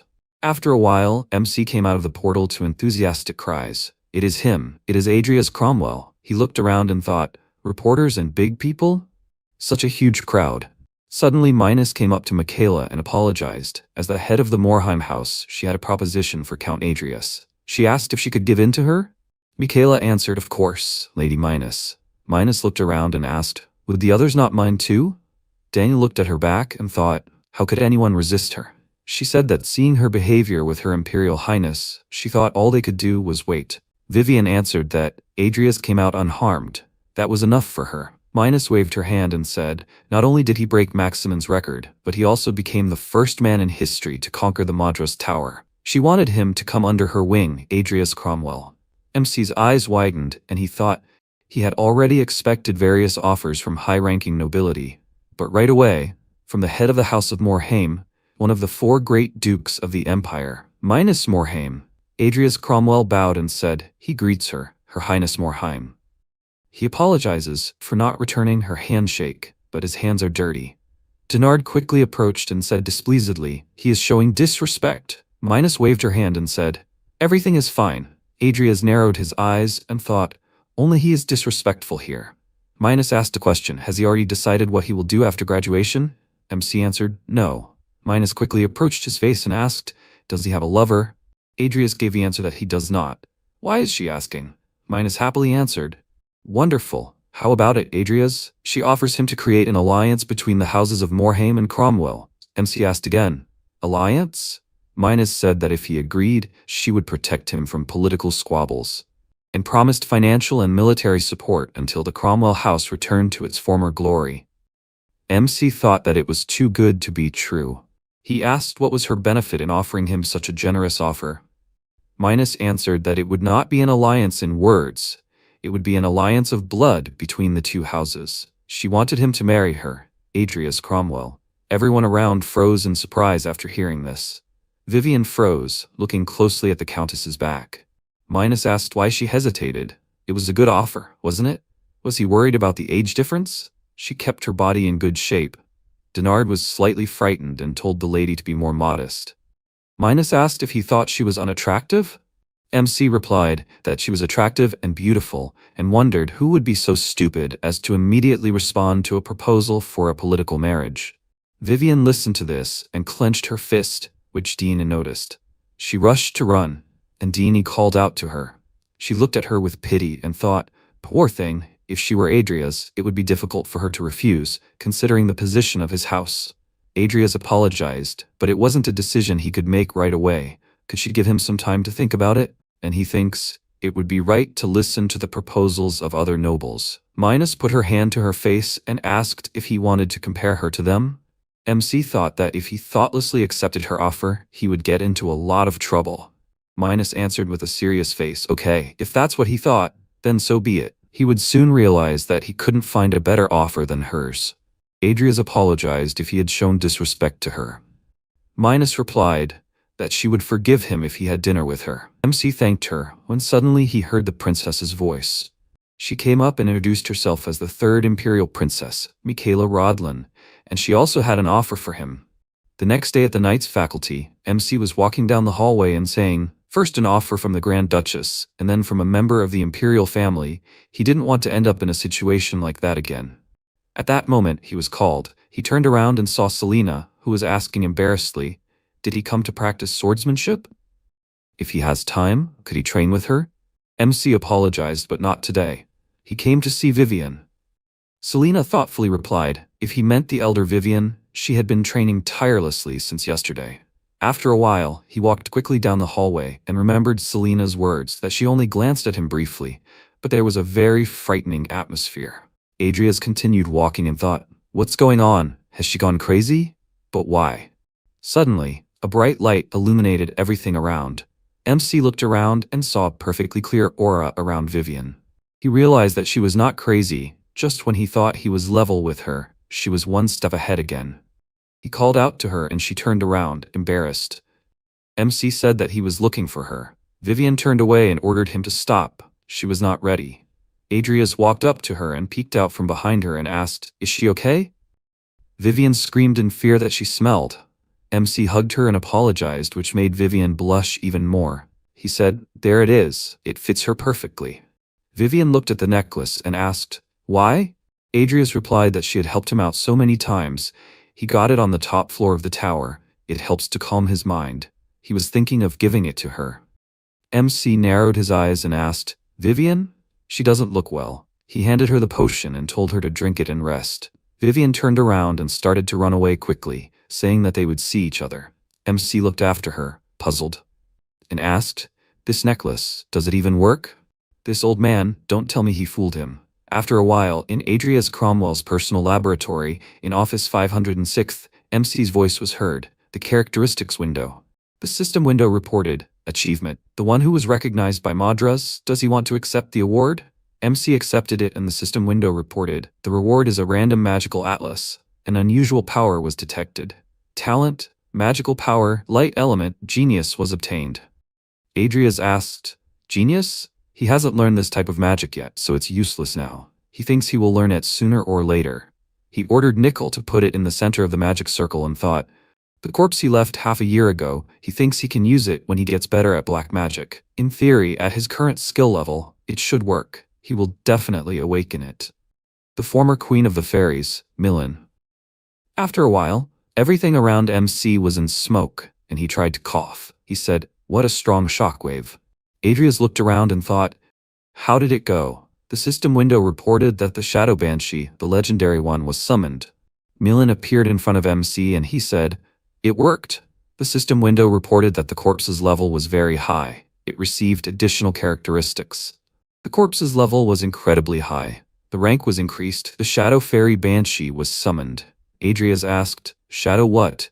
The system window reported that the corpse's level was transcendentally high. It inherits a part of itself before death. MC asked again, Transcendence? After some time, in the port city of Muriel, on the ship of the restaurant Blessing of the Sea, Minus and Adrias were sitting at a large table. She said to eat as much as he wanted. She wanted to have a long and thorough conversation with him. So she reserved the whole ship. There was no need to be shy. If MC wants to talk about something, he can start. No need to be shy. Adrias nodded and replied that he should have invited her as an apology for his rudeness. He apologizes for having to invite him. Minus replied that he was her future husband, no need to apologize like that on the first date. MC's eyes widened in shock and asked, what? Minus laughed and shouted that she was joking, no need to be so embarrassed. Adrias looked at her and thought, this does not seem like a joke at all. She is the kind of person who will stop at nothing to achieve her goals. After all, House Morheim rose by doing the dirty work that other nobles would not take on. Minus put her glass on the table and asked, well, has he made a decision? Of course, she said that she would give him time to think about it, but she would not call herself a very patient person. She wanted to hear his answer as soon as possible. MC closed his eyes and replied that as he said earlier, he needed a little more time to think. That was his answer. As the head of a fallen house, he still had a lot to do before graduating. Minus ran her finger along the glass of wine and said thoughtfully, "A lot, so, well," she thought, it was no wonder. After all, the Cromwell house had fallen out of favor with the emperor for no reason. MC was surprised by what he heard and asked, "Really?" He didn't think the punishment from His Majesty was undeserved. Minus reached for the bread and said, anyone could understand that, and he was saying it so calmly. She asked him to tell her what was stopping MC from forming an alliance with her. Suddenly, the room fell silent, and MC wondered how much he should tell her. She was a materialist, and depending on the situation, she would easily sell him out. Minus took a bite of bread and asked, "Is he a timid boy by nature, right? No need to worry. Not even a rat could get on this ship without her permission." If he was hesitating because he couldn't trust her, did he want her to insult that pig of an emperor? MC choked and said that it was sudden. Minus smiled and asked, "Well, is he ready to talk? If he wants, he can swear on blood." Adrias thought she was crazy and said that if she went that far, he couldn't help but say something in response. As she mentioned, His Majesty the Emperor wants to crush Cromwell, therefore he must become stronger at any cost. Minus asked, isn't he contradicting himself? If so, he should have immediately agreed to her proposal. MC replied that if he did so, one problem would arise. Minus looked at him puzzled and asked, is he talking about becoming too influential? Adrias replied, yes, only because now they are nothing in the eyes of the Emperor, they are not touched. Minus said that is, the moment he gains power, the Emperor will unleash the dogs on him again. MC took a sip from his glass and replied that it was true, and House Morheim could also be in the Emperor's sights. He wondered what her motive was in marrying him, when there was a risk of becoming a traitor. Minus thoughtfully replied that she got the gist. She had planned to have an incredibly talented child with him, and make him the next head of the family, but the situation was turning out to be a slow poison. MC understood, so that was what she wanted. The Morheim family had immense political power, incredible financial strength, and a strong army of mercenaries, but they had never had an aura master or a sorcerer in their line. Minus said that she had always wondered why the Emperor wanted to destroy House Cromwell. MC thought that since it had come to this, he would have to reveal a few details to gain her trust. Even if they did not form an alliance, it was better to be friends with House Morheim. Adrias said that his father, Count Cain Cromwell, had fallen victim to the Emperor's ambitions. He wanted to create an age of gods and rule the world as an absolute monarch, and the only way to achieve this was to collect the greatest treasure of all time, the deadly sins. He had to stop him at any cost. That was his duty as the head of the House of Cromwell. Minus looked at him carefully and asked, revenge for Cromwell or his father? Adrias replied, partly because of that, but the Emperor's goals are incredibly dangerous and could lead to the collapse of the world. Minus said, she understands, if you think about it. She heard that the Emperor was desperately searching for something in the north. MC thought, speaking of mortal sins in the north, there was the son of the king of barbarians who was kidnapped by the bloody Dan. He thinks that simply eliminating the spies will not change history. There was no mention of Dan's employer in the game, but now he is sure that it is the Emperor. Minus asked, what is it? He looks like he knows something. Adrias quickly said that soon there will be a war in the north. Minus cut off a piece of meat and said, Adrias sounds like a prophet. He replied that the barren lands, the leaders of the warring tribes, if they are provoked correctly, it is easy to find a reason for war. Given the Emperor's methods of warfare, does that make sense? Minus replied, that's right, that pig is quite capable of that. MC interrupted her and said, once this unexpected war was over, the nobles and feudal lords who were unprepared for the war would be in a panic, as they would not be prepared for the coming changes. But if they had known about it all in advance, they would have been able to cope with the aftermath of the war. Minus smiled and asked, so he wanted her to stock up on supplies in case of war? MC answered her positively, and she said that was quite a generous warning, but that was if everything went as he expected. Adrias asked, was she sure that would be enough? By the time the pig at the center of all this maelstrom weakened, he would be just about ready to be overthrown, right? Minus' eyes widened in surprise.